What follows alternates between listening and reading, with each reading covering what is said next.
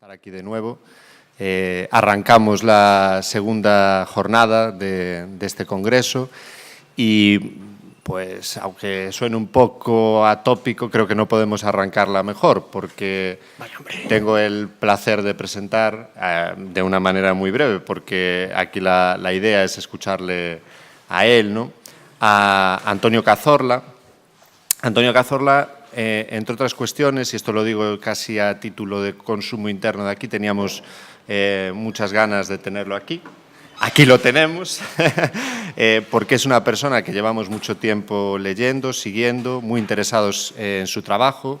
Tenemos colegas y personas comunes con las que coincidimos en perspectivas y en líneas de investigación que Antonio pues lleva tiempo fomentando y desarrollando. No lo está haciendo desde el ámbito de la Universidad Española, pero es nuestra pica no en Flandes, sino en Canadá, y es el profesor de la Trent University de Canadá. Y yo destacaría sobre todo que si alguien pienso que tiene algo que decir para contestar a esa pregunta que un poco da pie a este congreso, que es la cuestión de la necesidad o no de un nuevo relato sobre la guerra civil, sobre el golpe, la guerra y la dictadura, pues yo creo que Antonio Cazorla y sus trabajos han contribuido sobradamente a ello. Entre otras razones, porque ha sido capaz de aportar una perspectiva de una renovada, yo creo que historia social, vamos a llamarle de esta manera. A mí me parece que aún sigue siendo válido este concepto, ¿no? Pero más allá de eso, ha tenido siempre el talento de trabajar muy bien con las fuentes. Y eso, ayer se discutía un poco en esta mesa, la cuestión metodológica. Hay muchos que creemos o seguimos pensando que el trabajo con fuentes sigue siendo esencial también para renovar lo que son los discursos y los relatos, ¿no? Bueno, Antonio yo creo que combina de una manera muy correcta, y bueno, no soy yo quien tengo que decir que es muy correcto o no, pero desde mi punto de vista por lo menos muy correcta, esas dos perspectivas, ¿no? La renovación del relato y el trabajo con fuentes, la búsqueda de nuevas fuentes, etcétera. No vamos a recordar aquí su producción, no por otra cosa que porque no se trata de eso, no es necesario hacer ese tipo de glosa, ¿no? con una figura como la de él, pero de todas maneras sí que me gustaría señalar que entre su trabajo, para mí ha sido de especial interés todo lo que tiene que ver con las actitudes sociales de la población bajo el franquismo, ¿no? A los que no lo conocen, tiene un trabajo muy bonito sobre las cartas, por ejemplo, a Franco. Bueno, una serie de aproximaciones que son muy originales y que yo creo que merece la pena a quien no lo conozca por distintas circunstancias, pues leerlo, porque además es una persona que se lee muy bien y que, como también veréis, pues yo creo que es un buen orador. Así que, sin más, pues le cedo la palabra a Antonio, y que es un placer y muchas gracias por haber venido y haber hecho el esfuerzo de estar aquí. Gracias, Antonio. Esto de estar hablando entre Antonio y Antonio era hablando con uno mismo. En fin, vamos a apagar las luces, jefe.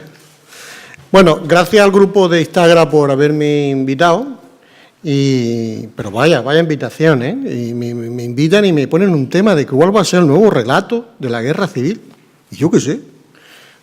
A veces te preguntan unas cosas que dices tú, pero bueno, si ves, yo no soy un certificador del futuro, gracias a Dios, solo soy un historiador. Bueno, pues vamos a ver. Después de dar estos agradecimientos agradecidos, yo he preparado una ponencia, sobre todo para los estudiantes. Y en esta se recogen muchas de las cosas que, curiosamente, pero yo creo que no por casualidad, se dijeron ayer. Y vamos a ver qué tal sale. Por cierto, que estoy aquí como encorsetado. A mí lo que me gusta es andar, moverme y tal, pero en fin, no te preocupes. Si es que no, si me pongo abajo, con lo chiquitito que soy no se me ve, si me quedo aquí. Bueno, vamos a ver. Esta ponencia tiene 3 puntos. Voy a ponerme el tiempo, hombre. Bueno, tengo la máquina esta hecha. Esta ponencia tiene 3 puntos, 3 ejes. Una son los paradigmas historiográficos para la memoria que existen ahora mismo. Uno, lo veremos enseguida. Otro, ¿qué está pasando con el público? Porque al fin y al cabo el historiador se debe al público, aunque todos sabemos que los historiadores en realidad solo hablamos para nosotros mismos. Y por último, ¿cuál es el papel de los académicos que están jugando o que deben jugar en esta nueva coyuntura?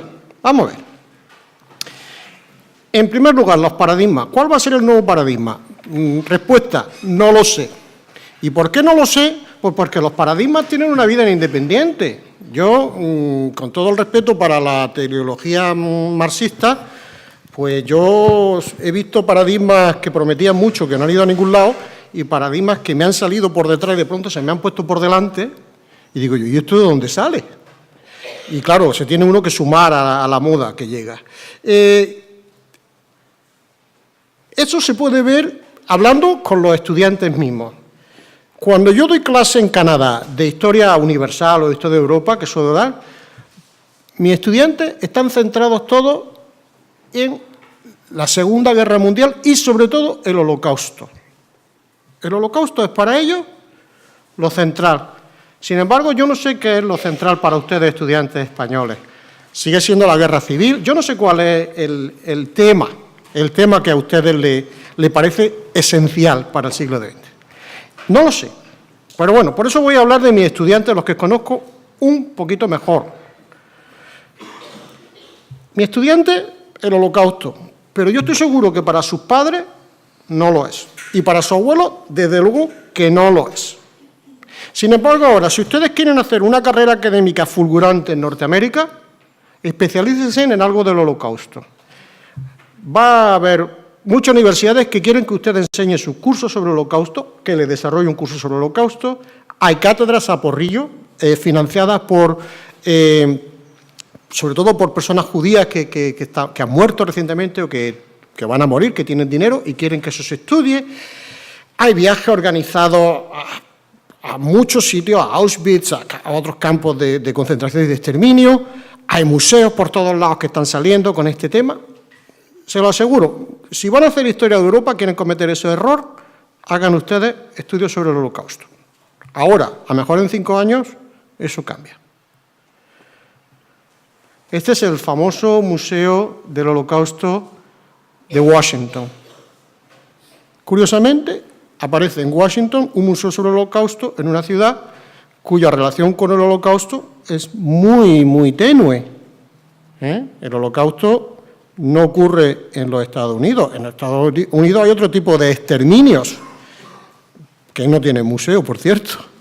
Y lo mismo se puede decir de la esclavitud, que no tiene museo en Estados Unidos. Bien, eso merece un debate en sí mismo, pero yo no voy a hablar de eso.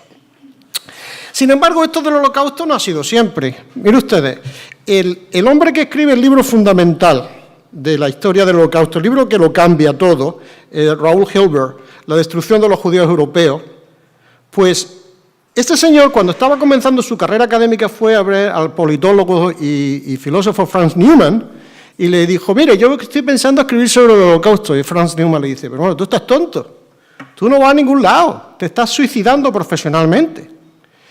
Bueno, pues Hilber estaba tonto, evidentemente, se puso a estudiar el tema, escribió La destrucción de los judíos europeos, que publica en el 61, y que solo se reedita en el 85. A eso yo no lo llamo un éxito editorial, precisamente. Está bien que te reediten un libro, pero se hace una edición que va a pasar 24 años hasta el segundo número. A este hombre le dan una plaza en la pequeña Universidad de Vermont, en el año 55. Y este hombre no enseña historia del Holocausto. Hasta el año 74, es decir, 20 años después de estar trabajando en la Universidad de Vermont, este hombre puede enseñar su primer curso del Holocausto. ¿Qué ha pasado? Pues que entre 1955 y los 80, un nuevo paradigma para entender la historia de Europa ha emergido. ¿Por qué? Bueno, eso lo cuenta muy bien uno de mis historiadores favoritos, que es Tom Segev, el historiador israelí de la nueva generación de historiadores israelíes, en su libro El séptimo millón, los israelíes y el Holocausto del 2002. Pues pasó algo que, por cierto, ayer no se habló, que para mí fue fundamental, que fue que en el año 60 Eichmann fue secuestrado por el Mossad en Argentina, se le trae a Israel y tiene un efecto catárquico, una catarsis. Porque por primera vez, en el juicio a Eichmann, por primera vez los supervivientes del Holocausto hablan en público. Y dice usted, ¿cómo? Sí, sí. Cuando llegan los supervivientes de la Shoah a Israel, después de que los campos son liberados, esas personas o no quieren hablar, o si quieren hablar, el resto de la sociedad israelí le dice, no estamos interesados, perdedores. ¿Por qué no vinisteis a Israel antes? Vosotros sois los perdedores. O, peor, si habéis sobrevivido, ¿qué habréis hecho para sobrevivir? Eso cambia radicalmente con el juicio Eichmann. De pronto, esa gente empieza a hablar, empieza a llorar en público, empiezan a confesar lo que han vivido y incluso lo que ellos han hecho. Y la sociedad israelí de pronto cambia su actitud hacia los supervivientes del Holocausto. Y esa nueva actitud se va a convertir en una actitud, yo diría que incluso arrogante, de orgullo, después de la gran victoria en la Guerra de los 6 días de 1967. Eso que ocurre dentro de la sociedad israelí, que es un fenómeno extraordinariamente complejo y fascinante, pues se va a extender, sobre todo, no por el libro de Hilbert, que solo los conocían los especialistas, sino por la popularización del Holocausto. Como decíamos ayer, después de la famosa serie de televisión de 1978, que todos vimos en español, muy mal doblada, en el año 79. De pronto, lo que Hitler le hizo a los judíos, que aparecía en los libros de historia, una línea o dos, cuando ustedes están leyendo un libro de la Segunda Guerra Mundial, en los años 70, lo que Hitler le hizo a los judíos, la masacre de los judíos, el genocidio judío, ocupa una línea o dos, a veces un párrafo. Se pueden escribir grandes historias de la Segunda Guerra Mundial hasta ese momento sin hablar del Holocausto. De pronto eso ya tiene un nombre, Holocausto. Y de pronto empieza a meterse dentro, en el centro de la narrativa. Pues fíjense ustedes, Newman no lo vio venir, muy pocos lo vieron venir. Grandes historiadores de la Segunda Guerra Mundial están escribiendo en los años 70 grandes historias de la Segunda Guerra Mundial sin hablar del Holocausto. Ese es el famoso juicio a Eichmann, uno de los famosos. El hombre vulgar, ¿no? La banalidad del mal, que diría Hannah Arendt. Claro, existe el riesgo de que se conciba el Holocausto como algo único y un paradigma en sí mismo. Yo digo que no. Yo digo que el fenómeno del Holocausto, la holocaustomanía, otros lo llaman de nombres más despectivos que a mí no me gustan, pero bueno, forma parte de un cambio muy importante en nuestra mentalidad que tiene lugar en la Segunda Guerra Mundial, después de la Segunda Guerra Mundial, que es la aparición de un nuevo paradigma mucho más amplio. Es el paradigma humanista. El paradigma humanista no es evidente a finales de los años 40. No es evidente inmediatamente después de la liberación de los campos de exterminio. No es evidente incluso cuando se sabe de la extensión del terror estalinista después del 20 Congreso del Partido Comunista de la Unión Soviética. Empieza realmente a hacerse evidente más en los años 60 y sobre todo en los 70. Pero en este paradigma humanista, es solo a finales de los años 60, por ejemplo, cuando Holanda por fin manda a un representante a la liberación del campo de Auschwitz. Holanda, que ahora ha hecho en torno a Anne Frank un símbolo nacional, el diario de Ana Frank, pues estuvo durante más de 20 años sin querer saber nada del Holocausto. En este nuevo paradigma, la víctima se ha hecho central, pero la víctima ya existía como un elemento importante para establecer nuestra relación con el pasado. Como ya demostró de una manera fascinante George L. Moser en su libro sobre los soldados caídos, el culto al soldado que emerge en Europa después de la Primera Guerra Mundial, al cuerpo del soldado, tiene sus orígenes en la tradición cristiana de sacrificio, muerte y redención. Eso ya existe. Después de la Primera Guerra Mundial, el cuerpo del soldado, y ahí están los famosos ejemplos de los soldados desconocidos, un cuerpo que simboliza todos los cuerpos perdidos. O, incluso mejor, el cenotafio, una tumba vacía donde podrían estar todos los cuerpos perdidos. Eso ya existe después de la Primera Guerra Mundial. Pero lo que es interesante después de la Segunda Guerra Mundial es que el culto al cuerpo pasa de ser el culto al cuerpo perdido del soldado al cuerpo del civil. Del civil. En parte porque en la Segunda Guerra Mundial mueren más civiles que militares. Pero también hay una desnacionalización del sufrimiento. Mientras que el cuerpo del soldado es un sacrificio para la patria, el sufrimiento del civil va perdiendo cada vez más su carácter de nacional y excluyente y se va convirtiendo en una narrativa transnacional.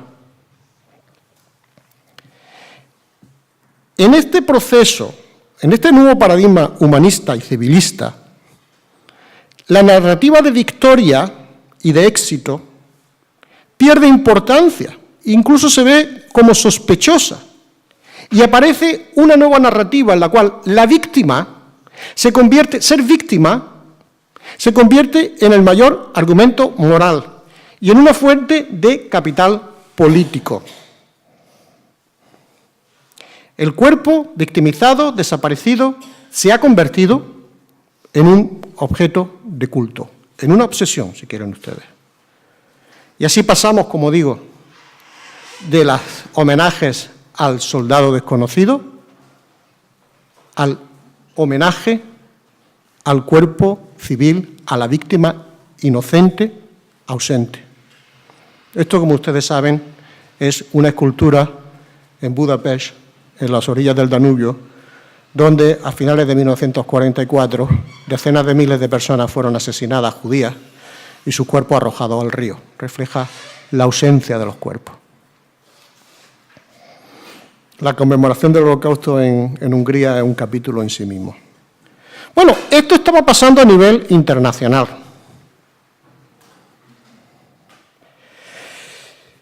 Y esta emergencia de la memoria del cuerpo del desaparecido, de la importancia de la víctima frente a la victoria, frente a las narrativas de éxito nacional, ha generado unos fuertes desajustes.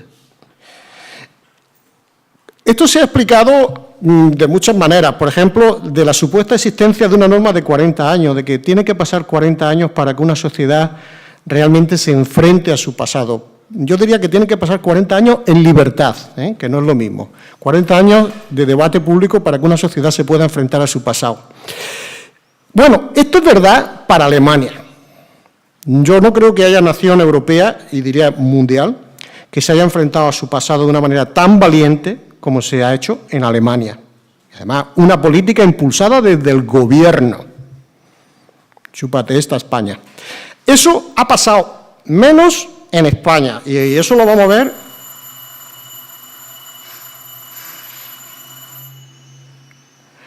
Y eso lo vamos a ver, me pregunto qué significará eso. Y eso lo vamos a ver, ¿cambio de clase? Pues yo no me voy, Y eso lo vamos a ver en España. Eso ha pasado también en Francia más recientemente. Está por pasar en Italia. Pero luego tenemos casos más clamantes al cielo. El tema de la esclavitud en los Estados Unidos. Decíamos ayer, no hay museo. Holanda, ese paradigma de las libertades que ha encontrado en el Holocausto un filón moral. Y sin embargo, Holanda, la mayor nación esclavista del siglo XVII. Oye, el otro día yo veía una superproducción holandesa llamada El Almirante, que es sobre la vida de Van Reuten, el famoso almirante holandés muy querido en Londres porque le quemó la ciudad en mediados del siglo XVII, y todo era sobre la gloria de Holanda, la defensa de la libertad de los mares y tal. ¡Qué leche! Libertad de los mares para transportar todos los esclavos que querían. Ni una sola palabra. Y no hablemos nada del Reino Unido. ¿Dónde está, como dicen en inglés, el reckoning? ¿Dónde está la confrontación del Reino Unido con el legado de imperio? Es más, ahora tenemos neoimperialistas, a los historiadores neoimperialistas que nos están contando de que fue una fuente de paz y prosperidad. Bueno, en España, en Francia, en Italia, todo esto cuajó, esta crisis de memoria y de identidad, cuajó en torno a los debates sobre los supuestos pactos de olvidos y los síndromes. Yo no quiero entrar en eso, yo tengo muchos problemas con lo del... Pero cuando uno oye por ahí, como le he escuchado a Emilio Silva, por ejemplo, decir que toda la transición y sobre todo la movida estamos bailando sobre cadáveres, pues yo me rebelo contra eso. Primero porque no soy muy bailón, a mí se me va toda la fuerza por la boca. Y segundo porque, la verdad, no me gusta bailar sobre cadáveres. Cuando en los años de la movida, aparte de que yo no llevaba los pelos así, yo estaba estudiando, entre otras cosas, la represión franquista. Lo único que me bailaban a mí eran los folios bastante pringosos de los archivos franquistas sobre las canalladas que habían hecho. A ver, que me digan que yo estaba bailando me molesta un pelín. Bueno, todo este debate, y ya vamos a hablar de las nuevas demandas del público, llega a España de una forma muy civilizada, gracias a la incomparable Paloma Aguilar Fernández, primero con su tesis y luego con la publicación en Alianza de su memoria y olvido de la Guerra Civil Española en 96. Y mire ustedes, cuando nosotros leemos a Paloma Aguilar Fernández, yo diría que casi todos, y no conozco a nadie que me haya contado una narrativa distinta, decíamos, ¡uy, qué libro más bonito! ¡Qué bien! Y cagó con él. Porque con eso de la memoria aquí sonaba a curiosidad. Estaba ya explotando por todo el mundo, pero no sabíamos nada. 4 años más tarde, con las primeras fosas, la memoria nos explota en la cara. Y empezamos a acordarnos de Paloma, y empezamos a leer a Pierre Nogat, y empezamos a intentar entender qué estaba pasando. Por eso les digo a ustedes que los paradigmas a veces le llegan a uno por detrás y se le encuentra por delante y dice, vaya, ¿y esto de dónde viene? Pues esto nos pasó a los historiadores españoles y si alguien no está de acuerdo en el debate podemos hablar de ello. No ha llegado todo eso a nosotros, el debate sobre la memoria, precisamente en un mundo en el que, en el terreno académico, la humanidad está en declive. En Japón se ha decidido cerrar todos los departamentos de historia. En Norteamérica tenemos un declive masivo en el número de estudiantes de historia. En algunas universidades, salvo algunas universidades finas como Yale y tal, el número ha bajado entre 1/3 y la mitad. Hay un ataque contra las humanidades. Y la historia es una de estas víctimas. En Canadá dicen que yo soy una pica en Flandes. Yo no sabía que era compañero de la triste. Pero somos 2 hispanistas. Adrian Schubert y este que les habla. Adrian Schubert se jubila en 2 años. Así que esto es lo que hay. Cuídenme que soy único. Y esta crisis, este ataque institucional contra la historia ocurre en un periodo en el que la gente normal está pidiendo historia más que nunca, en el que la memoria, sobre todo si es trágica, si es excitante, está en una demanda mayor que nunca. Queremos emoción, queremos sufrimiento, la víctima, queremos tocar el cuerpo, saber qué pasó, queremos estar lo más cerca posible del momento, claro, sin que nos pase nada, y luego irnos a casita tomando una copita de vino, etcétera.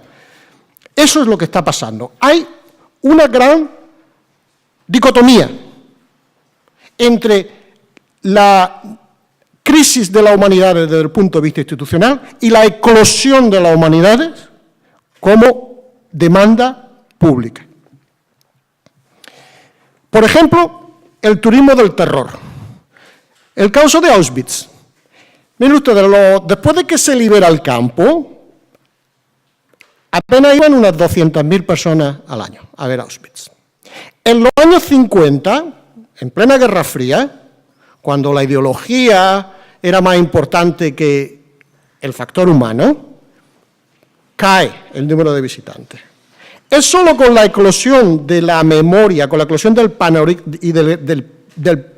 paradigma humanista, de la víctima, que Auschwitz se convierte, bueno, también hay que decir que con la caída del comunismo ayuda de que arreglan la carretera en Polonia, que Auschwitz se convierte en un lugar de turismo masivo. De 200.000, en el año 2000 van 500.000 de visitantes.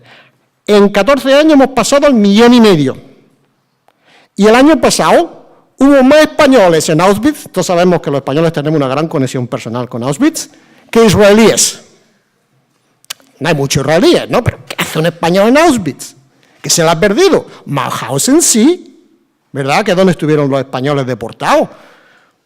En todos esos campos que liberaron nuestros antifascistas. Pero en Auschwitz, afortunadamente, tenemos poco que ver con ello. Igual sale un papelito por ahí que me dice que no, que estoy equivocado, pero bueno, ya veremos. Pues nada, vámonos a Auschwitz, nos echamos una foto ahí en shorts, en pantalones cortitos, sonriendo, ¡chis!, enfrente de donde llegan los trenes de la muerte. ¿Qué significa esto? Bueno, yo no voy a entrar en calificaciones éticas, pero es evidente que hay una demanda muy fuerte de historia del terror, de historia de la víctima. ¿Y en España qué tenemos? Pues tenemos el Valle de los Cohibidos. Dice usted, vaya nombre, ¿verdad? ¿Por qué le llama usted el Valle de los Cohibidos? Pues porque mientras que sitios como Auschwitz se han convertido en lugares de peregrinaje del humanismo consumista, en España, y se ha hecho una campaña desde los gobiernos para que sea así, en España se ha hecho todo lo posible para que la guerra civil, por lo menos desde el gobierno central, para que la guerra civil se convierta en algo no visible y no visitable. Esto que le voy a enseñar a ustedes es la guía para entender el Valle de los Caídos de Patrimonio Nacional. Tómense una pastillita porque va a ser un texto muy largo, de varios tomos. Esto es lo que dice Patrimonio Nacional, que es el Valle de los Caídos. El texto está en su sitio oficial en inglés y en castellano. Y digo castellano porque dan ganas de decir tacos. Este complejo monumental fue levantado en los años siguientes a la Guerra Civil según proyecto de Pedro Muguruza y Diego Méndez. Yo pensaba que Paco Franco tenía algo que ver, pero bueno. La cruz de granito en medio de un gran bosque de pinos sobre la peña de Cuelgamuros, próxima a San Lorenzo del Escorial, es lo más visible del monumento. Lo más visible es lo que no se ve. Fue decorado con escultura obra de Juan de Ábalos. En la roca está excavada la Basílica Sepulcral, bla, bla, bla, bla, bla, bla, bla. La basílica es el lugar de enterramiento de 30.847 personas. Mentira, ni se sabe. Fallecido en la guerra. También se encuentra allí la tumba del general Franco, jefe del Estado entre 1939 y 1975. Así describiría yo a Hitler, jefe del gobierno desde 1933 y del Estado desde 1934 hasta su fallecimiento en circunstancias de todos conocidas en 1945. Esto. Hay que tener poca vergüenza para hacer esto. Hay que tener un deseo adrede de evitar que la gente vaya allí. Bueno, a pesar de esto, la gente sigue subiendo al valle. Es decir, el público, la demanda del público está ahí todavía. En el 2017 fueron casi 500.000 de personas. Luego se cerró de una manera polémica, sobre todo artificial la polémica, en el 2010-2012, y cuando se ha reabierto el número se ha empezado a recuperar, aunque era bastante bajo. La explicación para mí es clarísima. Es verdad que el cierre del valle ha afectado a la ausencia o al declive de visitantes, pero sobre todo es el producto de algo mucho más amplio. Un interés oficial en la antihistoria pública, un interés por parte del Estado. Eso por un lado. Pero por otro lado es un síntoma de la debilidad de la sociedad civil española, que es incapaz de demandarle al Estado una oferta histórico-cultural en torno a su propio sufrimiento. No es culpa solo del Estado, que tiene y mucha. Es culpa también de una sociedad a la cual le importa mucho más el fútbol y el jamón que la historia, y sobre todo que la historia de nuestra guerra civil, que se siente más cómoda hablando del Holocausto, a veces para decir barbaridades antisemitas, todo sea de paso, que de su propia guerra civil. A pesar de ello, como digo, también personas con pantalones cortos suben al valle. Vamos a seguir hablando claro.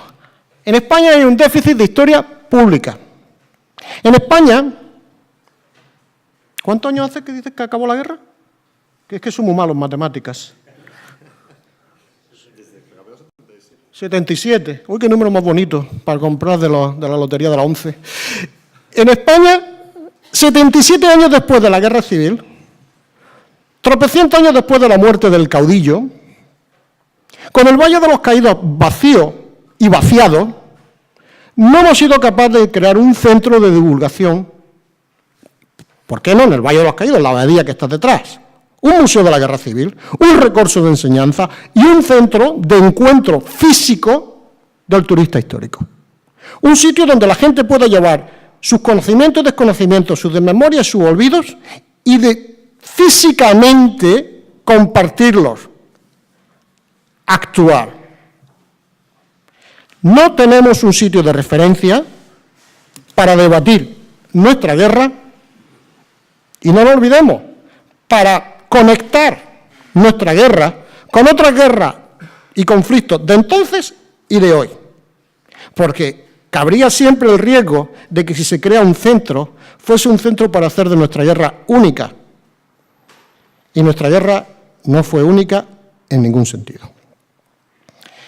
En cambio, ante la falta de este centro, de este núcleo de referencia, lo que tenemos es lo que yo llamo islas de historia pública. Pequeñas islitas aquí, allá, que no están conectadas. Desarrollaré esta idea un poquito más tarde.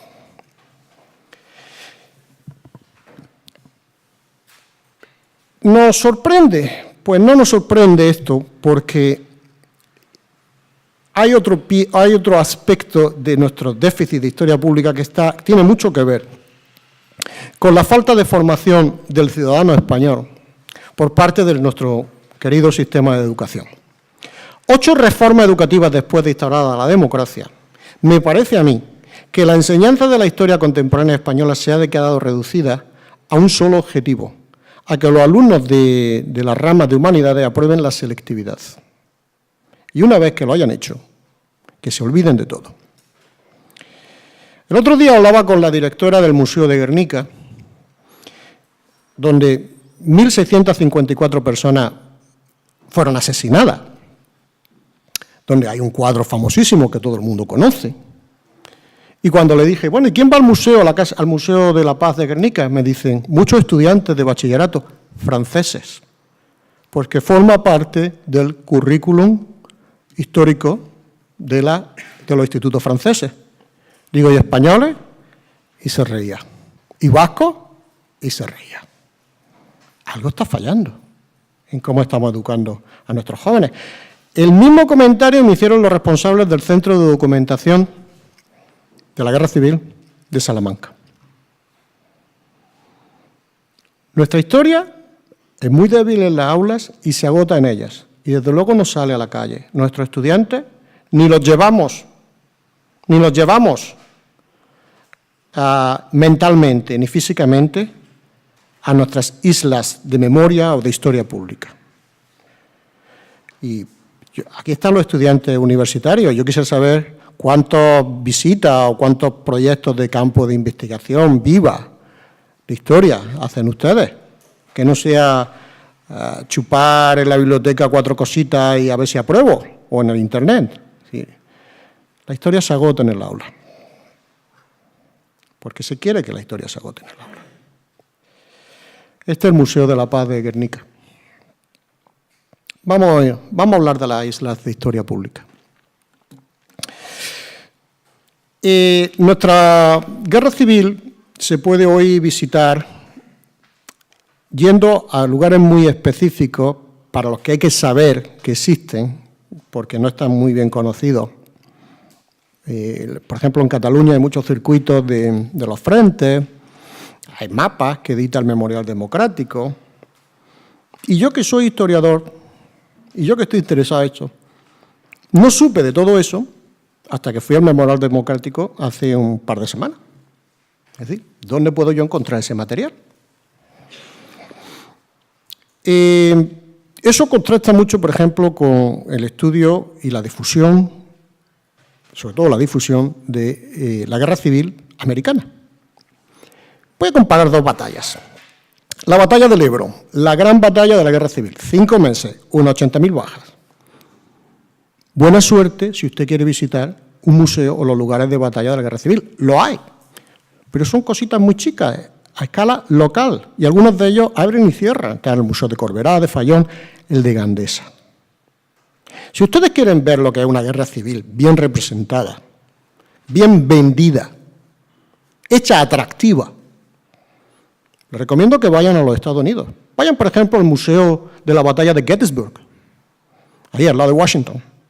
Una batallita, 3 días, ahí habrán visto toda la película Gettysburg, la grande batalla. Todavía quiero ver yo una buena película de la batalla del Ebro. 50.000 bajas, la verdad es que hubo caña allí, pero allí van más de 1 millón de personas todos los años. Eso es historia pública. Parcial, ya le he dicho que en Washington ya podrían poner un museo de la esclavitud o uno del exterminio de los pueblos nativos. Pero bueno, miren ustedes, más de 1 millón de personas van a aprender de su guerra civil. Y uno está viendo las cosas, que además tiene unos audiovisuales muy interesantes, y uno está allí y está comentando con el vecino lo que está viendo y las reacciones. Bueno, pues si no recuerdo mal, este es el Museo de Gandesa, de la Batalla del Ebro, ¿verdad? Parece la tienda de la esquina. Y este es el de Gettysburg. Y es porque... ¿Por qué? Pues bueno, mire usted, el Museo de Gettysburg no empezó como un proyecto público, vuelvo a lo de la debilidad de la sociedad civil. Empezó como un proyecto privado, de un proyecto comunitario de Gettysburg. Y ahora todo el pueblo de Gettysburg es un museo y es un negocio. Porque la sociedad civil se implicó. También le vieron, por supuesto, el lado mercantil al asunto. Yo no tengo nada en contra de lo mercantil, mientras no se venda la verdad o a las personas. Y este proyecto inmediatamente consiguió que el Estado, a través de parks, de los parques nacionales, se le asociase. Esto es un país donde la historia pública, por lo menos ciertos temas, importan. ¿Y en España?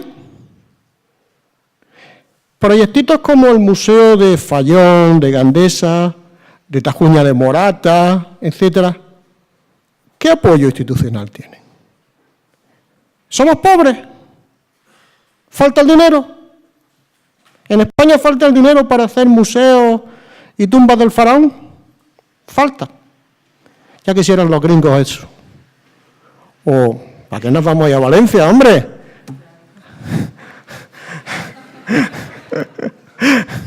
Falta dinero. Falta una política de historia pública. Sobra un concepto de la cultura como algo elitista y muerto, designado a dar placer a las élites, designado a negar la educación de la ciudadanía. Falta una sociedad entre la cual el Estado, compensar una sociedad en la cual el Estado puede invertir mucho y de forma banal en elefantes blancos, mientras se olvida de lo más básico, la educación del ciudadano. Algo que los griegos entendieron hace 4.000 años.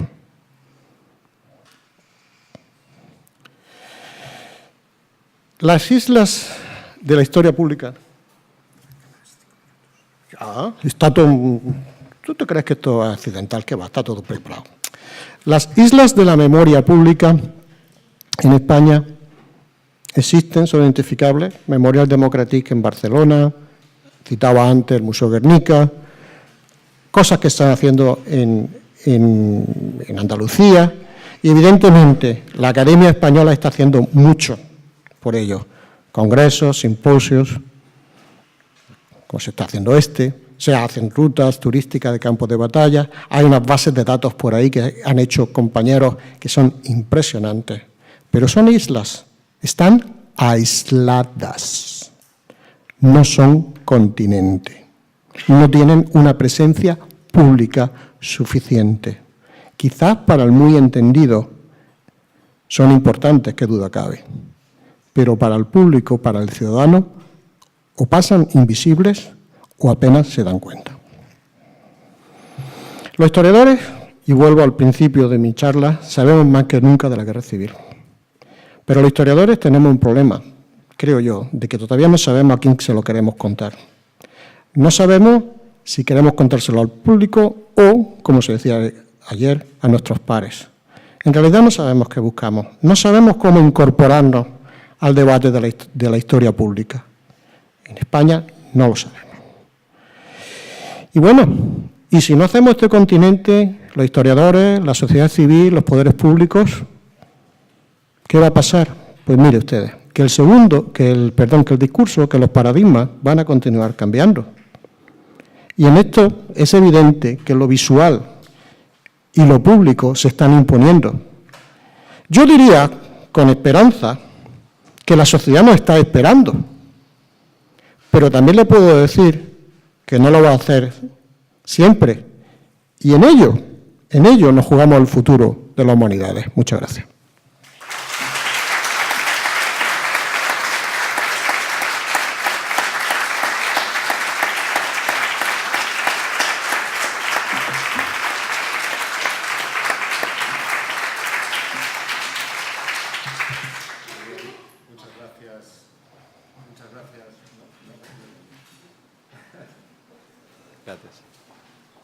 Gracias. Muchas gracias, Antonio, por tan brillante exposición y creo que tenemos un tiempo para abrir un turno de preguntas y de debate. Como el tiempo es reducido y siempre andamos con esta losa encima, rogaría que las personas que intervengan, por favor, sean lo más breves posibles. Hay una palabra por ahí. Lorenzo.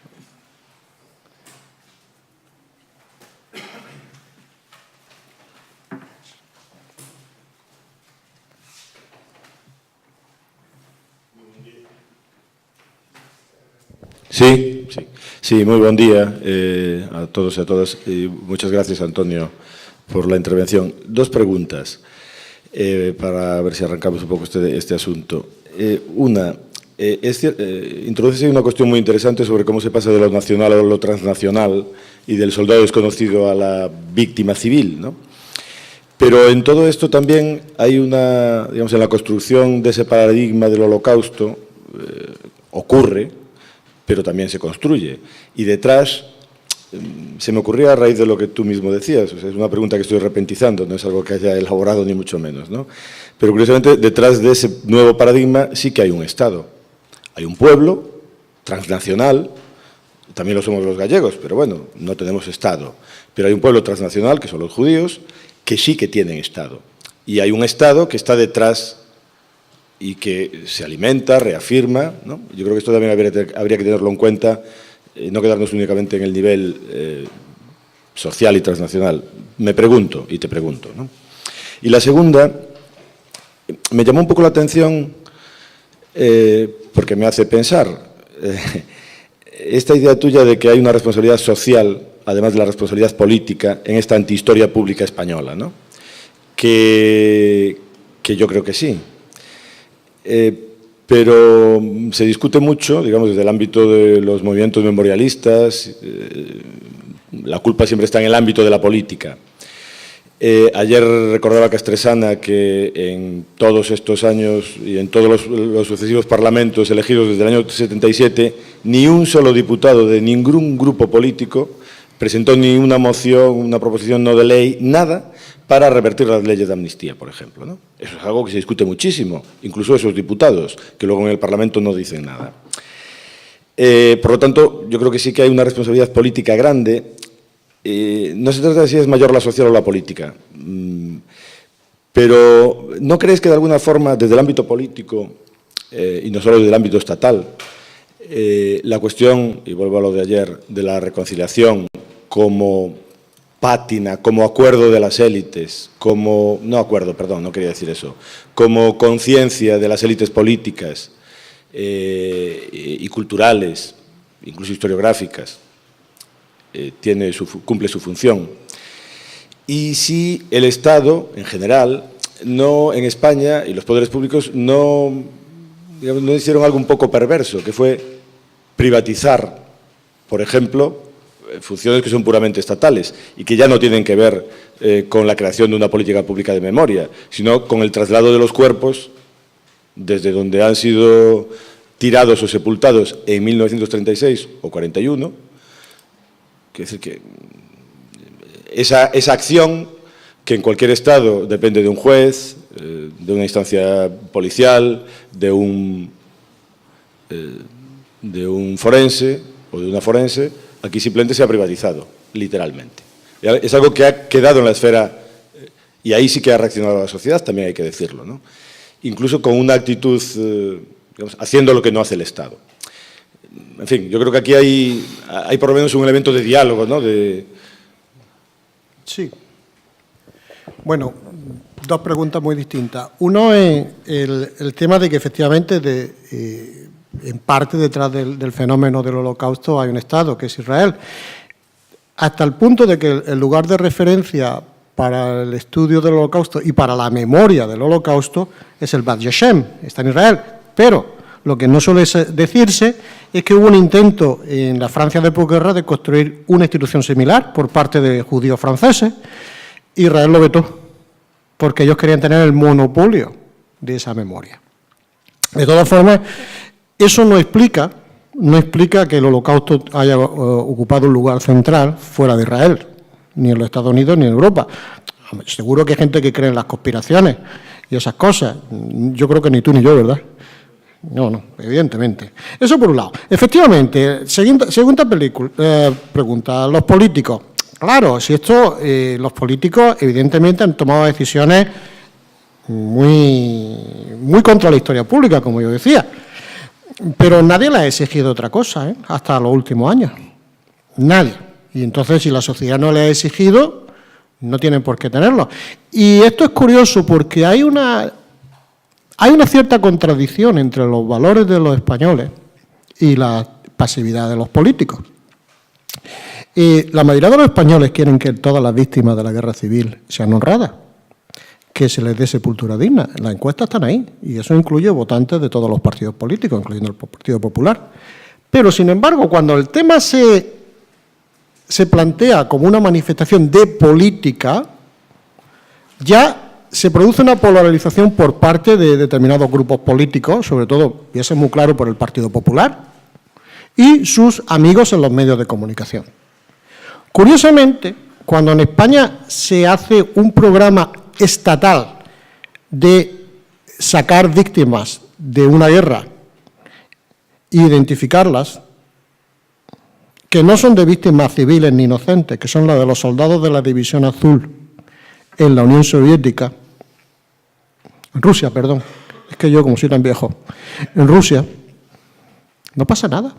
Como los políticos no se enzarzan en el tema, como la sociedad está de acuerdo, como los medios de comunicación y las malhadadas tertulias lo ven bien, no pasa nada.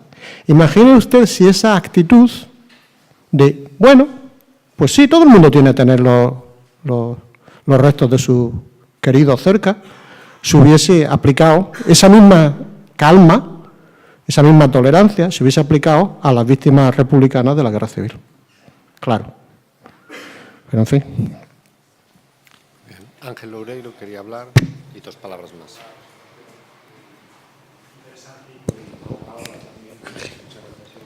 Un momentito, un segundito. Gracias.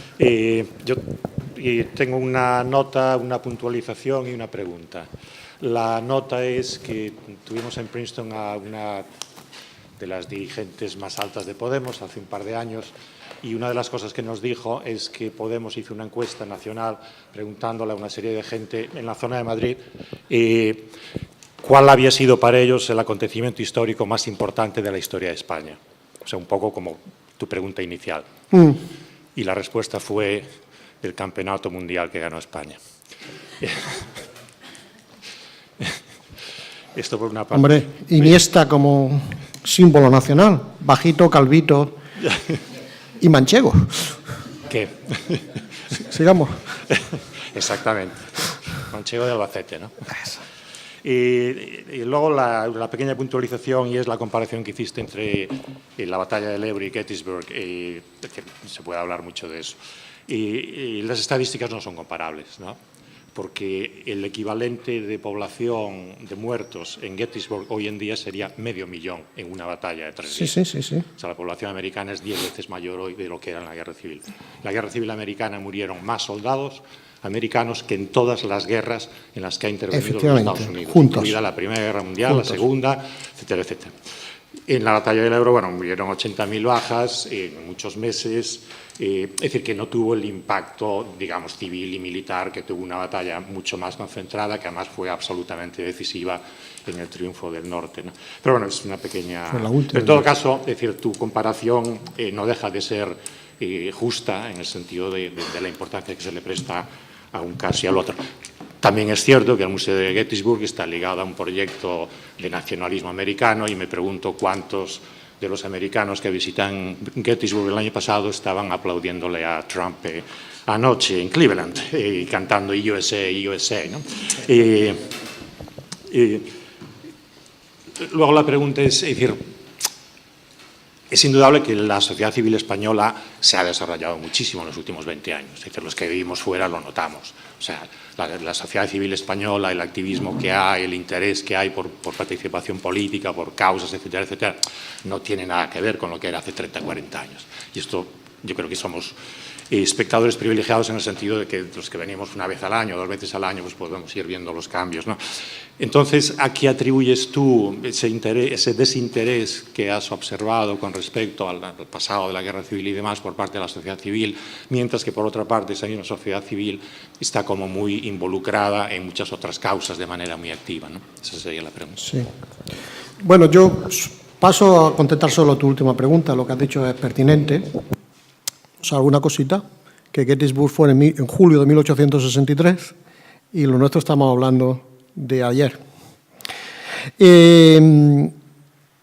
Yo creo que tiene la relativa desmovilización de la sociedad española tiene que ser estudiada por generaciones. Yo creo que no es lo mismo una generación que se ha criado en el franquismo, que ha tenido con poca educación, que a la que no se le ha dejado participar, con las generaciones posteriores que están mejor educadas, otros que le ha ido bien económicamente, pero lleguemos a las últimas generaciones, que son a mí las que me interesan más, a los jóvenes que están aquí o que salieron hace muy poco de nuestra aula. Yo creo que esta es la generación que, a pesar de todo lo que se dice, de que es la generación del selfie, del yo, del ¿cómo se llama eso? ¿Cómo se llama eso donde se habla uno de todo, se ponen las fotos, todo eso? Facebook, el Facebook ese. Yo creo que, a pesar de todo eso, yo creo que esta es la generación más solidaria y participativa e interesante que hemos producido. Pero, hombre, es que la hemos horneado con un regalo envenenado, que se llama 50% de paro, con un capitalismo salvaje que lo está estropeando la vida, que le está negando. Claro, cuando uno vive así, pues se puede ser todo lo solidario, pero con 2 reales en los bolsillos. Ay, ya no se llevan 2 reales, con 10 céntimos de euro en los bolsillos. No pueden ser grandes consumidores de cultura, ni pueden ser grandes productores de cultura, porque lo único que tienen es que sobrevivir. Por eso digo, yo creo que esto hay que verlo a través de las generaciones. Y yo, claro, tenía 45 minutos. Pero nuestra sociedad civil cada día es más compleja y cada vez pide más. Y el hecho de que los nuevos movimientos políticos en este país claramente están contestando la pasividad, el aceptar la corrupción, el aceptar el déficit democrático, pues habla mucho de las nuevas generaciones y que si eso se ve en quién vota a qué partido, por generaciones. Nosotros, los más viejos, solemos ser bastante conservadores, mientras que los más jóvenes suelen ser bastante más rompedores. Yo creo que eso es así, en clave generacional. Muy bien. Tenemos 2 palabras más pedidas y tenemos ya que cortar porque no tenemos mucho más tiempo. Entonces, si te parece, Antonio, que hagan las 2 preguntas.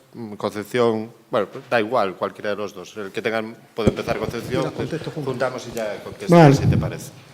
Gracias, Antonio, por la comunicación, porque personalmente me ha hecho reflexionar sobre varias cuestiones y concretamente te quería preguntar sobre una de ellas, ¿no? Hablabas de una paradoja, el declive de las humanidades en la academia y, sin embargo, el aumento de la demanda de historia por parte del público. Entonces yo me pregunto un poco cómo se puede explicar esta dicotomía, que tú un poco también lo conectabas con la situación actual de hoy en día en las aulas, ¿no? Y señalabas como clave pues, conectar precisamente la academia con la calle. Y yo me pregunto cómo se hace historia pública. Gracias. Bien. La otra pregunta, por favor. Bueno, muchas gracias, Antonio. Yo vengo de Cuba. Yo vengo de una realidad totalmente diferente. Vivo en Cuba. Y qué mal se suena mi voz por el micrófono. ¿Puedo no hablar por el micrófono? No. Habla con el micrófono, chico. Me llaman la atención 2 cosas. Tu exposición me abrió mucho los ojos en cómo ver la propia historia de mi país, a pesar de que estudio la historia de España, pero cómo veo la historia de mi país, la historia contemporánea de mi país. Y mi pregunta va hacia eso mismo. La ley de los 40 años que tú presentabas en Cuba no se aplica. En Cuba no se aplica para nada por 2 razones. Porque actualmente están haciendo historias muchas personas que apoyan el gobierno, que apoyan el sistema político implantado por Fidel Castro y que está actualmente vigente en Cuba, y hay muchas personas que hacen también historias que no apoyan ese sistema político, y es 2 tipos de historias que están totalmente divididas una de otra, que ponen unos muchas cosas falsas, otros muchas cosas verdaderas, y es muy diferente una de otra. Mi pregunta entonces va hacia eso mismo. ¿Cómo sin esperar esa ley de los 40 años se podría hacer esa historia pública objetiva?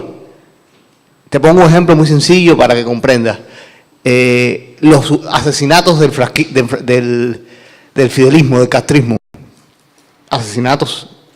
Toda la historia que apoya el gobierno no los reconoce, los ve como juicios políticos en los primeros 2 años de la revolución. Todos los grupos que se oponen al castrismo lo ven como asesinatos políticos en los primeros 30 años de la revolución. Por tanto, ¿cómo hacer una historia pública objetiva con un régimen que todavía está vigente y que tiene grandes apoyos en la sociedad cubana? No tiene nada que ver con el tema, perdón, pero me llamó la atención la política. Está muy bien, porque te está adelantando al futuro, lo cual quiere decir que nos vamos a equivocar todos. Mira, una razón. Estamos viviendo en una época de un extremo, y es de un capitalismo extremo. El capitalismo de la acumulación del dinero en unas élites a base de la explotación de la mayoría de la población. Y eso se manifiesta en las humanidades, porque este capitalismo extremo no cree en la inversión en lo público y en la educación del ciudadano. Punto. Y a ti, compañero, historia objetiva, como ya John Stuart Mill definió hace 2 siglos, se basa en una cosa, en el cruce de opiniones diversas, en la diversidad. Esa es la verdad del liberal. No me refiero al liberal neocapitalista, al liberal de verdad. Y eso no es posible en Cuba porque no hay libertad. En el momento en que haya diversidad, algo va a pasar que se va a mover inevitablemente hacia esa historia pública objetiva. La norma de los 40 años es una teoría. A lo mejor lo hacéis en 5 o en 500 años, no lo sé. Pero si no hay diversidad, no hay historia pública objetiva. Punto.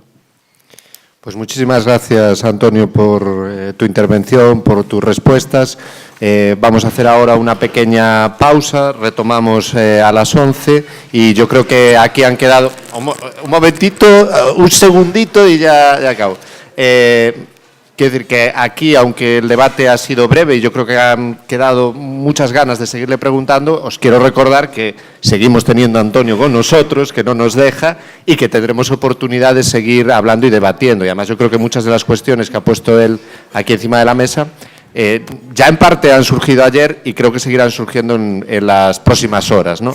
Nada más, muchas gracias. Y llegado el momento oportuno, yo por una copa de vino me vendo y hablo con ustedes. Bueno, muchas gracias.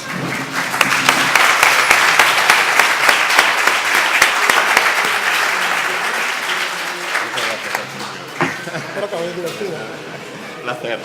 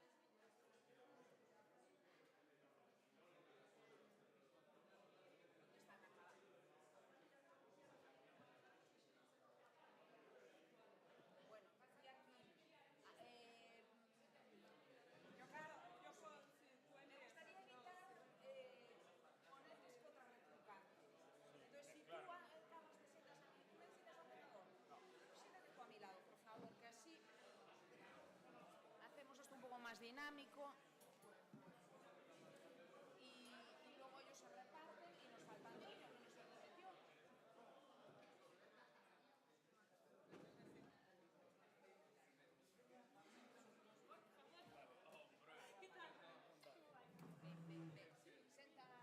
Mándanos a Antonio para a miña sorpresa. Bueno, han acabado Non sei se me faremos si era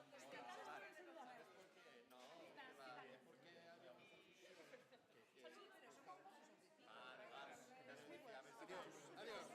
Pero como que adiós? Acabas de chegar. Dame un bico que non cheguei. Eu aquí. Están todos. Falade moito para non deixar 5 minutos. Vale, Non hai problema. A ver, deixe a...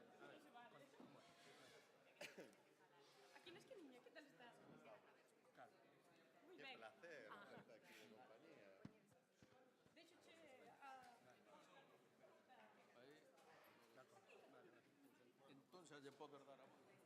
Queres preguntar? Vale. Y Elina, cal utiliza este tamén paso yo. Cando me toque, se le profesora acabando de lamentablemente. Luego ela, Había con o un problema de vídeo. garganta impedido que diga las dos obviedades que venía a decir. Bueno, ya será menos. Pero sí, xa chorarás. Ya será menos. Ben, bos días. Empezamos a segunda parte da mañá, que é unha sesión cunha estructura un pouco máis complexa.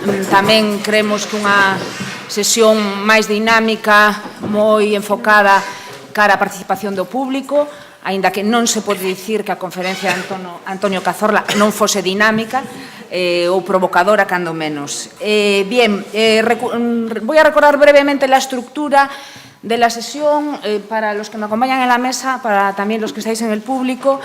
Las tres personas que van, digamos, a presentar sus propuestas analíticas sobre el tema monográfico que nos ocupa hoy, un nuevo conocimiento para otro relato, tendrán cada una de ellas 15 minutos.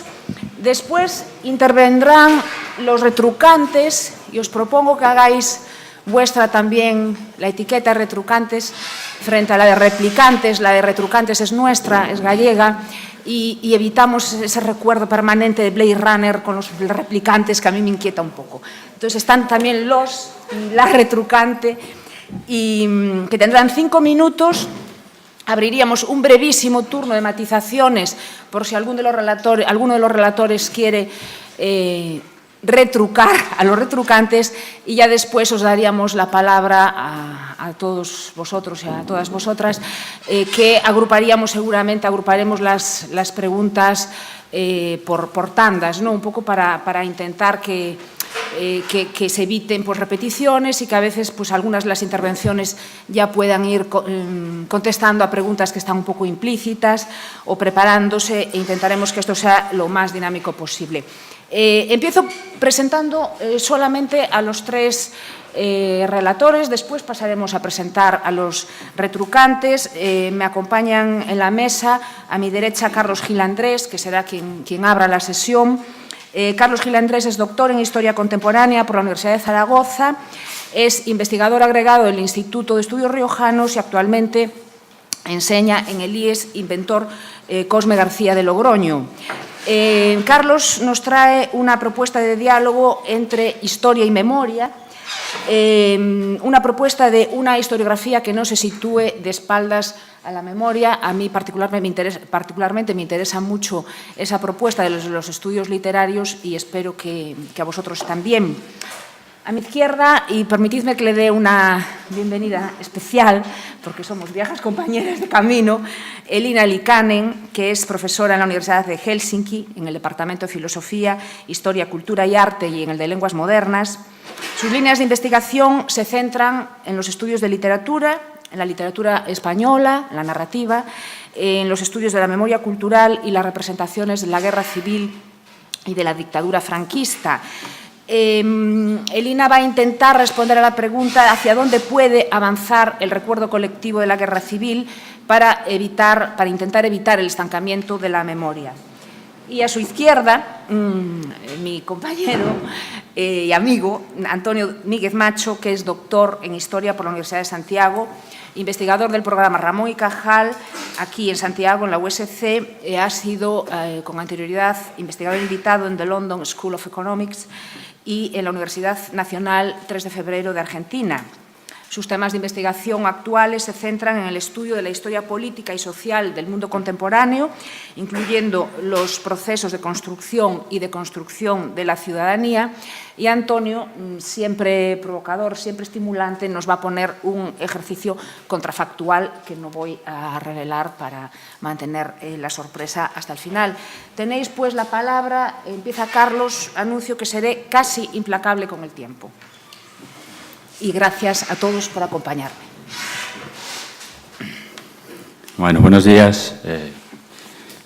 Aunque tenga poco tiempo, creo que es obligatorio que dedique el primer minuto o los primeros segundos a dar las gracias a la invitación de esta casa, a las palabras de Dolores y al grupo Istagra, que además yo creo que nos muestran que hablar de un nuevo relato no es empezar de cero, ni muchísimo menos, y que aquí hay un buen ejemplo muy sugerente, muy sólido, muy contrastado, muy envidiable desde otros sitios, y lo digo casi como, no como envidia sana, que no sé si hay, como el colesterol bueno o el malo, sino casi como con envidia cochina, diría yo, ¿no? Además por el ambiente que se respira o que yo he respirado aquí y en otras ocasiones anteriores. Voy a intentar hacer caso a las dos acepciones que da el diccionario de relato. Relato como conocimiento que se tiene de un hecho, como construcción de ese conocimiento, y relato también como narración, como cuento, incluso. Porque me parece que, o al menos desde mi perspectiva, casi las pondría en el mismo peso. En el mismo peso, al menos en la finalidad de qué hacemos, por qué lo hacemos. Y quería presentarlo a partir de una anécdota de hace unas semanas, de hace 2 meses en el archivo, que me hizo plantearme algunas de las preguntas que hoy quería lanzar aquí. Brevemente, rápidamente, cuento, la directora del Archivo Histórico Provincial me llama, Carlos, ha aparecido entre una documentación muy posterior, un paquete con su lazo rojo, sin abrir, de los años de la guerra. Correspondencia municipal dirigida al Gobierno civil. Ven si quieres verlo. Y cuando llego a la mesa querida y antigua del archivo histórico, cuando reconozco el formato de la documentación que voy a abrir, antes de abrir el lazo rojo, empiezo a preguntarme, ¿qué espero encontrar? ¿Qué busco? Y me hago estas preguntas que no me hacía cuando he visto la misma documentación hace 10 o 15 años. Porque también tengo que reflexionar, ¿en qué medida no soy el mismo que vio de manera exhaustiva estas fuentes hace una década? ¿En qué medida han cambiado mis expectativas, mis experiencias, las lecturas que he tenido, mi propia formación, el trabajo diario que tengo? ¿En qué medida influye incluso el periódico con el que he desayunado leyendo las cosas que pasan en otra guerra civil, en Siria? Y me parece que eso es muy importante, que esas preguntas no tienen que estar en el final, que tienen que estar en el principio, cuando abrimos, cuando quitamos ese lazo rojo. Hay una pregunta básica, ¿no? ¿Para qué estoy haciendo eso? Un historiador profesional lo tiene muy claro, forma parte de su trabajo. Quien está haciendo una tesis doctoral, quien pertenece a un proyecto de investigación, lo haces porque forma parte de tu oficio, de tu trabajo, de algo por lo que además recibes un sueldo a final de mes, o forma parte de tu formación. Pero en mi caso no es ninguna de esas situaciones. Soy profesor en un instituto de educación secundaria. Entonces, la pregunta ¿para qué? Bueno, para esa satisfacción personal, para esa paz o retiro conventual, ¿no?, que a veces me produce el archivo, pero a mí me surge otra pregunta que empieza a tener más relevancia. ¿Para quién lo hago? Y esa pregunta condiciona todo lo demás. Yo creo que tiene que estar desde el principio. ¿Para qué hacer algo sobre la guerra civil cuando tenemos casi 50.000 textos publicados? Cuando no podemos decir que falten publicaciones, cuando no podemos esperar encontrar grandes hallazgos, al menos en las fuentes, y yo puedo decir aquí que hay grandes vacíos a rellenar, que falten especialistas en cualquiera de los ámbitos o temas de los que estamos hablando, o que no existan textos escolares. donde aparezca y aparezca con detalle la República, la guerra, el franquismo. Sin embargo, sí tengo una insatisfacción que creo que tiene que ser el motor de partida muchas veces de nuestro trabajo. Hay infinidad de libros, pero ¿cuánto recomendaría a alguien que no haya leído nunca ninguno y que tenga un interés, ¿no?, por esta historia pública de la que hablaba Antonio? Pues igual me sobran dedos en la mano. ¿Cuántos me gustan como para recomendarlos con ganas, como para hacer publicidad de ellos? Y esa insatisfacción se extiende a más ámbitos, al mío propio de la docencia. No porque no existan los libros que hablen sobre la guerra o sobre la dictadura, pero existen allá por el mes de mayo, en 2 o 3 clases, con el calor final del curso, con la cercanía de la selectividad, como decía también Antonio. Y esa insatisfacción la llevo también cuando estoy fuera incluso del ámbito propio de mi trabajo, cuando me acerco al contacto tanto con los alumnos como con la gente que está interesada en estos temas, en los pueblos, en las asociaciones, en las ceremonias, en los homenajes, en las jornadas municipales, en los actos que conmemoran o recuerdan el 14 de abril o el final de la guerra. Porque allí me encuentro, primero, una gran mayoría que yo no diría que tiene ignorancia. No existe una página blanca sobre el pasado, sobre lo que nosotros vayamos a depositar nuestro conocimiento. Sí que tienen ideas más o menos preconcebidas y me encuentro repetidas en mis mismos alumnos la asociación entre República y Guerra Civil, y digo yo qué mal lo he explicado, si ellos lo estudian unido como causa y consecuencia. Me encuentro en los mismos alumnos con los que yo he hablado esa relación entre la guerra y la República anterior, y repetidas las ideas, y en la gente con la que hablo en los pueblos, el carácter inevitable, el carácter fratricida de la guerra, todas estas cosas de las que hablábamos ayer sobre ese paradigma un poco alrededor de la locura trágica. Eso de una manera general. Y luego una minoría en quienes me han invitado a veces, que representan o están alrededor del movimiento de la memoria, que tienen otra visión diferente, muy minoritaria, que sería una visión, podríamos llamarla, con un sesgo claramente a veces militante, que tiene una visión idealizada de la República y una especie de saco general donde entra todo el mundo alrededor de esa frase, ¿no?, de luchadores por la libertad y por la democracia. Entonces yo creo que ahí encuentro que esa satisfacción me dice, sí, todavía es necesario, por supuesto que es necesario, es muy necesario, contar las cosas de otra manera, volver a contar algunas que nos parecen básicas y esenciales. Y eso es lo que yo quería proponer ahora rápidamente, de manera telegráfica, primero, en esa propuesta de diálogo con la historia y la memoria, en un espacio concreto, el de la historia local. Yo creo que existe la posibilidad de ocupar un espacio que a veces los historiadores han cometido un pecado de omisión. Es un espacio vacío, que en los pueblos, que en el trabajo a pie de calle, desde abajo, han hecho quienes han estado más preocupados por la memoria, por la búsqueda de la reparación de las víctimas, pero que yo no entiendo como dos campos separados, como el afán científico objetivo por un lado, y por otro lo que de manera creo que muy peyorativa en una contraportada de un libro aparecía como memorialistas de turno. Porque luego no lo he escuchado nunca cuando me han invitado a participar en las charlas, en los coloquios. Sí he dejado claro antes de ir, digo, si vamos a hacer un homenaje voy y cuento unos poemas, no pasa nada, pero si me llamáis como historiador voy a decir algunas cosas que no os van a gustar. Voy a contar las cosas seguramente mucho más complejas de las que pensáis que son, y alguno se va a remover en sus asientos, y eso ocurre, pero no he encontrado nunca rechazo, lo que he encontrado es ganas de saber, ganas de que alguien lo cuente, y que lo cuente en unos foros, en unos lugares donde quizá otros no han ido antes, ¿no?, que hemos dejado, que hemos desocupado.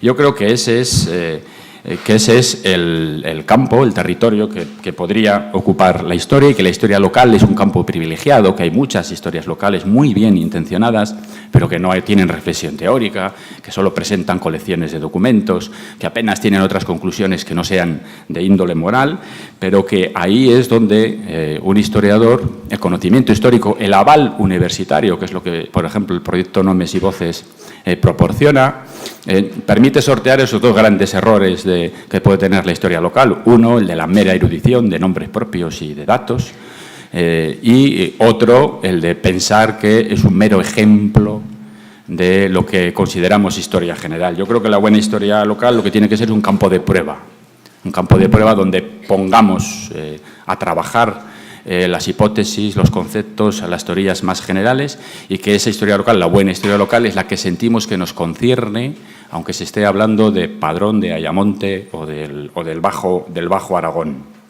Esto me remite también a lo que aporta un historiador en su trabajo metodológicamente, al trabajo de las fuentes. Ayer se hablaba bastante del archivo, de la imaginación. Yo, por supuesto que apuesto por ello, que lo subrayo, pero creo que la imaginación no es una ocurrencia. La imaginación es el producto de las lecturas que uno tiene, de las lecturas transversales que ha hecho. Tiene que ver con la curiosidad, tiene que ver con la inquietud, tiene que ver con la paciencia también, tiene que ver con el afán y con el empeño que se pone en el trabajo. Y tiene que ver con la concepción de que el documento no es el hecho, de que el documento solo es la huella, el resto que ha quedado ahí, que somos nosotros los que le dotamos de sentido, de significado, en función de su contexto. Ayer estuvimos haciendo un ejercicio con el mapa. Estuvimos haciendo un ejercicio de análisis de un documento histórico sobre el que cabían muchas interpretaciones, y yo creo que flotaba en el ambiente esa inspiración, ¿no?, un poco de la imaginación. Yo casi veía un espíritu iberista, ¿no?, viendo el mapa ahí, sin esas diferencias entre Portugal y entre España. Yo creo que esas miradas transversales, y tenemos ejemplos muy cerca, el del medievalista que se afana en el valor que tiene un documento cuando es escaso, el del arqueólogo que se atreve a conjeturas y a hipótesis arriesgadas a partir de lo fragmentario, o el del etnógrafo, el antropólogo, ¿no?, que es capaz de tener miradas que vienen de muy lejos y muy generales, pero que pone a prueba y que se pone él mismo a prueba en el campo de estudio. Y también las fuentes orales, también se habló ayer de ello. Además de los problemas, los límites y las trampas, yo creo que tienen una riqueza extraordinaria, y aquí estamos llegando al territorio que decía Semprún hace unos años en uno de los últimos homenajes que fue, estamos llegando al fin de la memoria viva. Pero eso no significa el fin de la memoria oral sobre la guerra civil. A mí me parece que en los años 40, en Los hijos de la guerra, hay también un campo por explorar que me parece muy interesante como relato percibido, heredado y sostenido, y que yo creo que se puede recuperar para estudiar precisamente la guerra civil.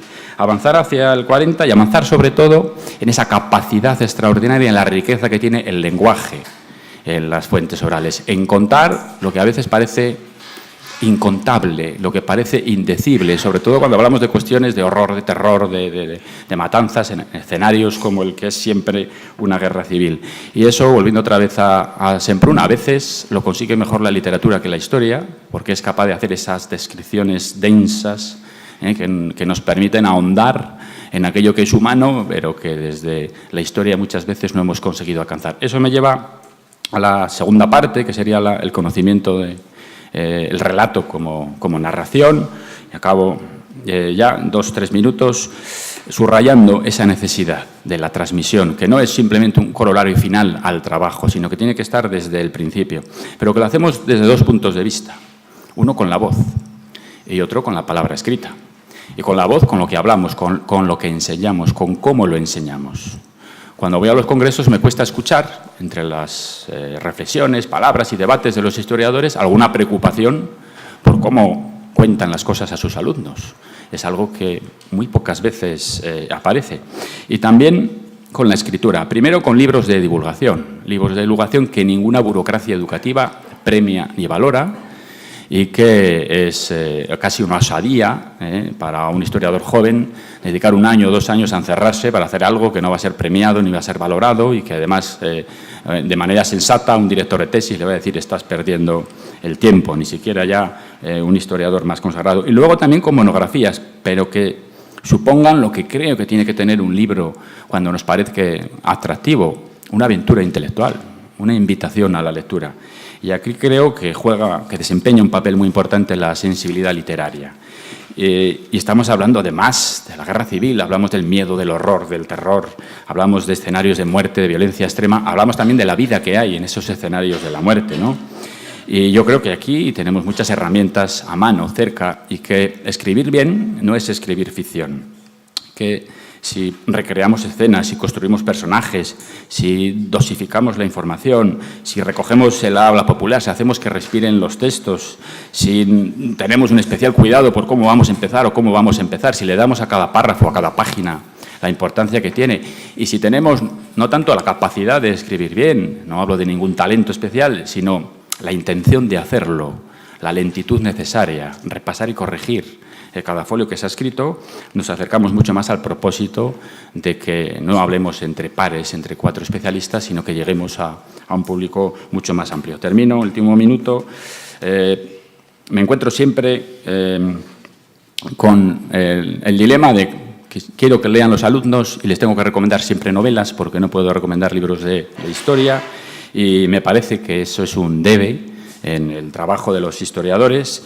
Creo que la escritura, como decía Leila Guerreiro, es la levadura sobre esa masa que le tenemos que dar orden, que le tenemos que dar estructura y por eso yo hago un voto en favor de que ese relato sea un relato también atrevido en la forma, que arriesgue, que explore los márgenes, que vaya hacia los límites del oficio. Y se lo digo sobre todo a los jóvenes, a los estudiantes, si uno siente pasión por lo que hace, ¿por qué no contarlo? Si a veces nos sentimos emocionados en el trabajo, ¿por qué ocultarlo? ¿Por qué no contar el calor que hacía ayer, ¿no? Yo creo que eso tiene que ser una invitación noble y que está en la parte, en el camino y en el principio del trabajo que nos tiene que guiar. Gracias.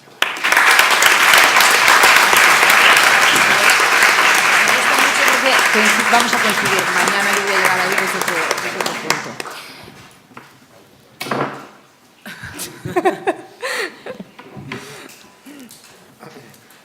¿Empiezo ya? Vale, buenos días a todos. Quería mostraros un vídeo al final, pero vamos a ver si se puede hacer o no.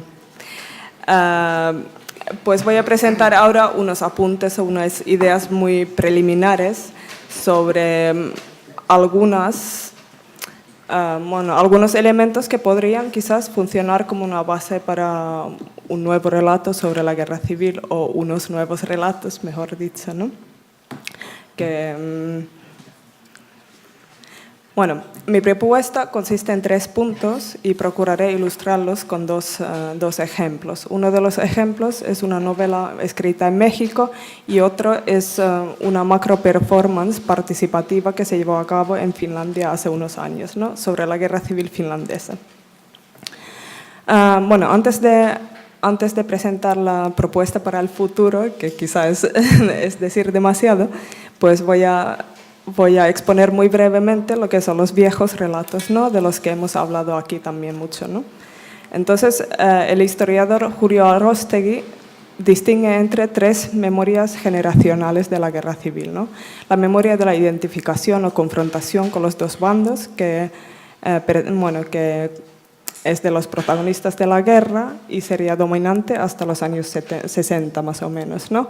Luego, la memoria de la reconciliación, propia de la generación de los hijos de la guerra, que sería dominante entre los 60 hasta los 90 tardíos, más o menos, pero bueno.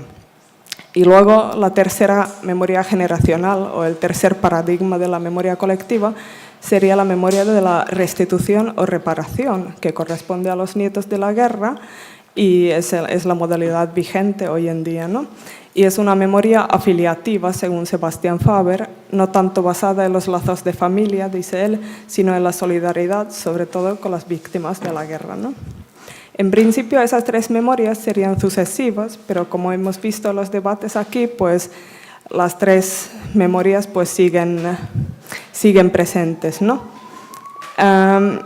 Ninguna ha desaparecido, ¿no? Cuando surgió el movimiento por la recuperación de la memoria histórica a principios de los años 2000, con mucha fuerza, creo que puede llegar a hablarse de un conflicto de memorias, ¿no? Y hay varias líneas de confrontación a mi modo de ver, ¿no? En primer lugar, hay una confrontación generacional entre la memoria de la reconciliación y la memoria de la restitución y reparación entre los hijos y los nietos, entre la generación de la transición y los nietos. Y luego, pues yo creo que sigue habiendo una memoria de los vencidos, o muchas memorias de los vencidos, y una memoria de los vencedores, o también varias quizás, ¿no? Y yo, viendo desde fuera la situación en España, yo advierto un cierto estancamiento en el debate público, ¿no? Un atrincheramiento de posiciones. Hay como mucho enfrentamiento, ¿no? Y España, yo creo que actualmente está muy en la fase 3 de la memoria, ¿no? Hay ha habido como intentos de restitución, de reparación a las víctimas, pero es una tarea pendiente, como vimos sobre todo ayer por la noche, ¿no? No es una tarea superada, no quiero decir eso, pero simplemente estoy intentando ver hacia qué dirección se podría avanzar después de la fase 3 o igual ya al mismo tiempo, ¿no? Cómo ampliar un poco el discurso. La literatura y el arte en general, yo creo que ha sido muchas veces una precursora y también divulgadora de nuevas memorias, nuevas formas de ver el pasado, ¿no? A lo mejor aquí también el arte nos puede aportar nuevas ideas, ¿no? Y yo creo que la literatura, sobre todo, aunque quizás no en el discurso social, pero en la literatura, en la novela, sobre todo de la generación de los nietos, ya se advierte una cierta saturación de los relatos sobre las víctimas, ¿no? Ha habido muchas y quizás no es tanto el tema, sino la forma de narrarla que se ha vuelto un poco repetitiva, ¿no? Bueno, la pregunta es hacia dónde avanzar, ¿no? Tanto Aleida Assmann como Astrid Öll hablan en sus trabajos de un modelo de memoria que llaman recordar para olvidar. Ambas autoras destacan que no utilizan aquí la palabra olvidar en un sentido literal, sino más bien en el sentido de dejar atrás o superar un pasado conflictivo para poder imaginar y construir un futuro común y satisfactorio para todos los sectores de la sociedad, ¿no? Assmann señala que en este modelo, pues la memoria no es una meta en sí, ¿no? El acto de recordar es simplemente un requisito previo para que el pasado doloroso pueda ser superado colectivamente. La autora compara este procedimiento con la confesión en la tradición cristiana, ¿no? También en la confesión, el recordar antecede al perdón y al olvido, ya que los pecados tienen que articularse públicamente o ante el cura antes de que sean absueltos y puedan caer en el olvido, ¿no? También en el nivel colectivo creo que esto significa que tiene que haber un proceso de autocrítica antes del olvido, antes de que el olvido o el recordar para olvidar se pueda llevar a cabo, ¿no? El objetivo de este olvido social sería facilitar la integración de todas las memorias, de todos los grupos sociales, sería el reconocimiento mutuo, el respeto mutuo y la reconciliación en el sentido de dar lugar a una capacidad de convivir juntos pacíficamente, construir una democracia que funcione y que sea mínimamente, bueno, no mínimamente, que sea lo suficientemente representativa. Según Astrid Öll, el arte de recordar para olvidar implica conservar la conciencia del propio pasado, pero ser a la vez capaz de desechar, de descartar los aspectos de la memoria que resultan perjudiciales o contraproducentes en la sociedad actual. Se trata de purgar de la memoria los mitos excluyentes y demás elementos que dificultan la convivencia pacífica y la construcción de un Estado democrático e inclusivo. Pero bueno, la pregunta es cómo avanzar hacia este tipo de olvido, o quizá mejor dicho, hacia una memoria más constructiva e inclusiva del pasado, ¿no? Entonces, en primer lugar, yo creo que es necesario crear y buscar espacios de diálogo entre los ciudadanos, ¿no? Pueden ser un museo de la memoria, que por el momento no existe ni aquí ni en Finlandia, o puede ser a través del arte, ¿no? Como va mi ejemplo va a ir sobre eso, el vídeo que espero que podamos ver, ¿no? Hay que buscar, la idea es que hay que buscar comunicación entre los ciudadanos, entre los académicos y los ciudadanos, entre los distintos sectores de la sociedad, ¿no? Si pienso en el debate público que se produjo sobre todo a principios de los años 2000, eso no fue a mi ver un diálogo, no, fue más bien un griterío en que cada uno iba recitando su propio relato a la vez que tapaba los oídos para no tener que escuchar a los demás, ¿no? Quizá es un poco exagerado, pero fue la impresión que se me dio, ¿no? Para tener un diálogo es necesario escuchar al otro, ¿no? En la tradición budista se habla de una práctica llamada deep listening o el escuchar profundo, ¿no? La idea consiste en momentáneamente soltar el propio bagaje ideológico, político, religioso, familiar, lo que sea, ¿no? Para escuchar al otro sin prejuicios y expectativas fijas, ¿no? Se trata de intentar entender al otro desde sus propias coordenadas. Esto no significa que haya que estar de acuerdo o haya que aceptar lo que dice el otro, simplemente de intentar momentáneamente ver las cosas desde su punto de vista, ¿no? La tradición budista insiste mucho en la compasión y en la necesidad de reconocer nuestra humanidad común, ¿no? Todos sufrimos, eso es la verdad budista en el fondo, ¿no? Entonces, el sufrimiento es causado por el apego, el odio, la ignorancia, el ego, ¿no? Para dar lugar a un verdadero diálogo es necesario reconocer el dolor, el sufrimiento del otro, independientemente de sus creencias e ideas políticas. Sin embargo, como dicen Joe Lavanui y Sebastián Faber, entre otros, no hay que esperar que se llegue a un consenso sobre cómo narrar la guerra y la dictadura, ¿no? Eso es imposible. Es más bien necesario aceptar la pluralidad de memorias, ¿no? En segundo lugar, quiero hablar un poco de la importancia de alargar la memoria, ¿no? Como señala Joe Lavanui, conviene tener cuidado que el interés por la guerra civil, especialmente por las víctimas, no haga invisibles a otros episodios problemáticos de la historia, sea historia nacional o historia europea, ¿no? Por ejemplo, el genocidio en América, la colonización, la intolerancia religiosa y étnica, el trato hacia los refugiados y inmigrantes también hoy en día, ¿no? Se trata de no recordar solo la violencia sufrida, sino también la infligida sobre los demás, ¿no? El filósofo Svetan Todorov distingue entre el uso literal y el uso ejemplar de la memoria, ¿no? El uso literal, que insiste en la singularidad del acontecimiento, puede convertirlo, este acontecimiento, en insuperable, ¿no? Y llega a conducir al sometimiento del presente al pasado. En cambio, el uso ejemplar permite abrir el recuerdo a la analogía y a la generalización y extraer una lección del pasado, ¿no? Entonces, permite aprovechar las lecciones de las injusticias sufridas para luchar contra las que se producen hoy en día, ¿no? O sea, la memoria ejemplar permite separarse del yo para ir hacia el otro. Y en mi opinión, la novela Los Rojos de Ultramar de Jordi Soler es un buen ejemplo de este ejercicio de alargar la memoria, ¿no? Para evitar quedar atrapada en la memoria del sufrimiento de los nuestros, ¿no? De la propia familia. El autor es nieto de un republicano catalán exiliado en México, pero él equipara en la obra de la memoria del exilio republicano con otras memorias de destierro y exclusión. Por ejemplo, la memoria del colonialismo, de la expulsión de los judíos de la península o la memoria del holocausto, ¿no? Y en tercer lugar, creo que conviene mirar más allá de las fronteras nacionales y estudiar otros pasados marcados por la violencia. Aquí se ha hablado mucho de los casos de Argentina y Chile, pero traigo el caso finlandés porque creo que puede ser más desconocido aquí en España, ¿no? La comparación puede aportar nuevos puntos de vista, sugerir una serie de preguntas que hasta ahora no se han hecho, ¿no?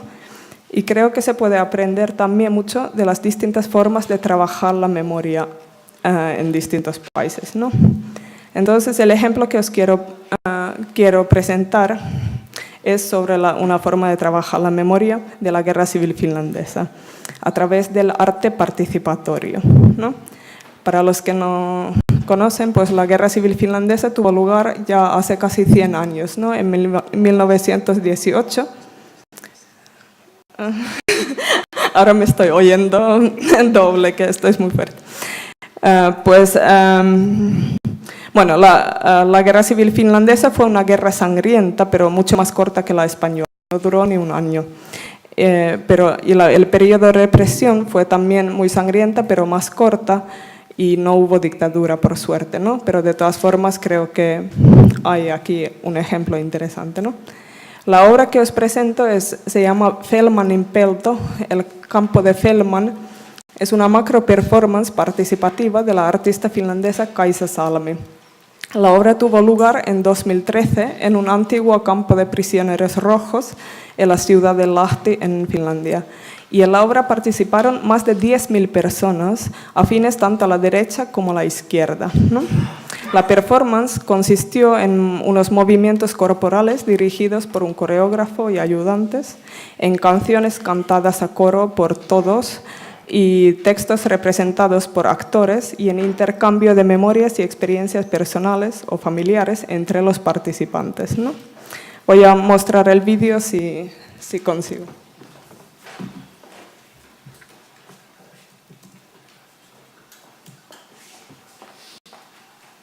Es para que os hagáis una idea de cómo fue aquello, ¿no? El sonido falta, que es lo impresionante.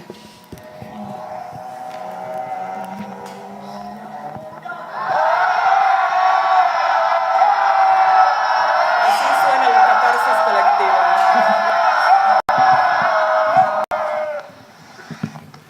Ja kun nyt enää jaksa puhutaan, sitten voi laskea kädet edessä.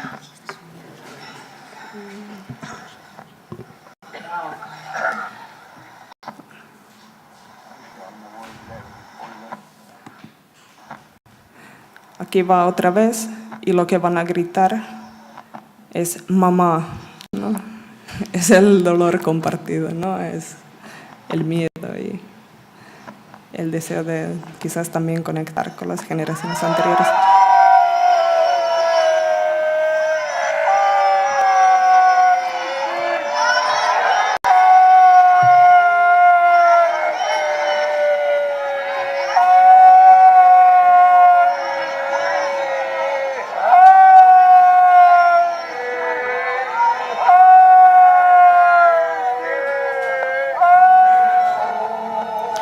Y luego en la misma performance se presentó como una nueva versión de la marsellesa, bueno, una nueva letra, ¿no?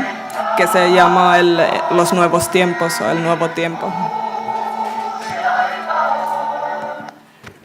Pues este tipo de performance me interesa por varias razones, ¿no? Porque yo soy de literatura y esto es completamente distinto, ¿no? Porque leer una novela es una experiencia privada, pero esto es todo lo contrario, es colectivo, es corporal, es formar parte de un nosotros, ¿no? En un nosotros que cabe la gente de derechas, izquierdas, de todas las procedencias, ¿no?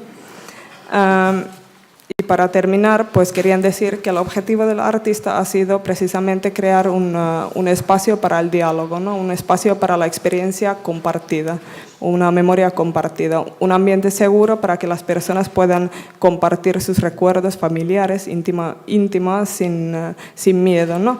Y al parecer, según me contó la artista, el feedback que ha tenido ha sido que varios participantes se animaron por esta performance a hablar por primera vez de las experiencias familiares con sus seres queridos, también con sus vecinos, etc., ¿no? Y la idea del artista es hacer una performance de este tipo en España, que no sé si aquello puede acabar en un desastre, pero sería el próximo año. Pues muchas gracias.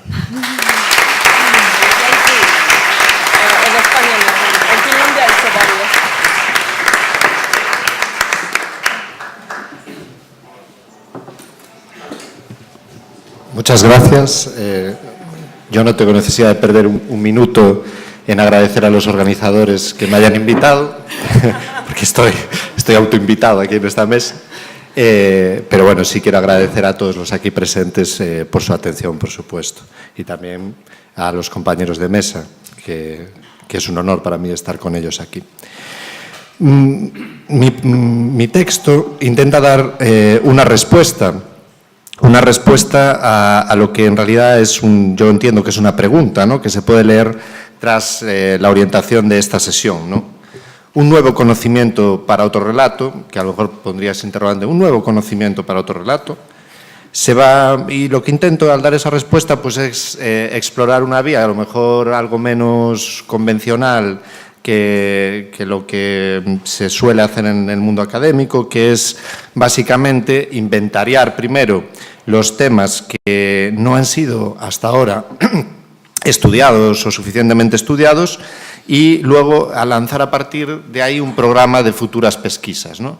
Que además es muy simpático porque normalmente quien hace estas cosas nunca va a investigar ninguna de estas cuestiones, ¿no? Le deja la tostada a otros que se encarguen del asunto, ¿no? Además de que este tipo de ejercicios resulta hasta cierto punto muy convencional y también cómodo, porque es esa línea de confort en la que tú realmente no tienes que proponer exactamente algo novedoso, y así estamos viviendo este momento en que nos llegan las revistas de historia y las cogemos, las sacamos del envoltorio, las ponemos allí en los anaqueles, en nuestras bibliotecas, y allí se quedan, ¿no? Yo lo que proponía era intentar hacer un ejercicio mental que lindaba en lo contrafactual, me parece un poco pretencioso decir eso, ¿no? Pero la idea era cómo abordaríamos hoy el tema, ya lo voy a llamar así el tema, para no decir el golpe, la guerra, la dictadura, el tema, cómo lo abordaríamos eso que etiquetamos con 1936, que decía yo que implica todo y nada a la vez, si fuese la primera vez que nos acercásemos a esta cuestión. Es decir, ¿qué pasaría si ahora, 80 años después, nos acercásemos a este tema con la mirada de quien nunca lo ha estudiado, con esa suerte, ¿no?, de mirarlo con los ojos de la primera vez, ¿no?, diríamos poéticamente? Y añadía a esta propuesta una acotación, ¿no? Que además viene muy al hilo de lo que ayer se habló y se explicó en el teatro principal, en la conferencia de Carlos Castresana.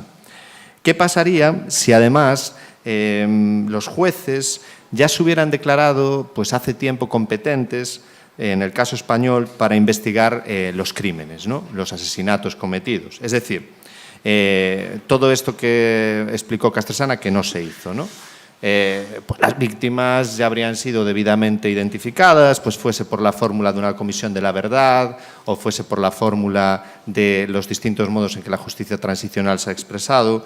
El caso es que las víctimas habrían sido debidamente identificadas y enterradas allí donde sus deudos hubiesen querido, y los verdugos, vivos o ya muertos, ¿no?, habrían sido objeto de atención prioritaria de quien tiene el deber de prestar atención a los verdugos, que no somos los historiadores, porque nosotros no somos un comando del Mossad que tenga que cazar a Eichmann en Jerusalén.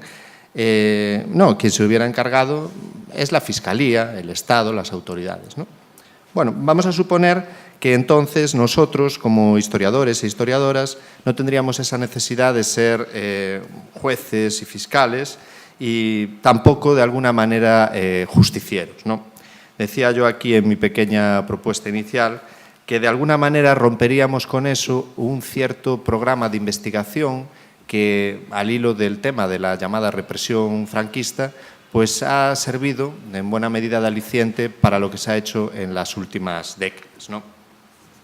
En ese programa de investigación que podemos situar en cuanto al tema de la represión, un arranque notable en la década de 1980, se presentaba de alguna manera como una compensación simbólica a las víctimas del franquismo después de 40 años de dictadura y ese proceso de justicia transicional que en el caso español pues se había producido como se había producido. No es que no se hubiera producido, que también hubo justicia transicional en el caso español, que la justicia transicional no quiere decir necesariamente que se tenga que producir de una manera que podemos considerar nosotros óptima, ¿no?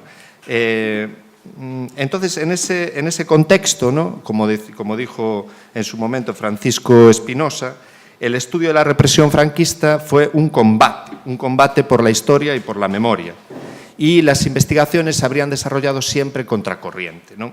Y entonces, bueno, hacía referencia aquí a aquellos pioneros en el estudio del tema, ¿no? Aquí nuestro más próximo paisano, Carlos Fernández Santander, Moreno Gómez, Soleil Villarroya, Red Tapia, y toda una serie de iniciativas populares que se fueron desarrollando en favor de la memoria de las víctimas, ¿no? Algunos de estos autores expresaban de una manera clara que su trabajo era una réplica a 40 años de montaje de justificación ideológica del franquismo, como diría Red Tapia, por ejemplo. Todas estas obras también llevaban una serie de cautelas, ¿no? en sus prólogos, en sus inicios, ¿no? Si se pretendía estudiar todo ello y poner, por así decirlo, al franquismo contra las cuerdas con los lápices y con los papeles, pues de alguna manera era con un afán de buscar un futuro mejor. Es decir, esta idea de aprender del pasado para no volver a cometer los mismos errores, ¿no? Esto ya fue adquiriendo, esto que se inició en la década de los 80 en este tipo de trabajos iniciáticos y pioneros sobre esta cuestión de la represión, adquirió un nuevo carácter quizá, o un carácter más sofisticado en la década de 1990, ¿no? Estoy haciendo evidentemente un repaso muy somero, ¿no? Y ahí nos encontramos ya con autores que después han tenido una trayectoria pues, realmente muy notable, ¿no? En la historiografía española, como puede ser el caso de Julián Casanova y su obra que él coordinó, bueno, que fue uno de los autores, mejor dicho, ¿no? Que no aparece exactamente como coordinador, El pasado oculto, de 1992, en que él decía explícitamente en el prólogo que lo que pretendía con su trabajo era demostrar que el pasado puede ser analizado, revisado, revisitado, y que eso era la victoria, una especie de victoria moral que la democracia y que los españoles podíamos esgrimir contra el franquismo y contra el dictador que murió en la cama, ¿no? Y de alguna manera ya fue adquiriendo unos tintes cuasi de cuarto milenio, ¿no? Cuando algunos autores pretendían hacer hablar, ¿no? Hablar a los muertos, ¿no? Así decía el propio Santos Juliá, remedando a Francisco Ayala, que había que prestar mucha atención, porque si prestamos mucha atención podíamos llegar a oír a las víctimas, volvernos a hablar a nuestros oídos, ¿no? Y después también hubo la revelación de cruzados y cruzadas que también se lanzaron al tema de la recuperación de la memoria histórica, como por ejemplo expresa muy bien Carmen Molinero en Memoria de la Guerra y del Franquismo, como un deber de justicia histórica, ¿no? Bueno, pues mi propuesta pasa porque como todo esto ya no era necesario, porque quienes tenían que hacerlo ya lo hicieron, pues quedamos, por eso lo titulé así, solo historiadores e historiadoras. Y gracias, ¿no? Un poco desnudos, un poco desprovistos de todo este manto de legitimidad moral, de legitimidad ética, y bueno, y dedicados a mirar un poco cómo podemos estudiar este problema y a aportar nuevas perspectivas. Y yo ahí me hacía una serie de preguntas, ¿no? La primera es si daríamos hoy por buena una visión que se hizo hegemónica en la década de 1960 y que aspiraba, o sea, no solo es que lo hacía, sino que además lo pretendía de manera explícita, entender la guerra española como un problema fundamentalmente interno. Y no me refiero con esto a introducir la cuestión de que en la guerra española hubo ayuda internacional, participaron los italianos. No me estoy refiriendo a ese tipo de perspectiva. Me estoy refiriendo a entender la guerra española como un asunto de raíces y de motivaciones y de causas intrínsecamente españolas, ¿no? Y esto, como todo, tiene un momento en que se origina. Y ese momento, pues curiosamente, tiene mucho que ver con otra fecha que se mencionó hace aquí muy pocos minutos en la presentación de Antonio Cazorla. Tiene que ver justamente con el año 1961. Porque, entre otras razones, en el año 1961 se da una serie de coincidencias, de estas que a mí cada día me gustan más, ¿no? De años que tienen así como varios elementos al mismo tiempo, y es la publicación de una serie de libros que van a suponer de alguna manera los primeros estudios historiográficamente sólidos y serios de interpretación de lo que fue la Guerra Civil Española. Y estamos hablando de los estudios, naturalmente, de hispanistas, como fueron Hugh Thomas, Barnett Bolotin y así como también el de Stanley Payne sobre Falange. Con muy importantes diferencias ideológicas, que es interesante entre las tres personas de las que estoy hablando, todos coincidían o partían de la premisa que en el campo de batalla de la Guerra Civil Española y en sus retaguardias se produjo un enfrentamiento militar entre movimientos influenciados, sí, por el fascismo y el comunismo, pero que en realidad no eran más que epítomes de aquello. Es decir, no había que entender que aquí las razones y las causas y las motivaciones y las prácticas que se dieron tenían realmente conexión con eso que justamente también en el año 61 a lo que se le estaba dando una forma teórica, que era el concepto de totalitarismo, ¿no? Porque efectivamente Eichmann, mientras estaba siendo juzgado en Jerusalén, había una reportera que estaba escuchando lo que allí pasaba, que era Hannah Arendt, que después en 1963 publicará su célebre trabajo sobre este tema, en el cual decía muchas cosas, ¿no? Daba una definición canónica de lo que era totalitarismo, pero además también dejaba claro qué casos no se podían incluir en el tipo de preguntas que hacemos cuando analizamos este tipo de fenómenos, ¿no? Y eso después lo tradujo de una manera muy inteligente y con una brillantez no debidamente reconocida, Juan José Linz, cuando él, que llevaba ya desde la década de 1950 trabajando dentro de este programa de las universidades norteamericanas de comprender lo que pasa en todos los países, incluidos el tercer mundo, incluida España, él estaba estudiando cómo poder, de alguna manera, definir el carácter de los regímenes que allí furulaban, ¿no? Y así es donde él, de esta idea y de esa diferenciación precisamente con el concepto de totalitarismo, va a desarrollar su conocida tesis del pluralismo limitado, etcétera, ¿no? Que en buena medida marcará buena parte de las investigaciones que se vinieron produciendo sobre la llamada naturaleza política del franquismo hasta ayer. También me preguntaría hoy si efectivamente asumiríamos como normal y como natural algo que constaté en el último encuentro de investigadores del franquismo que tuvo lugar en Granada y que algunas personas que están aquí estuvieron allí también, en el cual me tocó coordinar una mesa que tenía un carácter explícitamente comparado.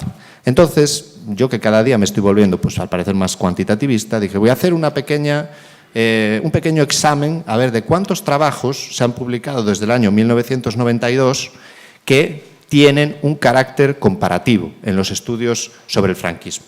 No sé si tengo por aquí el dato, pero bueno, no os voy a detallar porque fue una cosa bastante laboriosa, contar todas las comunicaciones, categorizarlas, etc. El resultado final es que en 8 encuentros de investigadores del franquismo y cerca 800 y pico comunicaciones y no sé cuántos talleres que se habían celebrado, había aproximadamente un 1,04% de comunicaciones que tenían una perspectiva comparada. Y que era la primera vez, en 2016, que había una mesa en la cual la perspectiva comparada era esencial o era central. Otra de las preguntas que me haría es si analizaríamos las distintas expresiones de la violencia que tuvo lugar en las retaguardias como producto de la represión política. Y esto lo digo por si nosotros también utilizaríamos ahora un lenguaje propio de la década de 1960, el de la represión, porque el término represión, que es un desarrollo que procede de otro campo de estudio, del psicoanálisis freudiano, solamente se va a naturalizar en el uso aplicado a la política a partir de la década de 1960. También en un pequeño ejercicio cuantitativista hice un examen de cuántos libros habían publicado hasta 1970 que llevaran el título Represión, relacionándolo con los sucesos de la Guerra Civil. No encontré ninguno. El primero es del año 1971. Y la popularización de ese término tiene mucho más que ver con el contexto de finales de los 60 y principios de los 70 que, naturalmente, con el contexto de 1936, ¿no? También me preguntaría, tercera pregunta y última, si seguiríamos hablando de un pacto de silencio, de amnesia, de echar al olvido, de silencio amnésico, de olvido consciente, inconsciente, pasado oculto, no oculto, etcétera, o si no, hablaríamos más bien de una serie de interpretaciones que son diversas, de las que se ha hablado aquí, algunas dominantes, otras subalternas, hegemónicas, no hegemónicas, como queramos, no seamos errejonistas o pablistas o lo que sea, ¿no? Lo que sí está claro es que quizá nos plantearíamos si detrás de muchas de estas interpretaciones también tendríamos que empezar a manejar el concepto de negación, como es el que se maneja en otros casos, ¿no? Y si más allá de discutir si estamos silenciando o no silenciando, al estar reinterpretando, si estamos también negando una parte de lo que sucedió, ¿no? Y finalmente, para dar una respuesta a la pregunta que se puede leer tras la orientación de esta sesión, un nuevo conocimiento para otro relato, uno se cuestiona si podríamos seguir actuando hoy como si el problema penal que no ha sido resuelto nos obligase a ser forenses de un proceso, ¿no? Pero al mismo tiempo nos eximiese de atender a la gran pregunta, que esa es la gran pregunta que realmente conmocionó al continente europeo y fue la que causó la conmoción, a mi juicio, de series como Holocausto, ¿no? Y esa pregunta es, ¿dónde estaba la gente? ¿Qué hacía la gente cuando todo esto estaba sucediendo? Y eso es como concluía, y así concluía yo mi intervención, el tío Kurt Dorf en la serie Holocausto, 1978, cuando le decía a sus familiares al respecto de lo que había vivido. Decía, y con ello hablaba o intentaba hablar como el conjunto de la sociedad alemana, y quizá yo diría más, como la sociedad europea. Decía, vi, no hice nada y creí las mentiras. Tenemos que hacer frente a lo que somos, a lo que hicimos, yo hablaré. Muchas gracias.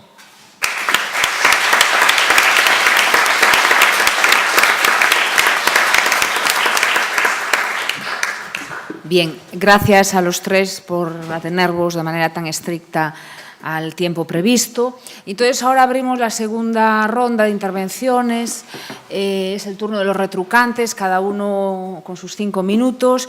Yo le agradezco especialmente que aceptaran nuestra invitación para este ejercicio de síntesis dialéctica, ¿no? de escuchar y pensar sobre lo que otros han avanzado y, bueno, y marcar nuevas posiciones que conviertan el debate que vendrá después espero, aún más estimulante, más después de lo que ya hemos oído y de los temas que seguro que ya nos empiezan las preguntas y los comentarios que nos empiezan a rondar. Propongo, si todos estáis de acuerdo, pues una ronda de intervenciones por orden alfabético, según los apellidos. Entonces, la primera sería Ana Cabana, si te parece, que es doctora en Historia por esta universidad y que actualmente es profesora contratada doctora en el campus de Lugo, también de la USC.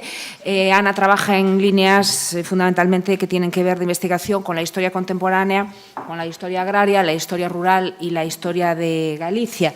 Después pasaríamos ya aquí a mi derecha a Emilio Grandío, que es doctor en Historia y profesor de Historia Contemporánea de esta universidad. Emilio ha trabajado muchísimo en la Segunda República, en el primer franquismo y actualmente está interesado en el tema de la intervención exterior en la península ibérica tras la Segunda Guerra Mundial. También toca cuestiones que tienen que ver pues, con la evolución del exilio en el franquismo, con los partidos políticos en la transición. La transición sigue saliendo y tendremos que pensar seguramente en organizar otro congreso. A la derecha de Emilio está Julio Prada, también colega, doctor en Historia y profesor de Historia Contemporánea, pero de la Universidad de Vigo, no nos vamos demasiado lejos.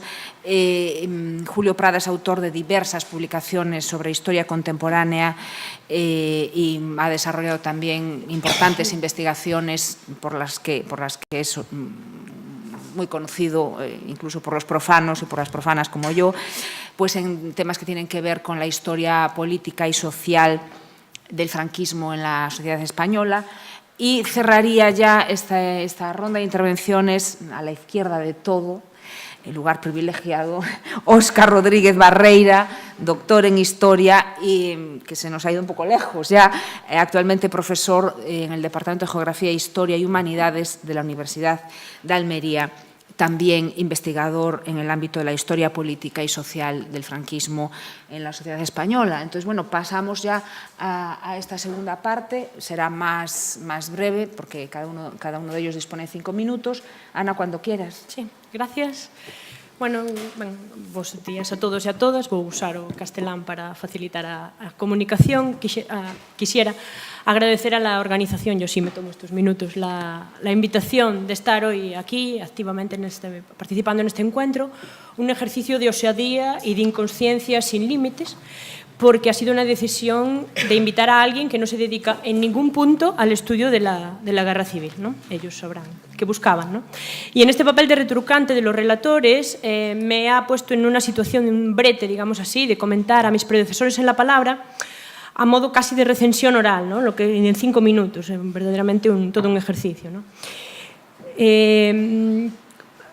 Yo diría que hemos contado con una relatora interesada en la memoria y su evolución, lo que nos relaciona mucho con lo tratado ayer, un relator que nos ha dejado una intervención clara sobre una línea de trabajo y de actuación de los historiadores para merecer ser leídos no solo por otros historiadores, y que nos ha presentado, además, una metodología con la que avanzar, la historia local, y un último relator que nos ha planteado, yo no sé si un ejercicio de historia contrafactual, pero sí una síntesis de evolución historiográfica tremendamente sugerente, con una preocupación por el papel del historiador en la sociedad con un pasado traumático, definido como traumático, sin desenlace en el ámbito judicial, ¿no? Una invitación clara, por parte, así me ha parecido a mí, a dejar lastre teórico para poder generar nuevo conocimiento, ¿no? En este sentido, estos tres, digamos así, estos tres tópicos, estas tres líneas serán las que más o menos comente en mi intervención, ¿no? Sobre un nuevo conocimiento, la necesidad de un nuevo conocimiento, que era el leitmotiv de la mesa, a mí me cabe decir que la llamada sobre esta necesidad de elaborar nuevos conocimientos no debe dejar ni oscurecido ni velado el enorme bagaje conseguido por la historiografía en los últimos 20 años. No estamos, permítanme, como han comentado, soy de historia rural, no estamos ante un territorio yermo ni a barbecho, más bien estamos ante una parcela de la que se ha recogido cosecha y espera su turno para una nueva rotación de cultivo. Puede que la temática de la mesa invite a cavilar sobre cabos sueltos, ángulos oscuros, pero cabe una certeza. La mayoría de los mitos políticos relacionados con el conflicto bélico sobre los que se erigió la dictadura y que han servido de base a corrientes revisionistas y otro tipo de estudios han sido deconstruidos por la historiografía sobre el franquismo. Se ha demolido hasta los cimientos los mitos, las mentiras, en decenas de tesis doctorales, en cientos de comunicaciones a congresos. El asunto está en que casi nadie fuera del circuito lo ha leído, y eso es otra cosa, ¿no? No es baladí el asunto, a mi entender, teniendo en cuenta cuándo se ha podido acceder a los archivos. En 2 décadas se han asentado conocimiento en cantidad y en calidad, pero esto no evita que las lecturas realizadas puedan, y de hecho deban, ser basamento para una novísima mirada, lo que proponía Antonio, que compete a toda labor historiográfica, que criticará lo antes realizado, lo superará con nuevos conceptos y teorías fruto de nuevas preguntas. Hemos pasado de no saber nada a rebatirnos a nosotros mismos en un corto periodo de tiempo, y eso es muestra de un buen quehacer historiográfico. De no tener idea de las múltiples formas de represión, a debatir sobre si esa violencia desplegada por los ganadores de la guerra civil se puede tildar de represión o debe ser interpretada en términos de genocidio. Un avance sustancial, pero que se puede hacer a partir del esfuerzo realizado en el estudio de aquella represión, ¿no?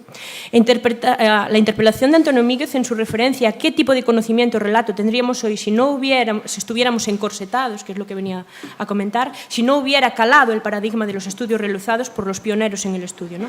A lo mejor es justo reconocer que podemos hacer historia, la historia que podemos hacer de aquí en adelante, la hacemos gracias a que esa historia ya está hecha y nos sirve de referente para crítica y para constatación. Quizá el asunto es que estamos entrando o debemos entrar en una fase diferente, ya no el análisis historiográfico del mito, de los relatos, y no se reduce a una cuestión de discernir ya verdades de mentiras. Ahora interesa comprender el mito, comprender los relatos, comprenderlos en algo inserto y o contrapuesto en nuestra tradición cultural y política, analizarlos como potentes fuerzas movilizadoras que perduran, como comentaban anteriormente. También quería hablar de nuevas fuentes. En este caso va a ser el único que disienta de lo dicho por Carlos Gil, ¿no? Para generar nuevos conocimientos se torna necesario encontrar y construir nuevas fuentes. Me niego a pensar que no nos quedan pocas sorpresas en los archivos y en las memorias de los protagonistas. Archivos extranjeros, archivos que hasta ahora han sido infranqueables, como los de la Fundación Francisco Franco o los de la Iglesia. Archivos locales que se nos han quedado fuera del hacer de los investigadores por falta de organización o personal en los mismos. Memorias escritas, epistolarios, biografías, historias de vida aún no realizadas o faltas de análisis. Tienen por fuerza que aumentar la información con la que los historiadores trabajamos. No me resisto a subrayar la incontestable utilidad de las fuentes orales, con sus tópicos, con sus lugares comunes, con sus cronotopos, etc. Los testimonios de los supervivientes son una puerta al bendito subjetivismo y otra forma de narrar que va cambiando con el paso del tiempo y que, en mi opinión, debe convertirse en objeto de estudio de los investigadores, pese a que con ello pueda aumentar el interés por la memoria, ¿no? A una memoria a la que Carlos Gil Andrés dice que se debe acompañar por parte de la historia y no combatir, pero, añado yo, también deberíamos añadir esa memoria como objeto de estudio y sin tardar. Porque si las memorias generacionales, como bien nos ha señalado Elina Liikanen, han mutado y pueden hacerlo más, van a hacerlo más, si la multiplicidad de las mismas se ve como se debe, como lo normal y no como la salvedad, esas memorias destinadas a mutar e inexorablemente también están destinadas a desaparecer. Yo traía aquí que ahora dudo, ¿no?, con la performance, pero yo decía, no hay memoria de los tataranietos. Ahora quedó, o sí, ¿no? Yo entiendo que no hay memoria de tataranietos de cuartas, quintas generaciones si esa memoria no se ha convertido ya en un relato histórico y si de él no hemos hecho un elemento identitario, ¿no? La suerte para los historiadores de esta corte de edad, de estas generaciones, ¿no?, es que los historiadores de la historia vivida tenemos la ventaja de poder ser coetáneos a los relatos memorialísticos específicos. Aprovechémoslos como fuente. No basta con indagar en el propio hecho histórico, todavía con claves pendientes, innegablemente, ¿no?, sino que hay que prestar atención a las narrativas. En relación con las historias de vida, por ejemplo, es muy conveniente analizar los relatos, los discursos, tanto como el contenido. ¿Se ha descuidado, pregunto, el análisis de los discursos de los protagonistas? Ese análisis del discurso de la memoria del protagonista y de aquellos que desde fuera de los cánones de la academia se han acercado en ella. Las asociaciones de recuperación de la memoria histórica no sé si debemos acompañarlos, no sé si son nuestros opositores, pero lo que desde luego sé que es que debieran ser un nuevo objeto de histórico, un nuevo objeto de estudio. No como competidores, no como componentes, ¿no?, que sin duda han hecho tambalearse la historia académica, ¿no? Igualmente, nuevas preguntas, ¿no? Estas nuevas preguntas, hace poco hablaban de la necesidad de integrar la historia social y la historia cultural a la guerra civil. Yo entiendo que eso se ha incorporado. Nos han acercado realidades que la historia política obviaba, pero estas siguen moviéndose en dicotomías, en lo binario, vencedores, vencidos, perpetradores, víctimas. Quizás sea hora de aparcar esas categorías y de dar espacio a afectados, ¿no? Me interesan mucho esos. Ayer hablaban de los que se salían de aquellas, digamos, estereotipos, prototipos, pero no debiera interesarnos como algo exótico, ¿no?, sino como algo realmente que debíamos analizar. Quizá sea la hora de aparcar, como digo, esas categorías, de dar valor a los relatos biográficos, a las memorias, a las historias de vida que hemos convertido de los nadie, ¿no? Nosotros los hemos convertido en los nadie, cuando no lo son igualmente protagonistas, ¿no?, pero no nos han interesado, ¿no? En ese sentido, creo que hay un espacio para la historia de género, no para la historia de las mujeres. La historia de las mujeres sí se ha hecho, sí se ha incorporado, no se ha incorporado la historia de género, que es algo muy distinto, e igualmente hay la historia subalterna. Y acabo ya con la evidencia de lo local, ¿no? Me parece que lo local, como han comentado aquí, es fundamental. Eso sí, quizá con respecto a lo que decía Antonio en la conferencia plenaria, ¿no?, hemos desmigajado tanto que nos hemos distanciado de la posibilidad de hacer historia pública los propios historiadores, ¿no? Es muy difícil ir a colaborar con esa idea de historia pública cuando uno hace historia sobre ayuntamientos pequeños de la provincia de Lugo, sin duda, ¿no? Pero no por ello es malo. Pero no, ya digo, en busca de lo exótico, no en busca de lo heterogéneo, sino en busca de algo que nos permite comparar. Una oda a la historia comparada, ¿vale? Sería mi punto final, ¿no? Cuando hemos comparado, hemos crecido, ¿no? Porque la historia posmoderna, la posmodernidad en sí nos ha dejado la constatación de la imposibilidad de un conocimiento genérico y amplio. Nos ha dejado el interés por el fragmento, pero el fragmento no es la anécdota, no es lo reducido, lo pequeño, lo carente de sentido. El fragmento encierra dentro de sí todos los sentidos. Por tanto, cabe subrayar la complejidad del fragmento e incidir en el puzzle, en hacer puzzle, en historia comparada, con nuevas realidades geopolíticas. Ya no nos llegan esa Europa de entreguerras, ya debemos mirar a otro sitio que no es América Latina, otras realidades geopolíticas, ¿no? Con esto, gracias.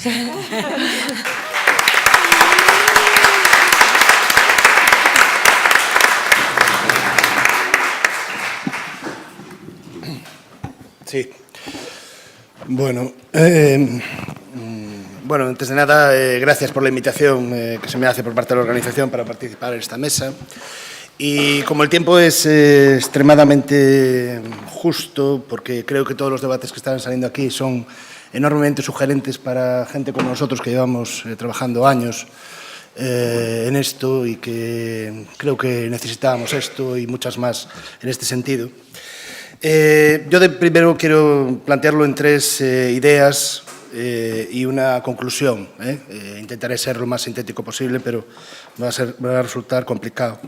Yo como historiador, primero quiero decir que no tengo respuestas, tengo muchas preguntas, muchas. Y son las primeras que tenemos que hacernos y también desde una perspectiva interna.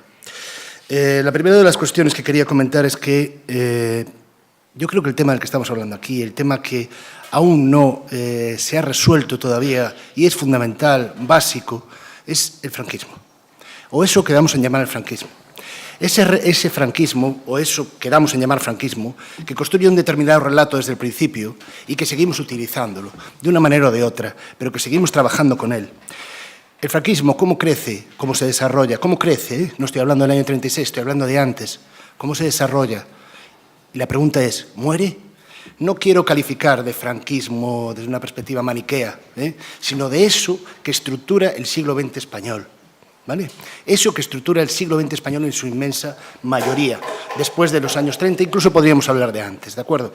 Y eso es fundamental, entender esto, porque ese relato que se está construyendo, que forma parte en origen de ese franquismo que se estructura, ¿se cerrará en algún momento?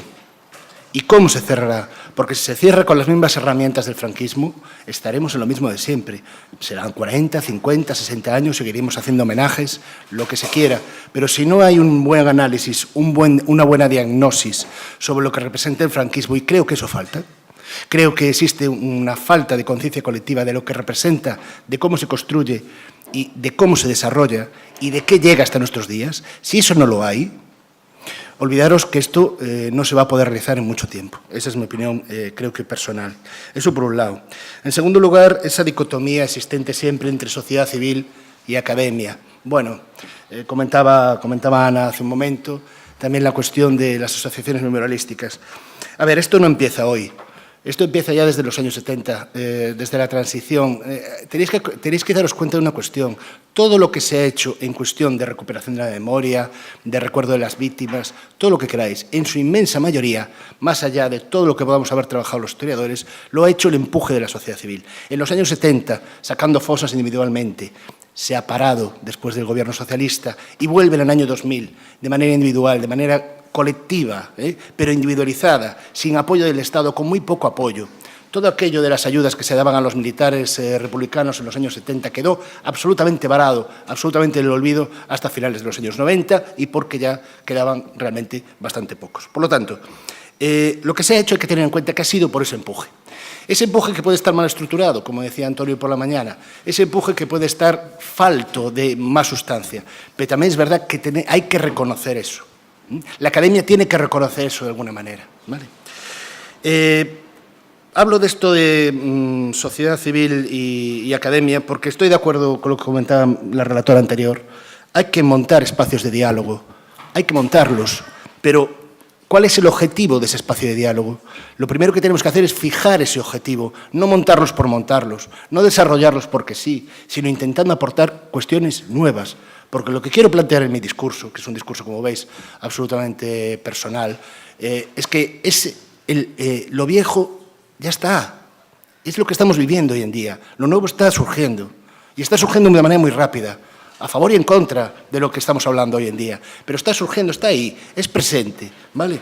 Fijemos espacios de diálogo, ¿de acuerdo? Pero primero fijemos en los objetivos, tengamos un consenso sobre los objetivos, porque si no es muy difícil. Porque mientras hablamos de relato, mientras estamos hablando de relato aquí mismo, por mucho que queramos seguir hablando de relato e intentarlo, los muertos siguen en las fosas. Y eso tenemos que tenerlo en cuenta. Y eso se sigue reproduciendo de todos los años que todos los que estamos en esta mesa, buena parte de estas décadas, se sigue, decir, en décadas, los muertos siguen estando en las fosas. No tapemos, no nos pongamos una venda, no solo los muertos, sino todo lo que, no solo las fosas, sino todo lo que existe alrededor de esa construcción de relato franquista, que seguimos reproduciéndola, adaptándola, es verdad. El franquismo es adaptación. Tenemos que ver esto, tenemos que ser capaces de gestionar nuestra propia autocrítica. Creo que es enorme, porque cuidado con morir de éxito. Las primeras críticas a nivel internacional, a nivel transnacional, o como se le quiera llamar, sobre el juicio político de los expertos están ahí ya. Están ahí. Cuidado con morir de éxitos de la propia academia. Y sepamos reconocer las cosas que han sido positivas, con crítica, como son los expertos. Pero cuidado, porque el ataque contra los expertos es el ataque contra la reflexión, es el ataque contra el basamento propio, sustancial de la historia, de lo que significa el saber histórico, que es la crítica y la reflexión posterior. Bien. El tercer punto, y voy a intentar ser más breve todavía, es que yo creo que los enfoques en gran medida están viejos. Y creo también que hay un relevo generacional muy interesante, liberado en gran parte, por determinadas circunstancias, liberado en gran parte de esos viejos enfoques. Seguimos hablando de viejos conceptos. Yo creo que, sobre todo, y en esto sí tengo que coincidir, evidentemente, con mi amigo Antonio, es que sobra un concepto elitista de la cultura. ¿Para quién queremos hacer historia? ¿Para quién? ¿Para las élites? ¿Para aquellos que lo puedan pagar? ¿O para todos? ¿O para gestionar una ciudadanía? Esa es la cuestión, esa es la pregunta que tenemos que hacernos todos, cada uno de nosotros. Y a partir de ahí empezar a desarrollar nuevos objetivos. Porque, y esto es fundamental, el relato de la guerra civil, como fundamental del franquismo en su proceso de legitimación, también continúa después en la transición, como todos sabemos, en buena parte. Y por lo tanto eso hay que tenerlo muy en cuenta. Seamos capaces de ejecutar nuestra autocrítica. Incluso la dicotomía entre víctimas y verdugos, reducirlo a eso, con todo lo que representa, con todo lo que ya hemos trabajado sobre ello, todos los que estamos aquí, eso esconde elementos entre esas dos, digamos, grandes elementos maniqueos que son fundamentales, zonas grises, le podemos llamar zonas grises como queráis, pero que son fundamentales para entender esto.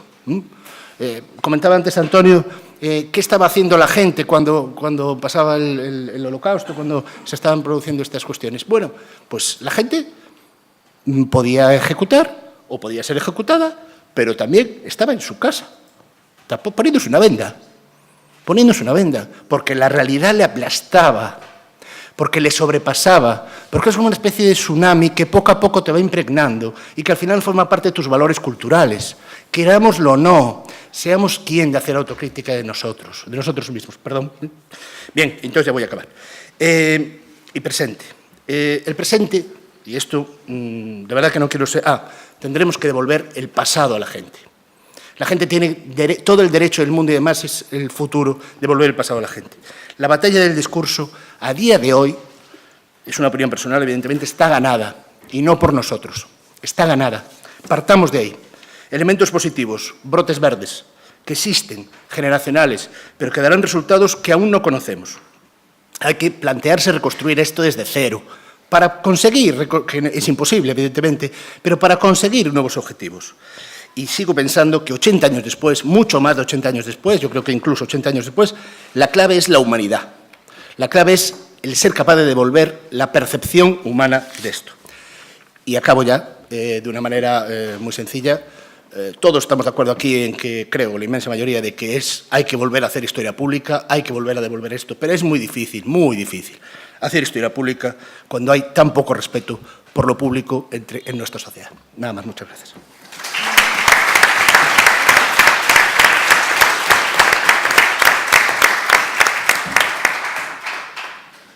Bueno, buenos días.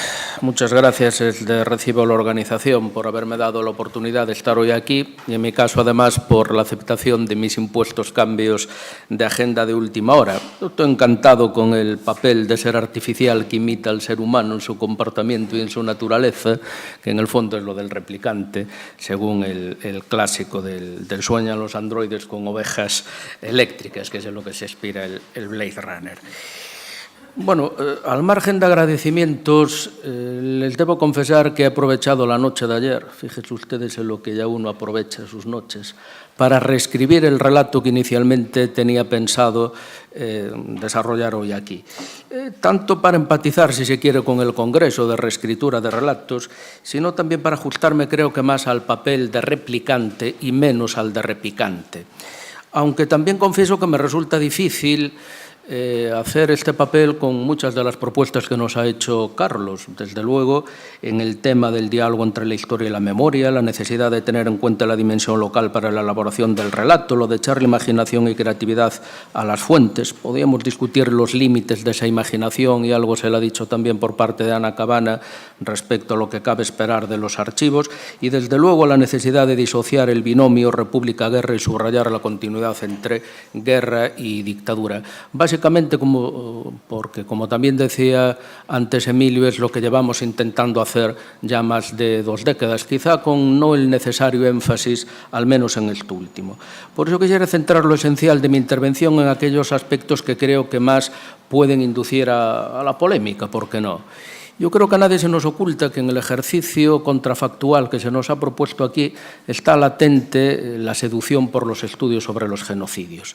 Y es normal que sea así, porque como toda nueva propuesta revisionista, y utilizo desde luego la palabra revisionista desprovista de cualquier connotación negativa que suele acompañarla últimamente, y lo digo en el sentido de someter a revisión y crítica relatos que todos consideramos pues que presentan evidentes síntomas de agotamiento, el de la memoria épica, por lo menos tanto como el del correlato de la visión franquista post 25 años de paz.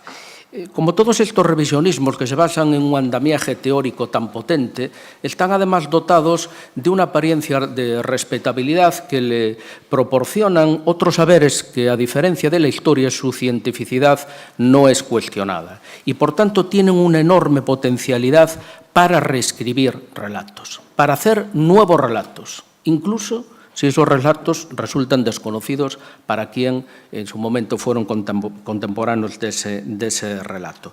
Pero es que además en este caso incluso nos permiten anticipar el futuro. Basta echar un vistazo al documento de Gregory Stanton, que cumple precisamente este año 20 años de su presentación, como informa el Departamento de Estado. Y justamente por eso son útiles para este Congreso, porque su potencialidad de reescritura del relato, que es justo de lo que va este Congreso, es enorme. Pero, como todos los relatos, estamos ante relatos que nacen, viven, evolucionan y acaban declinando. Y yo diría que todavía se encuentran, como también decía Emilio, en un estado de latencia que no sabemos cuál va a ser el resultado. Yo diría que conviven con los achaques propios de la edad con otros relatos heredados frente a ese empuje nuevo que, quizás parafraseando aquel viejo anuncio, también tiene 20 años. Se fijan que todo tiene 20 años. Del Renault Clio son la nueva generación de relatos Japs, jóvenes y sobradamente preparados. Pero los Japs en otras latitudes han sido sustituidos ya por los millennials, incluso estos ceden ante el empuje de la nueva generación Z. Y por eso esos relatos ya no son tan nuevos. No fueron los historiadores, no fueron las asociaciones de la memoria histórica, no fue el juez Baltasar Garzón quien descubrió la naturaleza genocidia del franquismo. Hace 67 años, un jurista republicano exiliado en México se llamaba Mariano Ruiz de Funes, planteó ante las Naciones Unidas esa naturaleza genocida, literalmente, del franquismo, y la estudió y la comparó. Pero no seré yo, que de generación Z solo conocía a Mazinger, quien reniegue, como digo, de ese potencial enorme para la reescritura.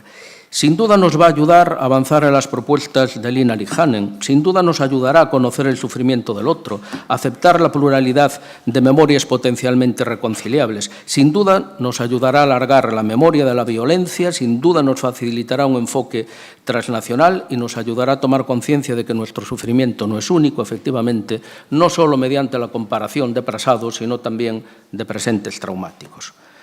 Pero ojo, cuidado. Cuidado con la desnacionalización del sufrimiento. Cuidado con que los verdugos y las víctimas, transmutados en sujetos activos y pasivos, perseguibles por la jurisdicción internacional, nos difuminen el carácter no único, como bien decía a la mañana Antonio, sino, yo diría que el carácter específico, el carácter diferente, el carácter singular de la guerra civil, del golpe, de la represión y de la dictadura. Cuidado con vaciar en exceso el contenido de la palabra genocidio. No vaya a ser que acabamos dando la razón a esos antropólogos que dicen que el primer genocidio fue el del Cromañón sobre el Neandertal, o a Jorge Moragas, que habla de genocidio cultural porque el Parlamento catalán haya prohibido las corridas de toros en Cataluña, o a las actuales políticas de ajuste que sean genocidias. Austericidas la llaman sin darse cuenta que austericidio es matar la austeridad. Cuidado con entrar en contradicciones y en ucronías al estilo de lo militante fantasía de Méndez Ferrín.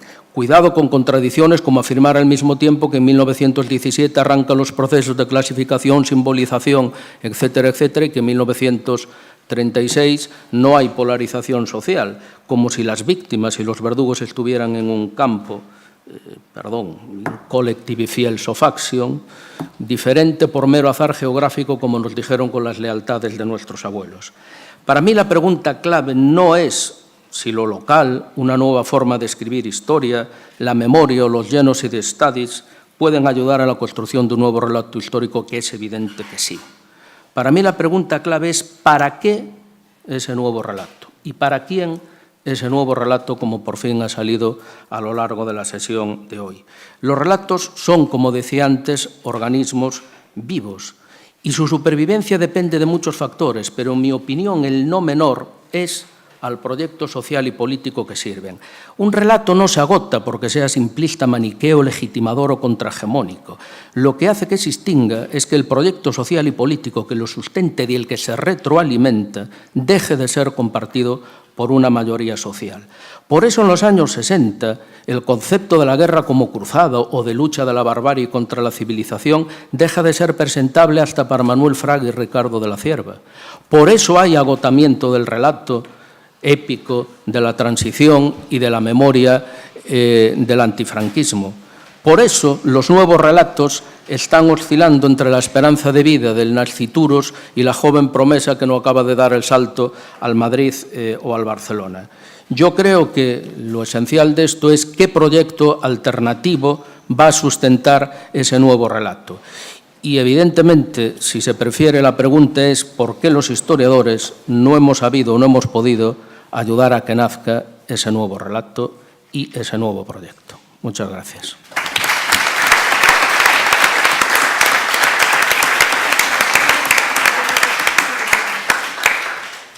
Pasade o micro a Óscar.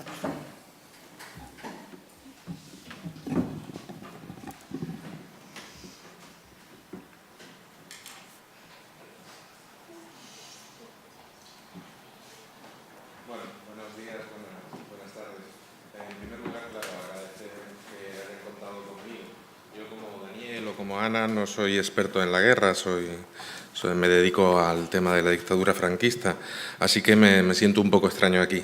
En cualquier caso, es extraño, pero muy agradecido, muy agradecido. Bueno, a fin de entrar en lo que estaba hablando ahora Julio y en lo que es el título de la mesa, quiero empezar mis palabras con una distinción.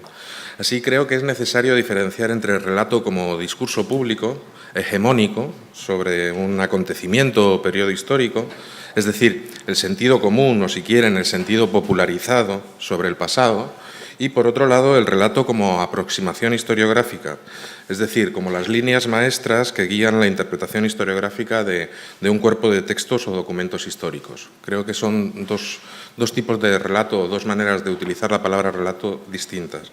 Así podemos encontrarnos con diferentes relatos historiográficos del 36, como de hecho creo que ocurre, que sin embargo no han logrado establecerse como discurso público hegemónico. Es más, que las más de las veces ni siquiera han llegado a trascender a la sociedad. Esta realidad, en cualquier caso, no debe llevarnos al desánimo, creo. Sí debemos de ser autocríticos y conscientes de nuestras incapacidades para llegar al gran público. Y, efectivamente, es nuestra responsabilidad ofrecer síntesis y relatos del conocimiento histórico que fomenten un debate público informado y veraz, pero también debemos ser conscientes, e incluso yo diría que defensores, de la necesidad de la historia como crítica.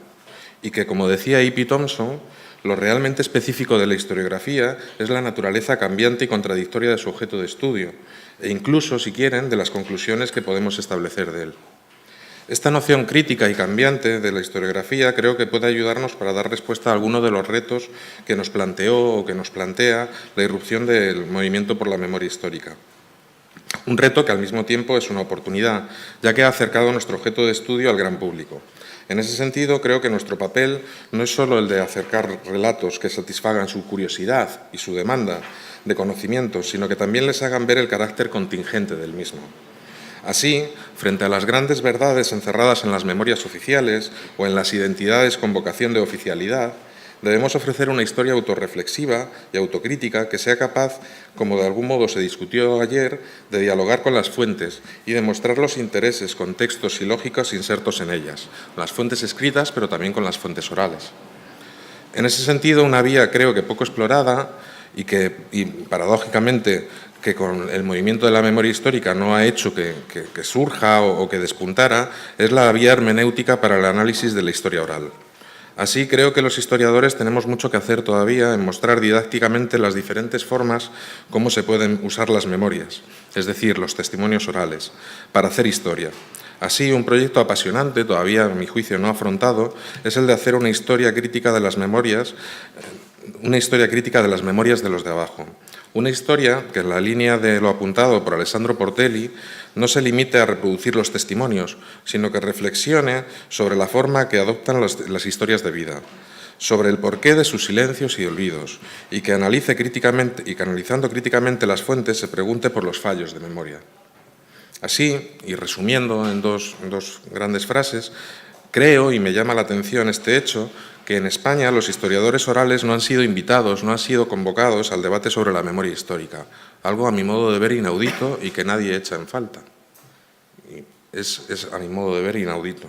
Y además creo que el uso de las fuentes orales en la historiografía española de la Guerra Civil sigue todavía inserto en un paradigma etnosociológico o, si quieren, descriptivo, y no se ha adentrado en el paradigma interpretativo. Todo ello creo que porque en el debate en la esfera pública sigue dominando el enfoque político-ideológico. Así, los debates y visiones sobre la guerra civil y la memoria histórica, lamentablemente, como decía Lorenz ayer, la aproximación teórica de la historia social y sus diferentes tendencias es todavía escasa. Así, la mayor parte de los debates que se proponen, esos debates generacionales o esos debates entre cientifistas y militantes, siguen insertos en la lógica político-ideológica, impidiendo que se adentre en la esfera pública el debate historiográfico. Un debate historiográfico, además, didáctico. Este predominio de lo político sobre lo social creo que incluso impide la integración en pie de igualdad de nuestro relato sobre la historia de España y la guerra civil en el más amplio debate sobre el relato de la historia de Europa.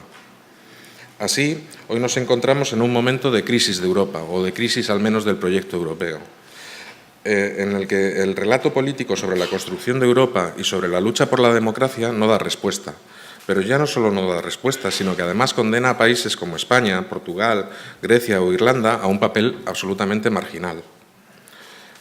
En ese relato de la lucha por la democracia, España o Grecia únicamente ocupan el lugar de antecedentes de conflictos más importantes y posteriores, pero sus dictaduras quedan ocultas, no importan. En ese relato del siglo XX como el triunfo de la democracia y de la Unión Europea.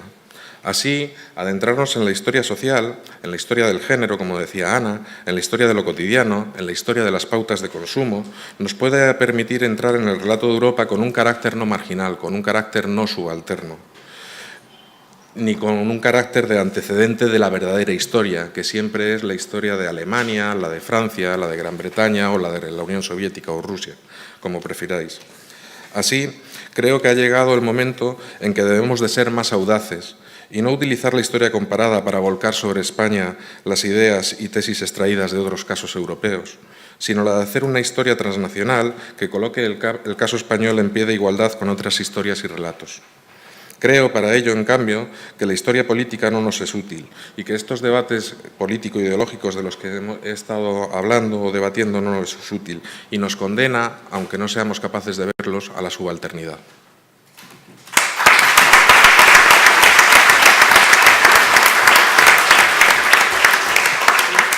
Bien, yo no sé si alguno de los relatores, por alusiones directas, creo que puede sentir la necesidad de puntualizar o retrucar brevemente a lo que han dicho los retrucantes. Si nadie tiene una urgencia extrema, porque son cosas que pueden ir saliendo después en el debate, pues damos ya paso al público, pero yo creo que sí, ya me imaginaba. A ver, entonces, y Ana, ¿tú también? No, paso yo. Y Elina también, bien. Entonces, Antonio y Elina. No, Elina, por por favor. favor, primero.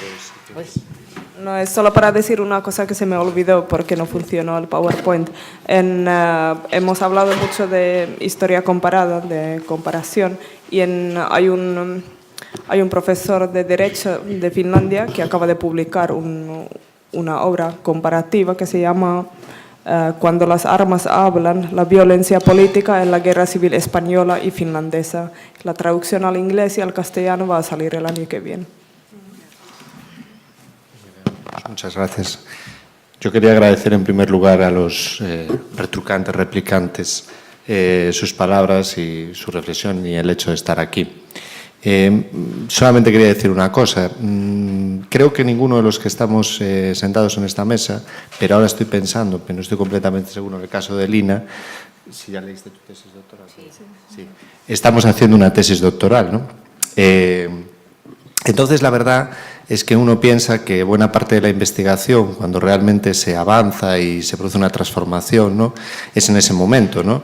Ese momento que algunas de las personas que aquí están presentes están andando y que algunos de nosotros, pues hace más o menos años ya hemos andado. En esas tesis doctorales es cuando uno realmente investiga. Yo tuve la suerte de hacer esta tesis doctoral casi 2 veces. Una primera cuando hice mi tesis doctoral y una segunda cuando un señor que está sentado aquí me llamó para formar parte de un proyecto y me pasé otros 2 o 3 años metido en un archivo, ¿no?, mirando en este caso las fuentes de la represión, etc.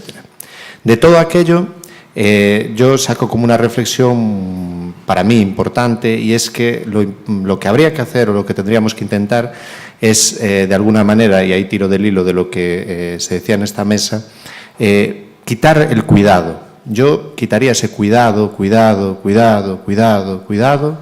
y al contrario diría ánimo, ¿no?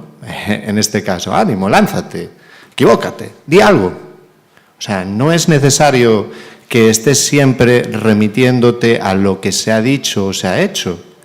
Nadie niega la importancia de tenerlo presente, pero anímate, equivócate, abre nuevas vías, ¿no? Atrévete a romper con este academicismo en el que todos nos vemos inmersos, ¿no?, muchas veces, que nos obliga a que para expresar una idea, y expresar una idea que es alternativa, tengamos que tener tal cantidad de prevenciones previas que al final no sabemos lo que estamos diciendo. Entonces yo, sinceramente, creo el tiempo del reconocimiento ya vendrá, dado por otros y por otras. No necesito yo hacerle un reconocimiento a Julián Casanova, no necesito yo hacerle un reconocimiento a Santos Juliá. Todos somos conscientes de la importancia de las investigaciones pasadas y de la importancia que pueden tener para el futuro. Pero el momento es para animar a quien realmente está haciendo las investigaciones, que no somos nosotros, y es así, no somos nosotros, a que se anime, a que piense diferente y a que además se atreva a poder expresar ese pensamiento, ¿no? Y acabo ya. Una de las grandezas para mí de la investigación y una de las grandezas de aquellos, creo que todos los que están aquí presentes y muchos de los que están aquí, es precisamente reconocer en el que se atreve, aunque no coincida en lo que está diciendo con nosotros, su potencialidad transformadora y su potencialidad de equivocarse, como nosotros también hicimos, por cierto. Gracias. Bien, si empezáis por favor a pedir palabras, pues vamos guiando el micro hacia donde corresponda. Agar, Suso, Xermán y Tito. Y cerramos, perdón que no sé cómo te llamas, 5 palabras pedidas. Sergio, cerramos 6. Cerramos este primer bloque y a ver lo que da de sí, por favor. Vale. Era Agar la primera, y que Suso, Xermán, Tito, Sergio y allá arriba.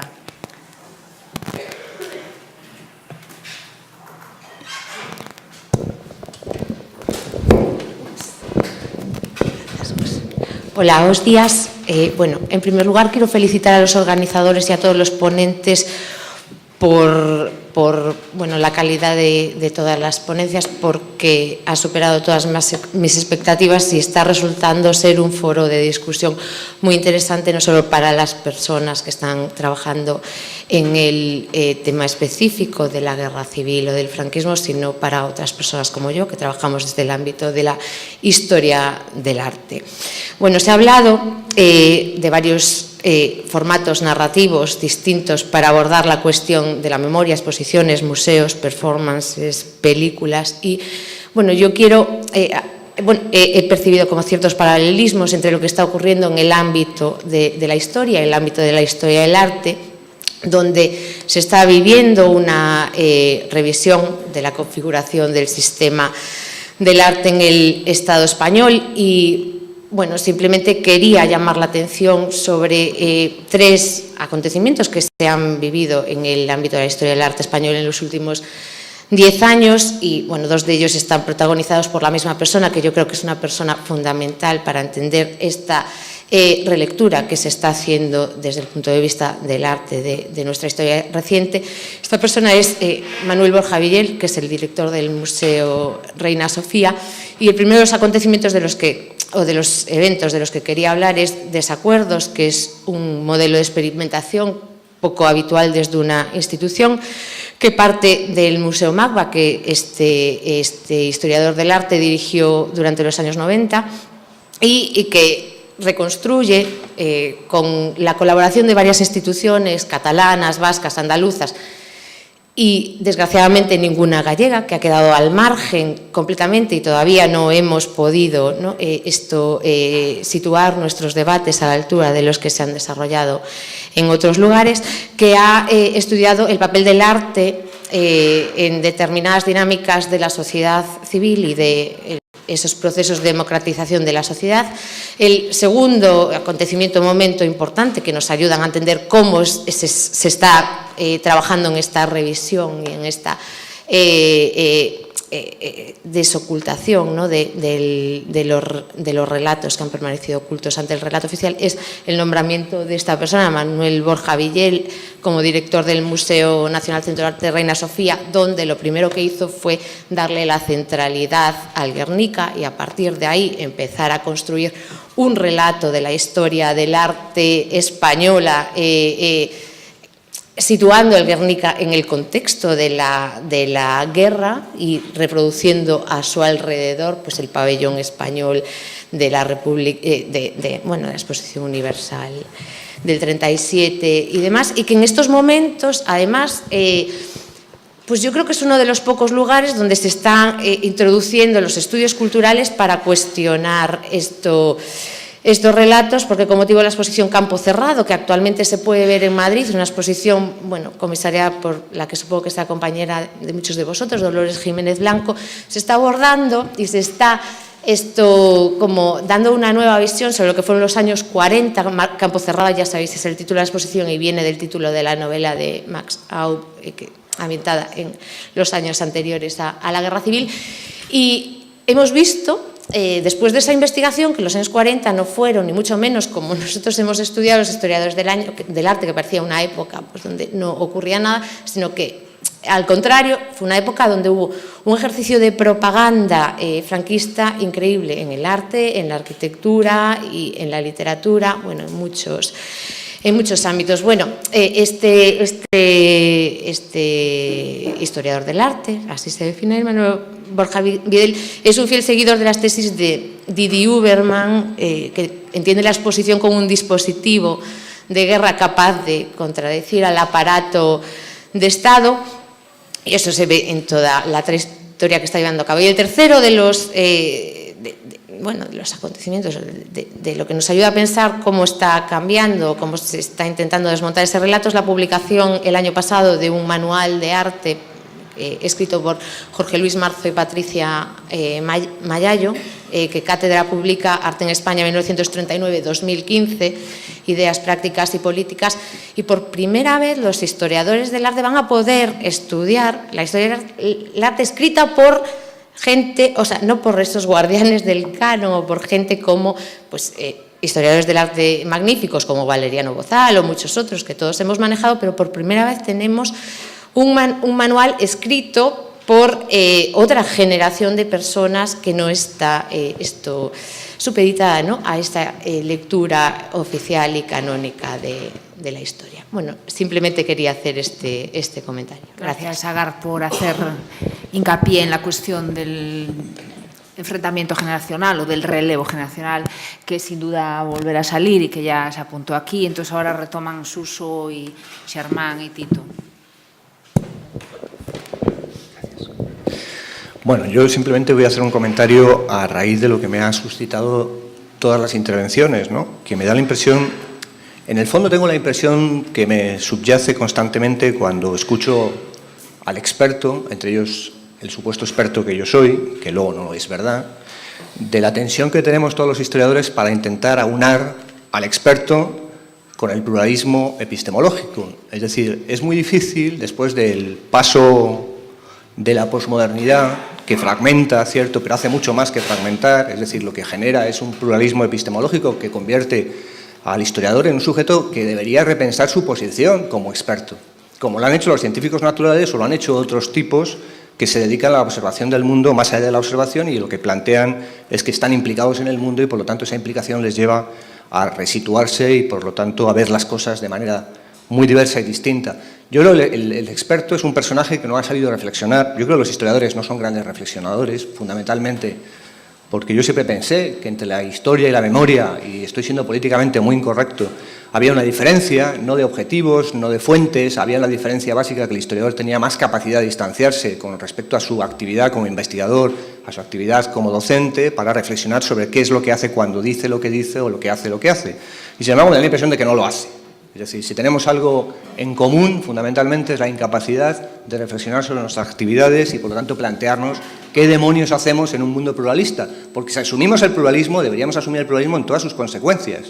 Y, por lo tanto, no pensar que la memoria es un nuevo objeto de estudio, que es lo que solemos tener en la cabeza. Vamos a integrar a los de la memoria, el trabajo de la memoria, como un objeto a partir del cual construir un relato histórico que vamos a ser el experto, el que va a difundirlo. Yo lo que diría es que si vamos a ser consecuentes con ese pluralismo epistemológico, deberíamos hacer alguna actitud como el documental que nos has mostrado, es decir, implicar a los ciudadanos en la creación de conocimiento histórico. No se trata de ver al ciudadano como el objeto a investigar porque tiene un testimonio que darnos. Lo que se trata es de plantear que el ciudadano construye conocimiento histórico con nosotros.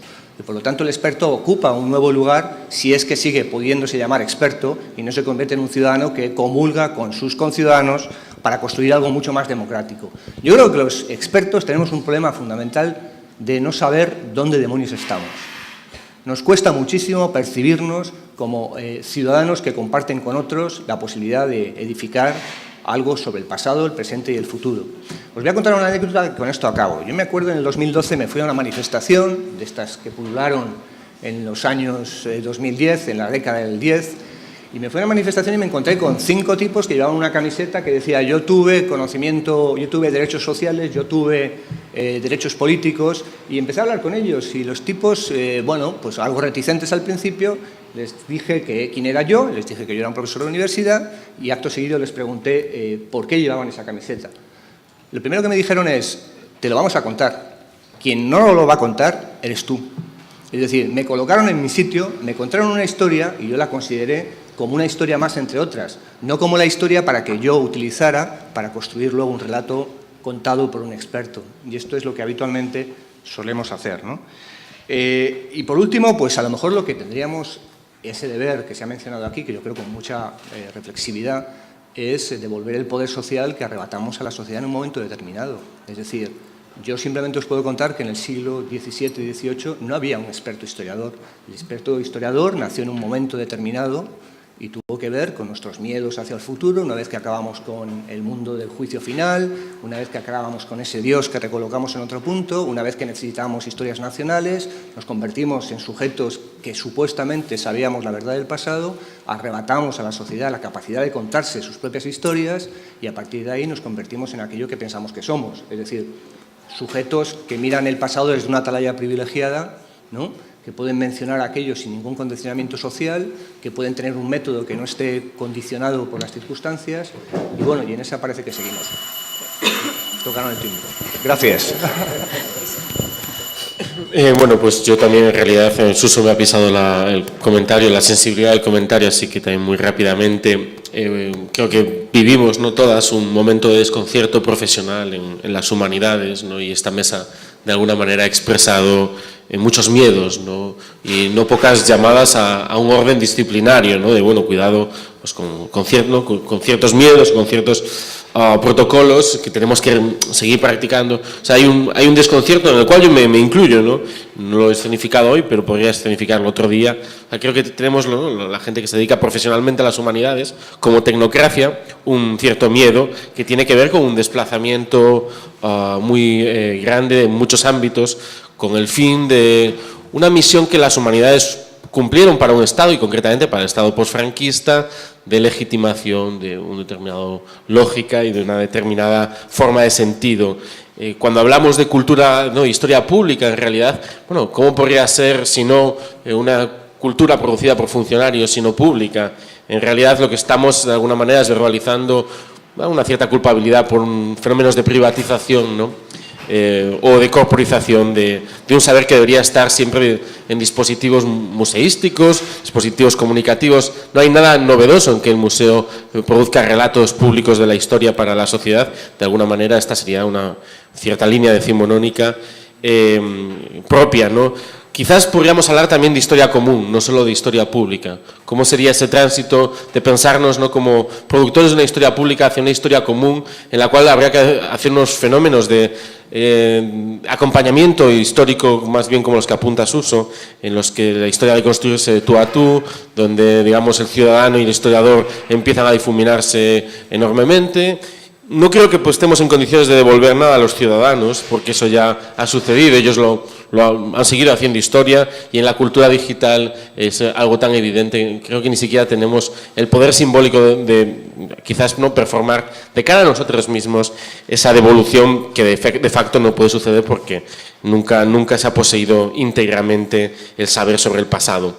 Entonces, bueno, ¿cómo transformar ese desconcierto en dispositivos y en prácticas? Esa sería como una pregunta, pero es una pregunta propia, ¿no? Como que a mí también me acompaña y me atraviesa. También celebrar que ha aparecido a un momento de la mesa, ¿no?, el reconocimiento de que algo nuevo está surgiendo, ¿no?, de que algo nuevo surge y se impone. Y luego, muy concretamente para Óscar, ¿en qué sentido, ¿no?, una historia subalterna de España en un contexto de los relatos históricos españoles en un contexto europeo? ¿En qué sentido esto ha de producirse en un contexto de fragmentación, disolución neoliberal de la idea de Europa? En ese horizonte de una Europa cuyo relato común está dejando de existir, ¿cómo pensar esta reentrada, ¿no?, de lo periférico, de lo español, de la guerra civil como relato en ese contexto? Que es una pregunta que a mí también me preocupa. Gracias. Bueno, buenos días de nuevo y gracias a todos por las intervenciones. ¿Quién dijo miedo? Es una frase que utilizamos mucho nosotros en gallego. ¿Quién dijo miedo? ¿Quién dijo miedo vende hospitales? No hay problema. Yo creo que esta idea de la historia común es una idea que, por traer aquí una noticia también, que mañana si podemos daremos, tiene que ver con algo que intentamos hacer en su día, y en relación con lo que decía Óscar también, en el proyecto Nómese Voces, ¿no? Es decir, reunimos un montón de información, la colocamos en un espacio público y ahí está. Y la noticia es, en fin, mañana tal vez podamos extenderla, que estamos trabajando en 2.000 entrevistas desde el año 1987, un fondo enorme que intentamos colocar en una cosa un portal nuevo que se va a llamar Terra Memoria. Aproximadamente 1.500 son sobre franquismo, guerra, otra parte sobre emigración, mundo rural, campesinos. Estamos hablando de un fondo, como siempre, el problema de los fondos son los fondos, ¿no? Pero hacemos un esfuerzo para conseguir eso desde aquí, fundamentalmente y con alguna ayuda, ¿no? Mucha de la gente que está aquí en la mesa, por ejemplo, ¿no? Pero en relación con esto, y como no hay miedo, mi pregunta, quería expresar, ya que hablamos de nuevo conocimiento y hablamos de foco y qué enfocamos, quería expresar una paradoja y una duda que a mí me asalta desde hace algún tiempo. Y que tiene que ver con lo siguiente. Enfocamos la guerra, enfocamos el golpe, enfocamos el franquismo, pero escuchando nuestros ciclos que organizamos desde hace tiempo, al que algunos de vosotros estuvisteis, hay amigos, conocidos, Encarna Otero, que no sé si está por aquí, ¿no?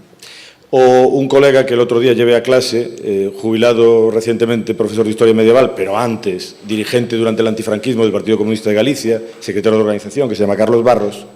Claro, los dos me planteaban con sus historias personales, bueno, o Pasín, que está ahí sentado a nuestro lado, ¿no? Con sus historias personales me planteaban una paradoja, ¿no? Sobre esa memoria común y esa historia común que hacemos con los demás. ¿No nos estaremos perdiendo algo? O sea, ¿qué pasa con...? Estamos reconstruyendo memorias de gente que se está muriendo, memorias de gente que ya se murió.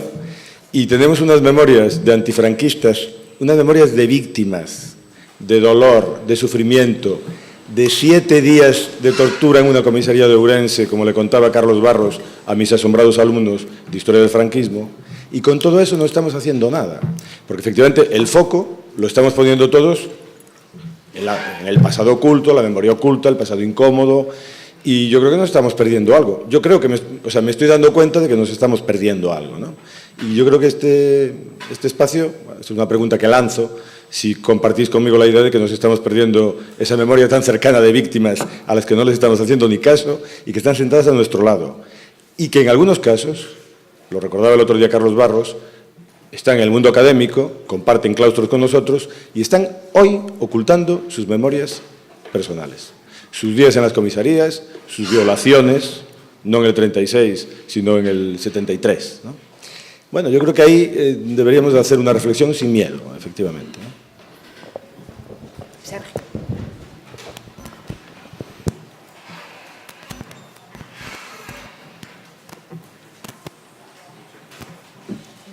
Logo abrimos un turno na mesa.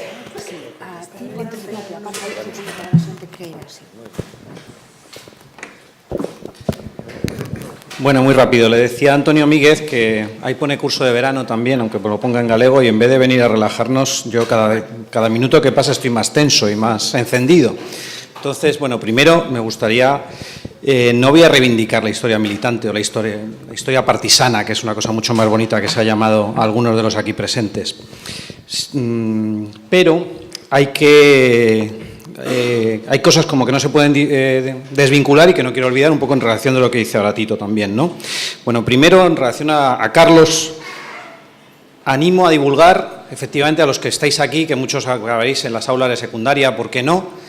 Porque no hay ninguna ley que prohíba en el 4º curso de educación secundaria obligatoria hablar o empezar por la guerra civil y saltarse todos los demás partes del temario que uno quiera. Entonces, también depende mucho de la voluntad que se ponga en divulgar. Y yo mismo, se me ocurre casi empezar la primera clase de septiembre en 4º de la ESO, me entran muchísimas ganas de poner el número exacto de desaparecidos que dijo el otro día, que dijo ayer Suso, ¿no? Me apetece muchísimo ponerlo en grande en la pizarra como una manera de empezar o intentando provocar. Segundo, me encendió muchísimo ayer Carlos Castresana, que creo que estuvo muy brillante, y me pregunto si podríamos encontrar nuestro turning point, a ver si pudiera ser. Podría ser la sentencia que permite por primera vez acceder a los huesos del Valle de los Caídos y que se entere mucha más gente que hay huesos mezclados unos con otros. Me pregunto si a lo mejor alguna vez tenemos un presidente del Gobierno que se atreve a traer al presidente de la República, que está enterrado en Montauban, a traerlo a España, o sacar del olvido la tumba de Perleche del primer ministro Juan Negrín López, en el que solo pone JNL, y a los que nos aficionados al turismo, ya no este turismo que decimos, al turismo necrológico, nos cuesta encontrar en Père Lachaise. Y me parece que creo que hay que tener una visión un poquito más optimista sobre las cosas que se han hecho, que yo creo que hay cosas muy brillantes, y creo que muchos de los aquí presentes y de muchos otros compañeros se puede seguir haciendo buena historia social de la guerra, buena historia social del franquismo, historia comparada, por supuesto, sin dejar de ayudar a las asociaciones de víctimas a documentar casos, que es otra cosa que nos decía ayer Carlos. Creo que no estaría de más esa especie de responsabilidad, y si eso es hacer historia militante o es hacer historia partisana, yo estoy muy contento de poder hacerla. Y luego una respuesta, creo que lo planteaba Julio fenomenal, y también un poco en relación a lo que decía Suso. Vivimos una época, de verdad, de pérdida de libertades muy grave, de la que no nos damos cuenta. No es tan exagerado, no hay una ley de orden público, pero hay una ley mordaza, hay una serie de cosas surrealistas que están pasando y que tienen que ver con la pérdida de libertades. Y en España hay una responsabilidad muy grande, os planteo dos cosas, os lo he dicho a algunos en el café. Si alguno de los historiadores que se dedican a guerra civil de franquismo les ha preguntado a alguien de Podemos qué haría usted si gobernáramos, lo habéis encontrado en los programas electorales de Podemos, lo habéis buscado, si hay datos sobre si realmente se iba a hacer algo en materia de memoria histórica, o lo podemos llamar como queráis. Y en España hay un problema fundamental, ya digo, insisto, 1986, ahora se dicen las fechas. El País publica un artículo de Felipe González en que se dice, igual que ayer sacó el de la ley de amnistía Carlos Castresana, en que Felipe González dice: la guerra civil es un acontecimiento luctuoso del que hay que pasar página, en 1986. El gran problema, Julio, en mi opinión, es que no hemos tenido el apoyo de los medios de comunicación progresistas para explotar, casi si quieres, nuestros tópicos. Ayer salía el tema de cómo enseguida, que vienen los radicales, cómo funciona en determinados medios de comunicación. Los medios de comunicación progresistas de verdad no han apoyado una verdadera política de memoria, porque no les ha interesado, por la razón que sea, por la equidistancia, por el buenismo jesuita, lo podemos llamar de cualquier manera, pero eso ha existido y ha limitado. Y creo que hasta que esa política, digamos, de medios de comunicación o de que tanques de pensamiento como el Centro de Estudios Políticos y Constitucionales no cambien en su actitud hacia estos temas, por el que aquí casi 80, 90 personas estamos mostrando tanta inquietud, no tenemos nada que hacer. En ese sentido sí que soy relativamente pesimista. Pero vamos, yo por mi parte, desde el 10 de septiembre a divulgar en la medida de lo que pueda.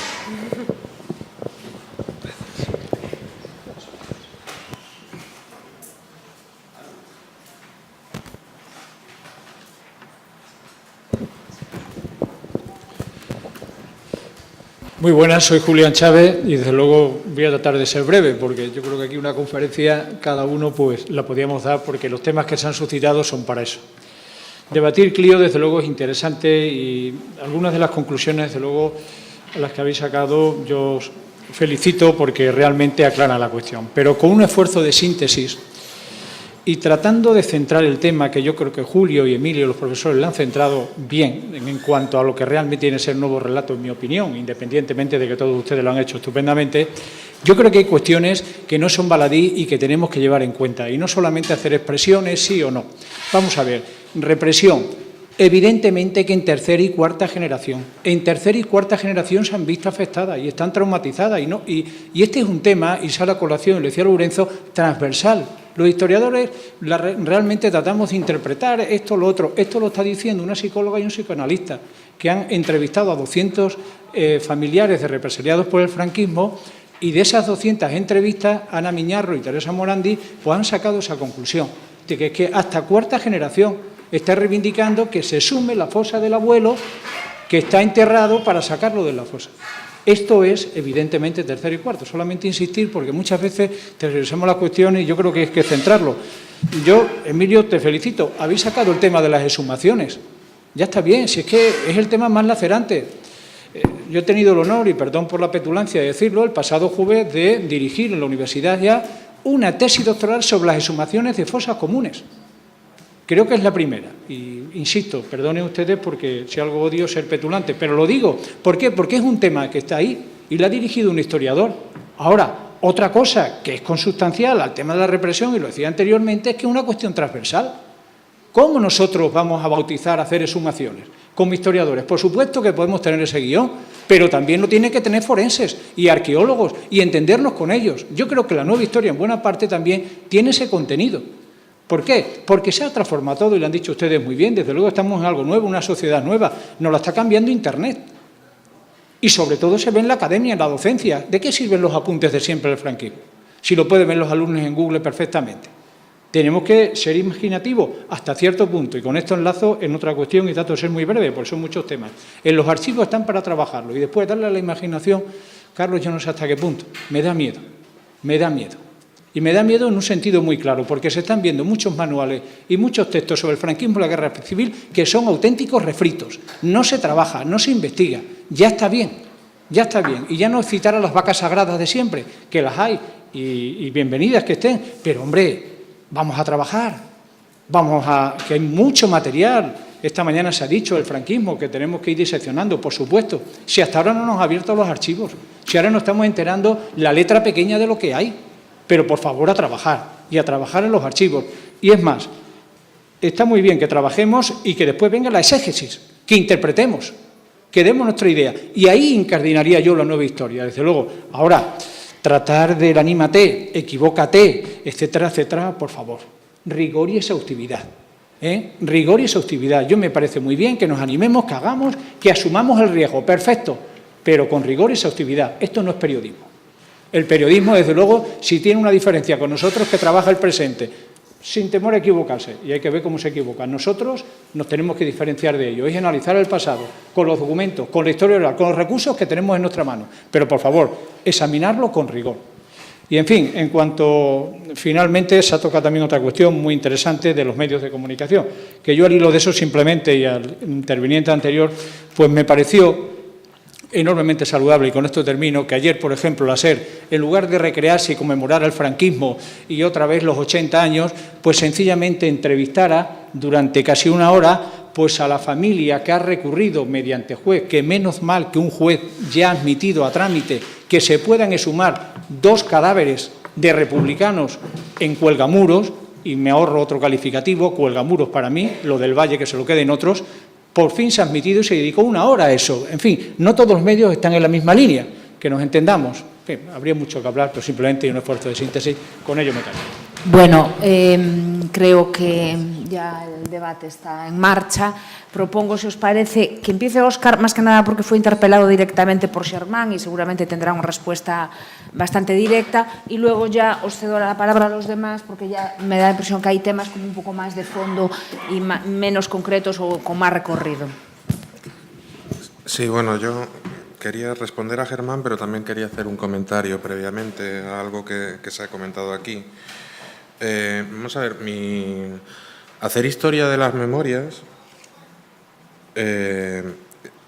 no implica erigirte en un experto que marca la verdad. Yo puedo hacer historia de las memorias como historiador y también como ciudadano, simplemente dialogando y ofreciendo un conocimiento al debate público que puede ser compartido, analizado y rebatido mediante argumentos por el resto del público, sean historiadores o sean ciudadanos. Pero claro, estos también tienen que estar abiertos a que yo les rebata a ellos. Eso es un debate público real. Y por otro lado, y esto también tiene que ver con lo que has comentado hoy, pero también con lo que comentaste ayer, cuidado y ojo con una cosa. A ver, porque yo no veo la especificidad del caso español por ningún lado de que no haya un diálogo público entre historiadores y ciudadanos. Es que eso pasa en Francia, es que eso pasa en Estados Unidos, es que incluso en Alemania, donde la Alta Gerichtshöfe abrió muchísimo la participación y el debate ciudadano con respecto a los expertos, etcétera, en realidad es una minoría. Son marginales los historiadores de la vida cotidiana en Alemania. O sea, que yo no creo que esta ausencia de debate público entre historiadores y ciudadanos y de una historia mucho más abierta y no sé qué, sea algo específico de nuestro caso, sino que es una tara, si se quiere ver como una tara, de todos los gremios occidentales, si se quiere. Y por otro lado, insisto, hombre, es que hay unas normas del juego, o debe de haberlas. Yo no quiero ser poseedor de la verdad que revelo a la ciudadanía, pero sí quiero poder tener voz. Yo no quiero ser la persona que marque qué es lo que ocurrió en el pasado, pero sí tengo que poder hablar del pasado. Al igual que tú le concedes ese poder o esa facultad a la ciudadanía, también tendremos que tenerla los historiadores. Digo yo, lo que pasa es que tiene que haber un debate argumentado, tanto por unos como por otros. Esto por un lado. Y luego, la pregunta directa que se me hacía.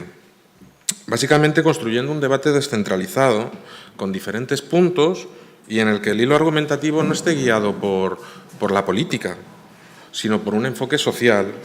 Un enfoque social en el que estén, pues a lo mejor, preguntas orientadas sobre la cuestión de género, sobre las pautas de consumo, sobre lo cotidiano, en el que esas sean las preguntas que guíen nuestro argumento y nuestro relato. Yo, por ejemplo, intenté hacer y lo siento por hacer referencia a mí, intenté hacer un ejercicio en ese sentido, trabajando los mercados negros en Europa durante la guerra y la posguerra. Y en este relato te podías encontrar con la experiencia histórica del mercado negro y del extraperlo de griegos, españoles, portugueses, puesto al mismo nivel y en el mismo plano del caso francés y del caso alemán. Cosa que, sin embargo, en los relatos políticos sobre la historia de la construcción de la democracia y de la Unión Europea, pues sinceramente la he hecho mucho en falta. Y bueno, creo que ya he intentado responder. ¿Qué es? Antonio, intenso pero breve, todo lo que puedas, por favor. Sí, porque sí. también Carlos y vosotros. No, por supuesto, por eso ya preguntaba si me dabas a mí otra vez la palabra. Bueno, no, voy a ser muy breve, ¿no? Yo lo único que quería comentar, ¿no?, es que uno se empieza a plantear cómo se va a producir ese nuevo conocimiento, de ahí mi referencia a lo de las tesis doctorales, cuando las empieza a dirigir o cuando dirige alguna, cuando da clase, etc. La condición de profesores, que no solamente tienen ellos, todos los que estamos en la mesa somos profesores, aunque parezcamos así más jóvenes. A lo mejor no somos titulares ni funcionarios, pero todos somos profesores y estamos desde hace muchos años dirigiendo investigaciones, etcétera, ¿no? El rigor y la condición metodológica no tiene que tener un enfrentamiento con lo que es las nuevas propuestas o atender a nuevas ideas, ¿no? A ese respecto, lo que yo sí subrayaría es que, al respecto también de la historia militante, etcétera, que aquí cuando hablamos de pluralismo metodológico, pluralismo epistemológico, no voy a decir aquello de me echo la mano al bolsillo, no, a la pistola, ¿no?, como decía el otro, pero me da un poco de temor porque el pluralismo está muy bien hasta que tú no estás de acuerdo conmigo, ¿no? Porque entonces inmediatamente lo lamino y entonces digo que lo que está haciendo pues no está bien, o porque es un positivista, es un ranqueano, o lo contrario, ¿no? Es decir, el pluralismo quiere decir algo distinto de lo que se está hablando aquí, ¿no? El pluralismo realmente es respetar que puedan convivir distintas aproximaciones epistemológicas y que seguramente muchas de ellas convivan a la hora de producir un nuevo relato, ¿no?, por lo menos a mi entender. Y finalmente, lo de la historia militante, estamos dentro de ese pluralismo. Vamos a respetar a los que hagan historia militante, respetemos a quien no quiera hacerlo, o eso tiene que ser una obligación. No, ¿verdad? Bueno, pues entonces en eso consiste, digamos, un ejercicio de pluralismo. Si a mí me preguntan, yo estoy ahora dirigiendo una tesis a una persona y le tengo que decir, oiga, ¿usted haga historia militante? Bueno, pues le diría, si usted es E.P. Thompson y es capaz de hacer una historia de esa calidad, anímese y sea todo lo militante que quiera. Si no, igual ahí sí que me suma los cuidados. Cuidado, porque suelen salir historias que desde el punto de vista de la investigación y de la calidad, pues no siempre son buenas. Y creo que Bueno, rápidamente y a ver si agrupo lo que he anotado y no en el orden en el que ha aparecido. Hay una cosa que has dicho, Sermán, porque creo que no va unido a lo que estaba alrededor de las otras intervenciones. Has mencionado cultura digital y creo que eso sería tema para otro. ¿En qué medida todo lo que estamos diciendo aquí está condicionado no solo porque es un medio, sino todas las posibilidades que hable y también los riesgos que tiene? Yo creo que son posibilidades que no se pueden mirar hacia otro lado, que hay que entrar, sobre todo si hablamos de la transmisión, si hablamos de la enseñanza de la historia, en quienes tienen ya otra manera de ver las cosas, que son los que son más jóvenes. Pero yo temo también, y en parte imagino que también tiene que ver con la nostalgia, ¿no?, del papel, lo que se puede perder en el camino en cuanto a capacidad de reflexión, a la lentitud que ofrecía esa cultura del libro, que ahora está abierta, ¿no?, en esa multitarea de muchas más capacidades que yo admiro, pero que algo estamos dejando por el camino que yo no quiero que se pierda. Pero bueno, eso es otro debate. En el entorno de las fuentes, la defensa noble que ha hecho Ana al principio de las nuevas fuentes, la posibilidad, por supuesto, de tenerlas, yo no negaba eso, me refería que más que la virtud de la originalidad o de la virginidad de entrar a ver algo que nadie ha visto, quería poner el énfasis en la mirada, en la capacidad de interrogar, ¿no?, de interpretar. Y ahora, por ejemplo, lo estoy viendo en la documentación de los años 40 y 50, cuánto me sorprende y me alumbra, me pone luz en zonas oscuras de la guerra, ¿no?, por esa condición del franquismo, por lo menos en ámbitos locales, como una especie de retaguardia continuada durante muchísimo tiempo, por lo menos durante 20 años, ¿no? Y eso sí que abre muchas posibilidades. Que uno, con la defensa también, Julián, que hacías de vamos a trabajar y vamos a trabajar en los archivos, por supuesto que sí, del rigor y de la exhaustividad. Yo creo que la precisión es un deber, no tiene que ser una virtud, tiene que ser un deber, pero no veo en qué eso está reñido incluso con la creatividad. Para eso están los pares y los iguales, para eso están las revistas, para que te digan, oye, has perdido el suelo que pisas, esto no lo puedes demostrar, aquí no hay evidencia, pero lo que hacemos la mayoría de los historiadores no son informes técnicos, no son memorias del trabajo de campo, por ejemplo, de un arqueólogo que tiene que entregar a una institución, sino que si al final hacemos una estructura, un relato y escribimos un libro, estamos haciendo algo completamente diferente que nos exige muchas más cosas, ¿no? Y luego uniría en un todo general, un minuto solo, la invocación que ha hecho Tito de eso que perdemos de lo que tenemos más cerca de las víctimas, con la defensa que ha hecho también Sergio o el propio Julián, ¿no?, que a ver si nos olvidamos que hay 100.000 familias en España que siguen pensando que es un derecho básico, ¿no?, el enterrar cerca de donde ellos quieran a sus familiares. Y yo creo que eso no hay que olvidarlo. Lo uno, y termino con lo que has dicho, Jesús, sobre los expertos.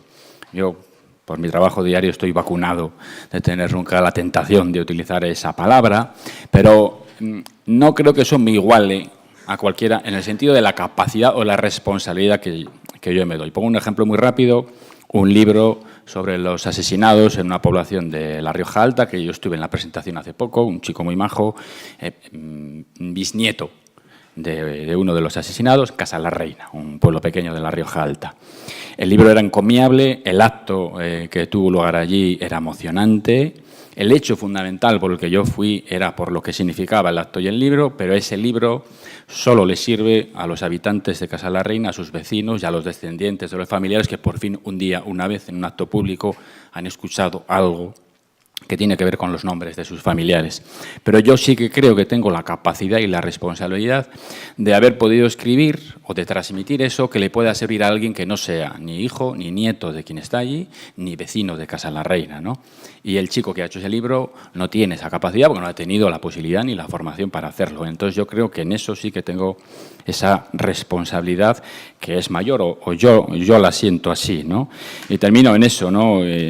La reivindicación que has hecho, Sergio o Julián, efectivamente, no se me olvida que aunque mi interés historiográfico pueda ser más complejo y pueda estar haciendo otras preguntas, por ejemplo, sobre los verdugos o sobre esos territorios complejos, ¿no?, de la colaboración y de la población civil, no se me olvida el motivo fundamental por el que estoy allí. Y en el acto público que estuve, ¿no?, las familias y las personas que están allí, porque ellas nos han convocado, porque ellas hacen que yo vaya allí y porque si no, no tendría sentido, o yo quizá no hubiera tenido la motivación para empezar ese trabajo. Es básico, ¿no? Emilio y Julio, tenéis la palabra porque hay una voluntad en la mesa de devolver la palabra al público. Entonces, bueno, por favor, aquellas personas que quieran hacer de nuevo una intervención, que la vayan pensando, que la vayan perfilando para que sean lo más sintéticas posibles y esta última media hora que nos queda pues sea dinámica. Entonces... Sí. Bueno, antes de nada, comentar que hay muchas cuestiones que se han comentado ahora aquí, que no sé si hay alguna que son desde luego muy sugerentes y que creo que estamos en ello, ¿no? O por lo menos creo que la voluntad de la mayoría de todos los que estamos en esta mesa es estar en esa tesitura, que creo que es bastante común por parte de todos. La cuestión, vuelvo a insistir en cuando comentaba yo este ejercicio de retruque, es decir, ¿cuáles son los objetivos comunes? Los objetivos comunes aquí son muy dispares, es decir, los objetivos son muy dispares y tenemos que encontrar un vehículo de objetivos comunes. Cuando hablamos de que los historiadores no son precisamente los mayores reflexionadores del mundo, yo creo que el gran problema no es ese. El gran problema, sí somos reflexionadores, el gran problema es nuestra incapacidad de comunicación por formación y también por voluntad. Incapacidad de comunicación generada por un entorno que nos impide eso. Un entorno que podemos hablar de los medios de comunicación. Esto de lo de los medios de comunicación, de echarle la culpa a los medios de comunicación que no estamos en el lugar que nos merecemos, bueno, tendríamos que mirárnoslo, ¿eh? Yo creo que tendríamos que mirárnoslo. Yo también jugué con esa muletilla. Pero llega un punto que esto no puede ser solo así, ¿eh? O por lo menos la reacción a eso no podemos esperar la varita mágica que vengan los medios de comunicación para hacerlo, ¿no? Cuando menos dejarlo ahí. Cuando comentamos lo de la historia común y la historia pública y que no había que devolver el pasado a la gente, bueno, yo creo que sí, porque no es solo devolver el pasado en sí, como datos empíricos, no. Es devolver una manera de ver el pasado. Una manera de ver el pasado que se apoya en la ciudadanía y que se apoya en una reflexión cívica y que se apoya en un tiempo de hacerlo. Ahí los medios de comunicación sí jugamos con un desajuste, que es la inmediatez de los medios de comunicación, jugado con el análisis mucho más sosegado y que tarda años en desenvolverse tesis o desenvolver determinadas hipótesis, ¿no? Pero quería centrar solo en 2 puntos y voy a intentar ser lo más breve posible, que creo que es lo importante. Yo creo, como bien comentaba Julián, que el tema de las exhumaciones está ahí, para bien o para mal. Y además para bien o para mal porque genera el relato. Genera el relato de un lado y de otro, genera muchos relatos, pero es que es el único que está. Esto que comentabais de la celebración del 80 aniversario con la cadena SER. Bueno, esto es una muestra más de que los medios de comunicación solo van a eso. ¿Por qué? Pues habrá que preguntárselo a ellos. No creo que haya solo una cuestión conspiranoica. Es decir, habrá que preguntarse por qué eso funciona y otras cosas que ofrecemos no funcionan. Yo creo que es eso.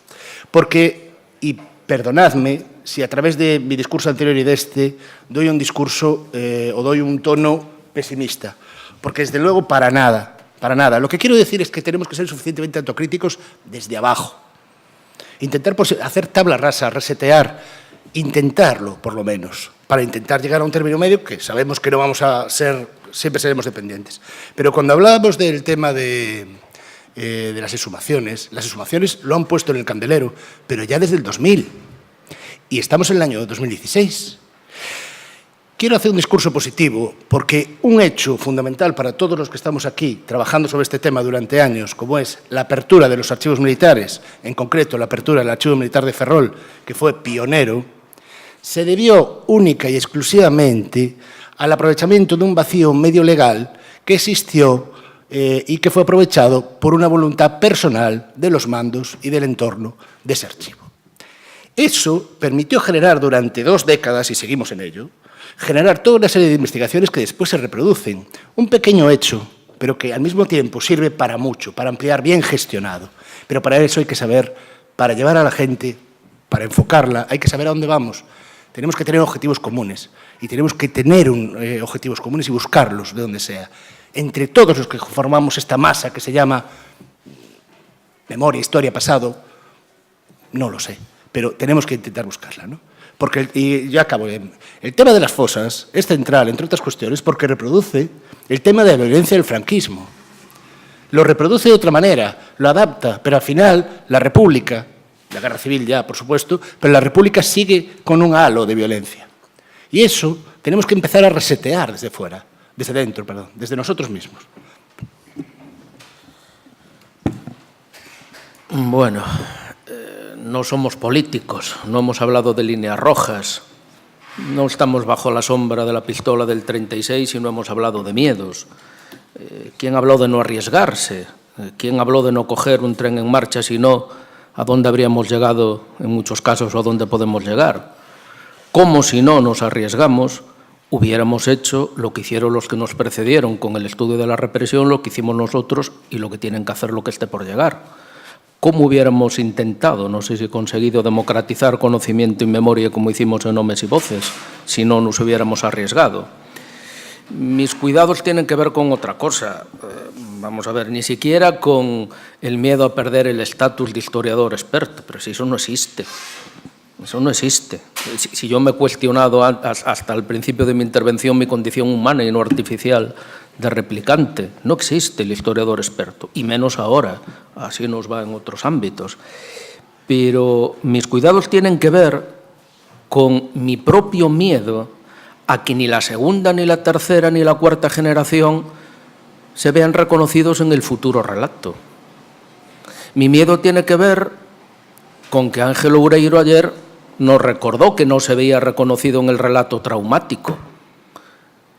Mi miedo tiene que ver con que las nuevas generaciones lean un relato disociado de los componentes políticos y sociales de la guerra civil. Mi miedo tiene que ver con que el relato militante, el relato de la reconciliación, siguen teniendo una potencia que yo no he sabido imprimir al nuevo relato que está por construir o que están haciendo. Y mi miedo y mi prevención o mi cuidado, desde luego, no sería con una tesis sobre historia militante. Yo no he hecho historia militante, pero me reconozco en postulados de la historia militante, porque creo que se pueden aplicar en nuestros días. Yo no sé si he hecho historia de la reconciliación, pero creo que tiene valores positivos hoy siempre, desde los neandertales hasta los cromañones, pasando por no sé qué mucho más. Y tiene que ver con algunos cuidados a los que no me extiendo porque se han sido apuntados, con el tema del rigor, fidelidad a los archivos, trabajo, hay un límite. Tiene que ver con eso, no tiene que ver ni con líneas rojas ni con no arriesgarse, al contrario. Creo que, como he dicho antes, el nuevo relato está por nacer y como esa frase tan afortunada que se empleó, como no, por los historiadores agrarios, cuando lo viejo muere y lo nuevo no acaba de nacer, en ese punto es donde nos encontramos. Llamar la atención sobre los cuidados del relato no creo que sea poner trabas al relato. Bien, abrimos una nueva ronda de intervenciones. Tengo alguna palabra pedida. Me vais a perdonar las palabras que la habéis pedido, que le dé en primer lugar a Ángel Oureiro por alusiones directas. Después tenemos una ahí arriba y después David, no sé si hay Suso. Y ya, y si después todavía nos queda tiempo pues volvemos a abrir.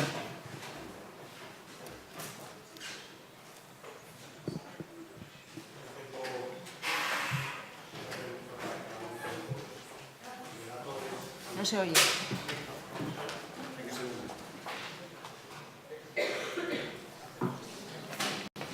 Tengo una pregunta para cada uno de los relatores, la voy a hacer en orden inverso, pero antes voy a contestar a lo que dijo Julio, que no sé si lo entendí bien. Y cuando yo dije que no me reconocía en el relato del trauma, quiero decir que no me reconozco en esa palabra como forma de explicar, etcétera, etcétera, unos efectos que desde luego sí siento y te podría contar mi vida. Lorenzo estaba hablando de hablar vidas de generaciones anteriores y tal, y te darás cuenta que mi vida realmente es eso, es un efecto muy claro, muy negativo del franquismo. Lo que no me reconozco es en la terminología psicoanalítica como forma de analizar eso, porque yo creo que nos lleva a unas conclusiones erróneas de interpretación del pasado y también de, digamos, formas políticas en las que de alguna manera la sociedad española debería verse con ese pasado. O sea que es una cuestión, digamos, metodológica, una cuestión de cómo explicar ese pasado y qué hacer con ese pasado. Entonces, bueno, voy ahora a las preguntas, que las voy a hacer en orden inverso, como dije. Voy a empezar con Antonio. Dijiste algo que no me quedó claro, pero que me pareció muy interesante, y es que tú sugerías que en lugar de hablar de pactos de silencio, de olvido, etcétera, etcétera, hablar, no sé si dijiste, de lo que queda oculto o de lo que se oculta, dijiste. No sé si... Pues no estoy seguro. Bueno, en todo caso, si puedes... Sé que utilicé la palabra negación al hablar de negación. Si puedes hablar un poco más de ese tema. Para Lina, más que una pregunta, es una observación, y es en este acto público que tú mostraste dónde estaba la generación jóvenes. Yo no vi ni una sola persona joven en toda esa... Si estamos hablando de generaciones, es decir, si nos lo puedes explicar como lo ves tú en el caso de Finlandia, ¿no? Y finalmente, es una pregunta para Carlos Gil Andrés, es una pregunta para todo el mundo, y tal vez es una pregunta cuya respuesta puede ayudarnos a saber quiénes aquí son replicantes y quiénes son humanos. Y la pregunta es acerca de la cuestión de la imaginación, que sacó ayer Lourenço cuando nos contó la anécdota tan bonita de su profesor, cuantitativo, el dato, y luego creo que ya cerca de la jubilación dice, bueno, pero la imaginación es muy importante a la hora de escribir la historia. Entonces, tú un poco describiste la imaginación como, resumiendo, conocimiento y pasión, básicamente, si te entendí bien. Entonces, mi pregunta es para los relatores y para los replicantes y para todo el mundo, es decir, cuando decimos imaginación como este componente fundamental del relato histórico, es decir, ¿qué entendemos cada uno de nosotros por imaginación? Es decir, ¿qué está envuelto en este proceso de imaginación, además, obviamente, de conocimiento y de pasión y de deseo por indagar en el pasado y en las explicaciones del pasado?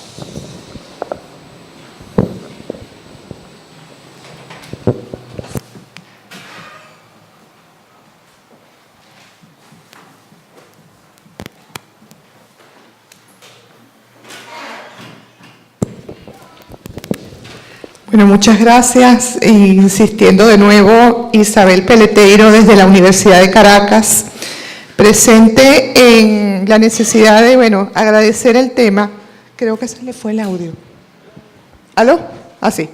Y el tema de las historias ocultas nos deja mucho porque no solamente es el tema de las fosas y las osamentas, sino también las historias ocultas, las historias no contadas, las historias que están allí y que la gente se niega a relatarlas porque hay un dolor muy grande en el que no está en España, en el que está fuera. Y es justamente la mirada que estoy invitando, porque escuché la necesidad de hablar de historia militante, de historia crítica, y bueno, y resalto la historia oculta, las historias que no están en los archivos, y la necesidad del trabajo de campo. El trabajo de campo no está en el espacio geográfico de Galicia, es un espacio geográfico mucho más amplio, mucho más trascendente en el sentido de que hay que moverse hacia otros espacios donde también hay informantes claves, informantes que completan la historia que está en este espacio. Y yo creo que por un lado esa es poner un punto y darle las gracias al profesor Lourenço porque habló también de la historia oculta. Yo creo que hace falta un megaproyecto, un gran proyecto que se encargue de esa historia oculta, de esa historia que no está contada aquí. Por otra parte, quería resaltar el valor de empezar justamente en la didáctica de la historia. Yo soy profesora de historia y de historia del arte.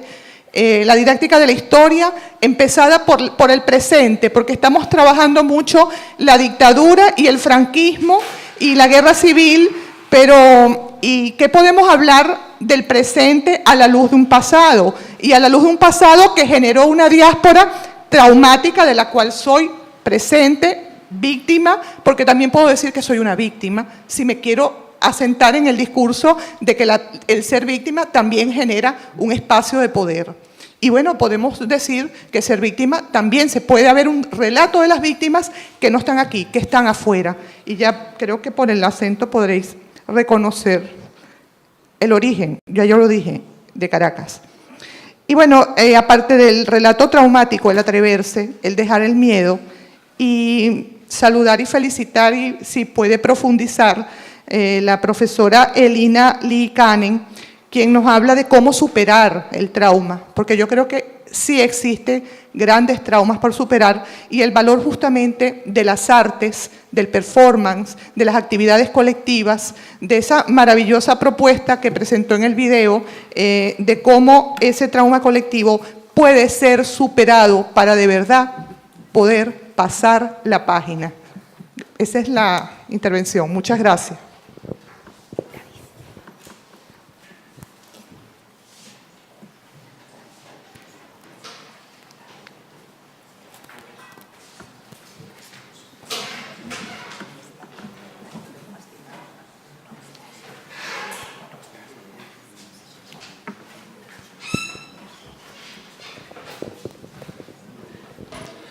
Gracias. Sí, yo quería volver sobre uno de los puntos de la intervención de Jesús Izquierdo.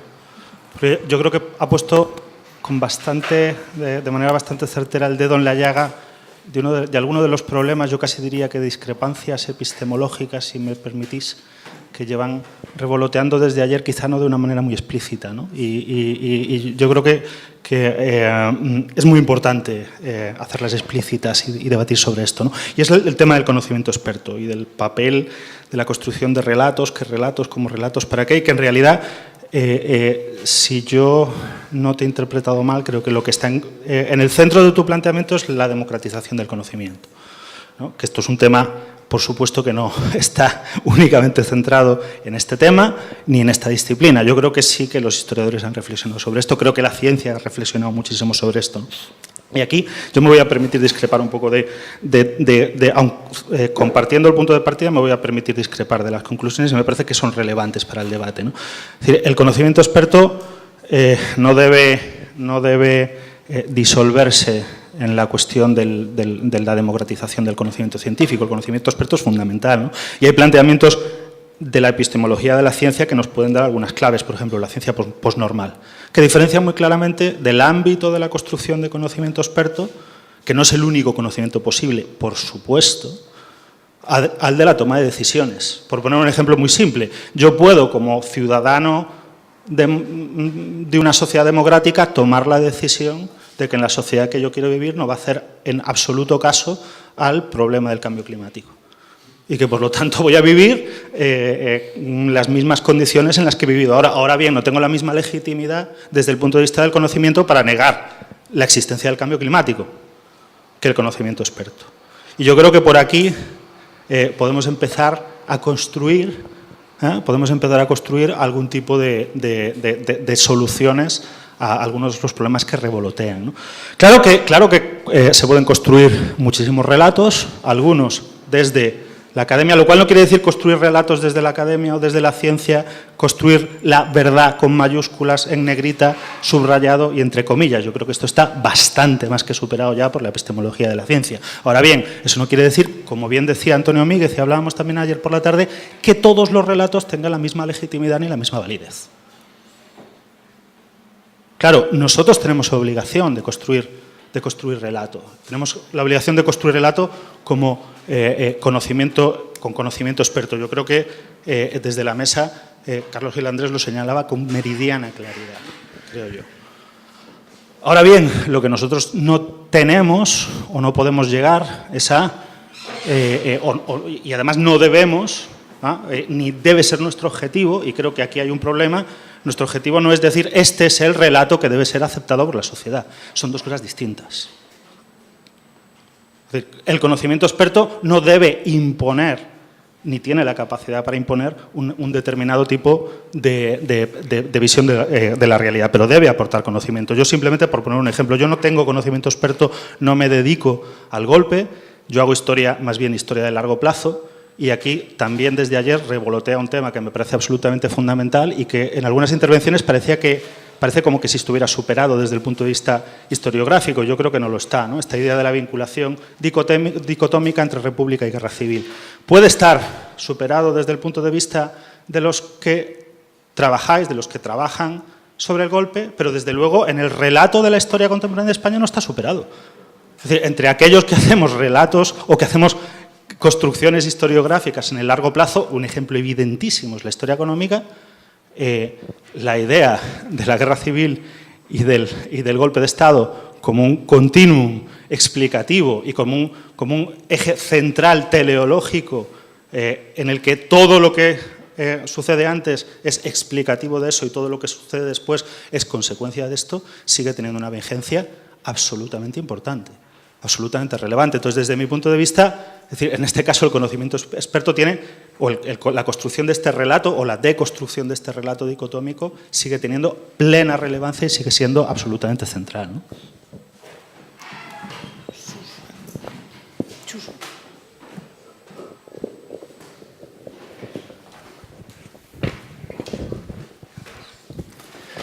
Bueno, voy a ser breve.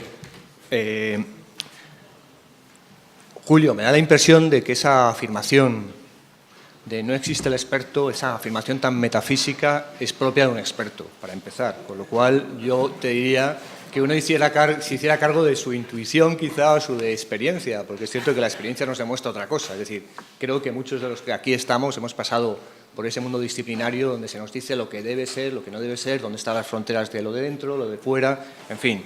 No creo que sea el único que haya transitado por los derroteros del mundo académico y la disciplina. Por lo tanto, me da la impresión de que esta afirmación tan brusca, yo simplemente era un supuesto que planteo ahí, no lo afirmo metafísicamente ni como un fundamento del mundo, pero bueno. Óscar, yo diría una cosa, con esto de la tara que tú denominas tara nacional, no planteo esto. Lo único que digo es una parte de la condición humana. Los seres humanos somos imperfectos que nunca se completan y tenemos esta condición de errar. Es decir, yo creo que si el conocimiento es humanizar algo más, pues seríamos otra cosa. Y yo creo que la democracia está en eso. Es decir, el demos está en el supuesto de que todos podemos de alguna manera ser iguales. Yo no estoy diciendo que la memoria o los relatos de la memoria no tengan que estar de alguna manera en diálogo con la historia. Yo no voy a negar esto. Lo que sí me niego es a asumir la suerte de, vamos a ver, ¿cómo diría?, la tutela que la historia pretende hacer de la memoria.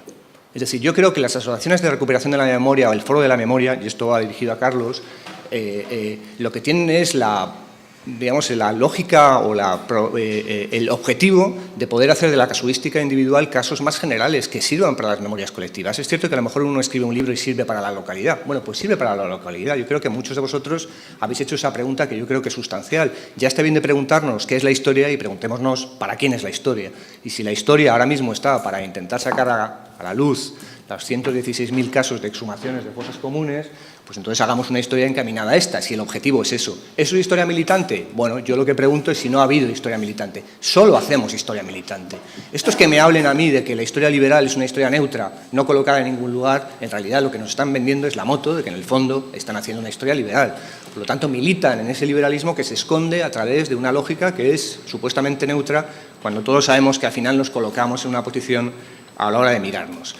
Yo simplemente voy a poner un ejemplo con esto de la memoria, que me suscita el haber hecho una comparación que me dio un día por hacerla para una cosa que te estaba escribiendo, y es cuando emergen los relatos de la memoria histórica en la literatura historiográfica española a partir del 2000, la emergencia es brutal, cuando surgen los movimientos de la memoria histórica, la Asociación de Memoria Histórica surge en el 2000, el Foro por la Memoria en el 2004, y quien está instrumentando el concepto de memoria histórica no es la historia como siempre va a rebufo, incorpora el concepto sin una mínima reflexión. Yo os podría decir que la reflexividad que ha habido en torno a la cuestión de la memoria histórica es prácticamente nula. Es decir, puedo decir que puedo contar los casos de reflexión en torno al concepto con los dedos de mi mano. Y esto indica mucho, indica que es cierto, que los historiadores somos reflexivos, pero ¿hasta qué punto? Es decir, ¿por qué no reflexionamos a esto que planteabas tú con mucha, digamos, claridad?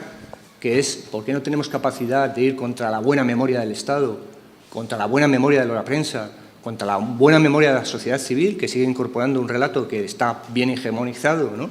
¿Por qué no tenemos esa capacidad? Pues a lo mejor lo que nos requiere esto es empezar a reflexionar, que yo creo que va siendo hora. Bueno. Bien, creo que la mesa puede retomar la palabra si alguien quiere. ¿Quién? Ah, perdón.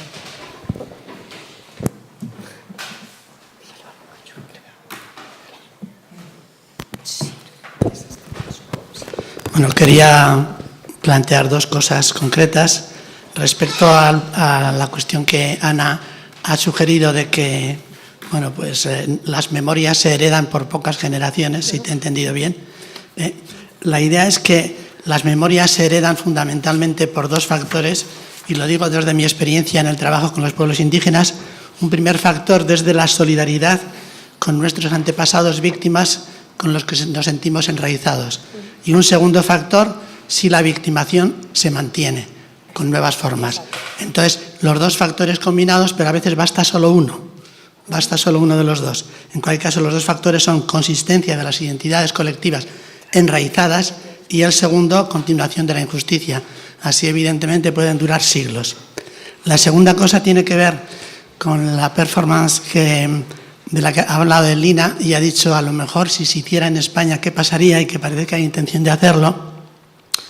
Yo diría lo siguiente: la condición moral para que eso exista adecuadamente y la condición moral para la imparcialidad que garantice la consistencia del saber histórico militante, por supuesto, porque en última instancia lo es, y también para la posibilidad de diálogo es la siguiente: cuando todas las víctimas, en sentido moral, de todos los bandos, son de todos para ser consideradas así y no son de nadie para ser utilizadas políticamente.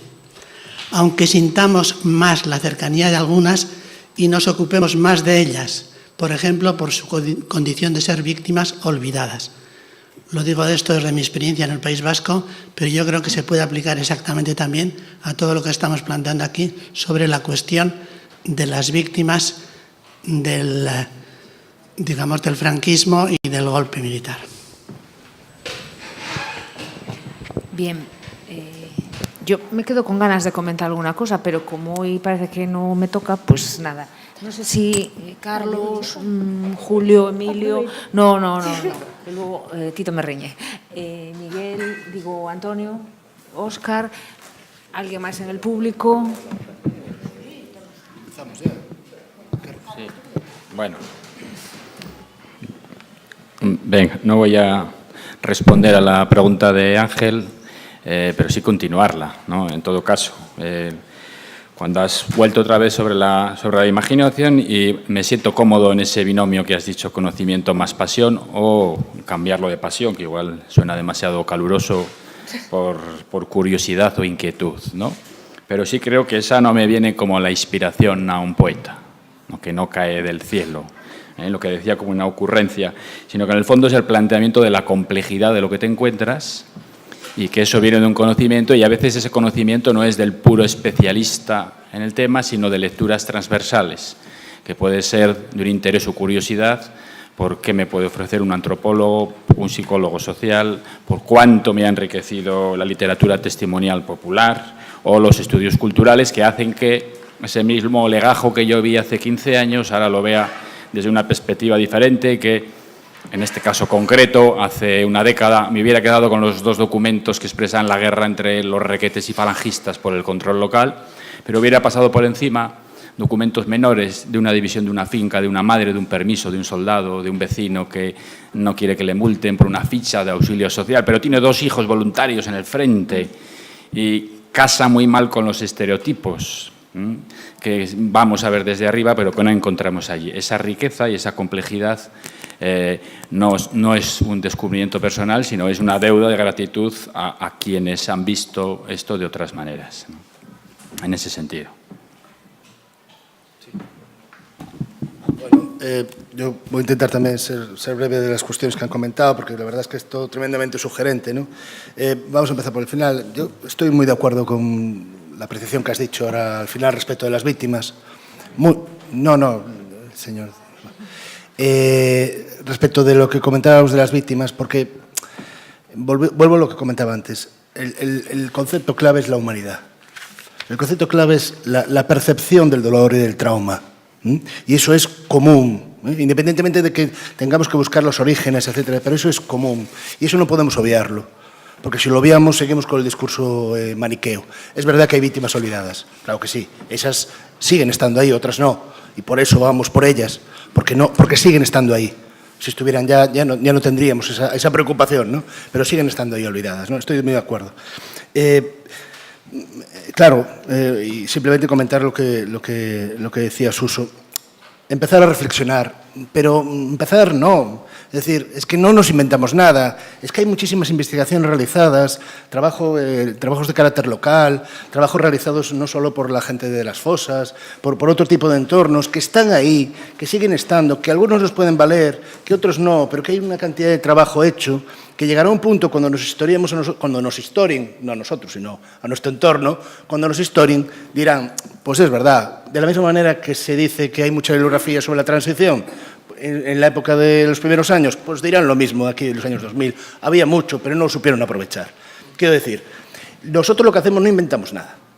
Lo que hacemos es recoger en nuestro propio trabajo, informarnos, recoger los datos que nos pueden resultar interesantes y enfocarlos hacia una cosa que se llama tesis, no tesis doctoral, tesis.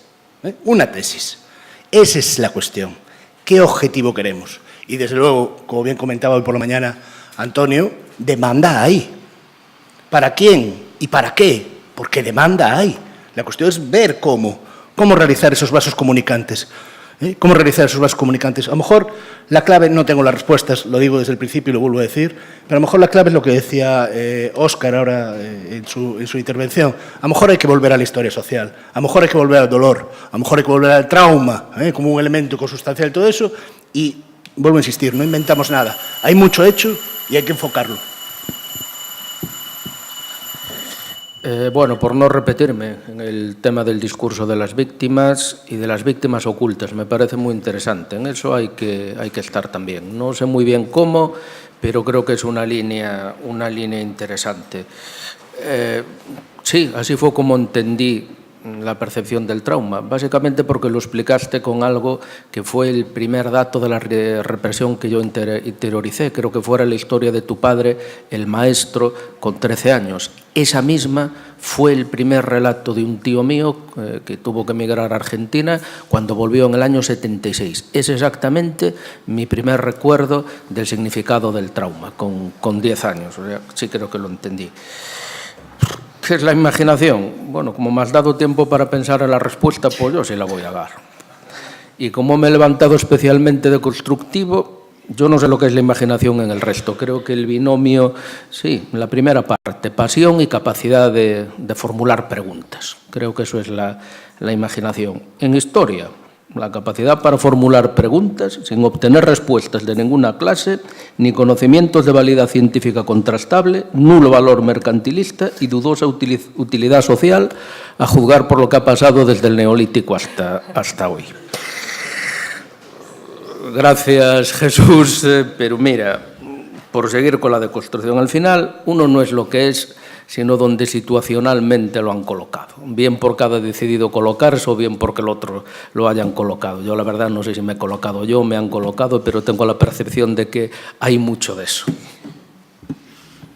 Bien, menos mal que Julio, en fin, dejó el pabellón de la mesa un poco más alto porque hemos todos escurrido el bulto a la pregunta que nos lanza Ángel de, bueno, ¿qué es la imaginación? Ya que tanto hablamos de ella, ha quedado solo con un apunte de respuesta muy gremial, por otra parte, lo cual está muy bien, no tengo nada en contra, pero bueno, supongo que es un tema que volverá a salir, espero que vuelva a salir mañana por la mañana.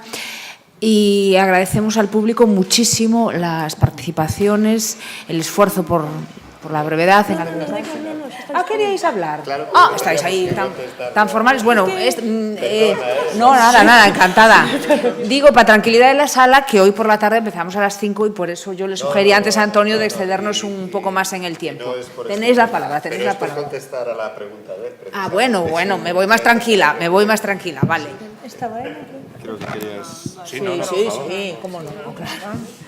No, era simplemente comentar que en la performance había 10.000 personas y sí que había algunos jóvenes, pero no es la primera primera fila, pero me sorprendió porque, bueno, como dice Asman, pues la memoria comunicativa que se transmite de forma oral tiene como un límite de 100 años, ¿no? Como máximo, y en Finlandia nos quedan 2, o sea que hay poca memoria de tataranietos, ¿no? Y a la otra pregunta sobre el papel del arte para superar los traumas, creo que no voy a meterme ahora en eso en un minuto, pero creo que mañana va a haber una mesa en la que se hablará más sobre la cuestión. Gracias. Bueno, yo contesto brevemente a la pregunta de él, a la pregunta de Ángel Ureiro sobre el tema de la negación, ¿no?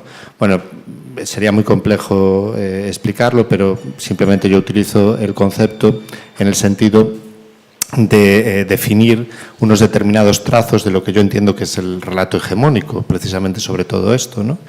Que es un relato que no es un relato de justificación solo, no es un relato solamente partidista, sino es un relato que modifica, transforma lo sucedido en algo que en el fondo responde a la función de eludir precisamente el problema de la culpa colectiva, ¿no?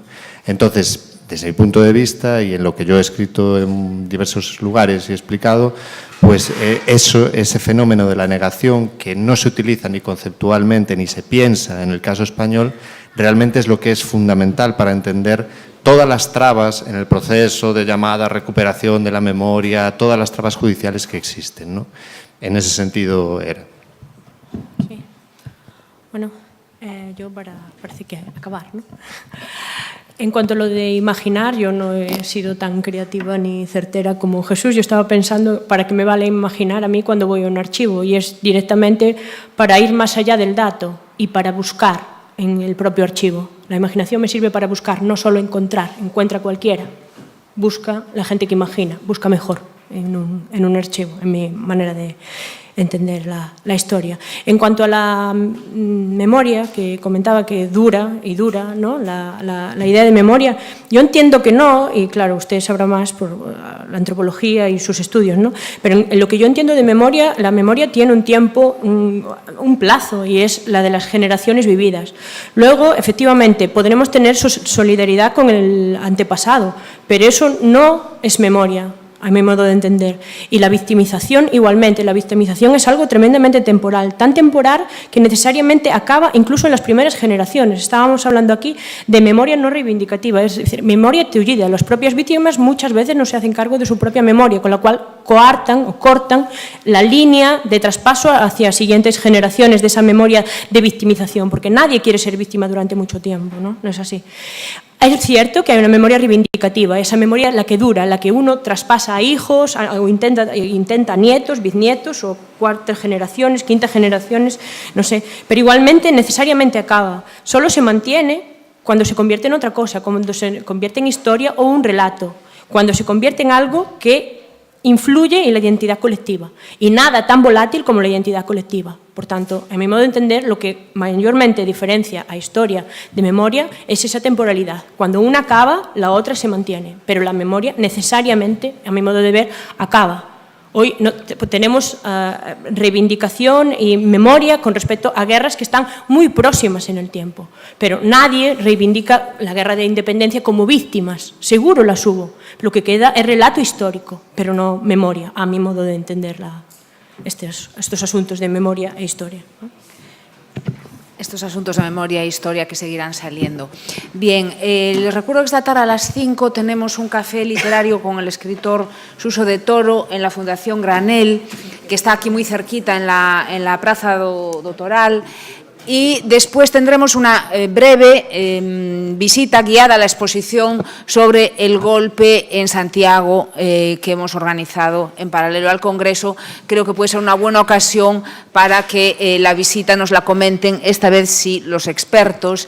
Y luego a las 7 de la tarde, para los que no vayan a la Granel, la conferencia de Elizabeth Yelling en el Teatro Principal como ayer. Muchas gracias y hasta la tarde.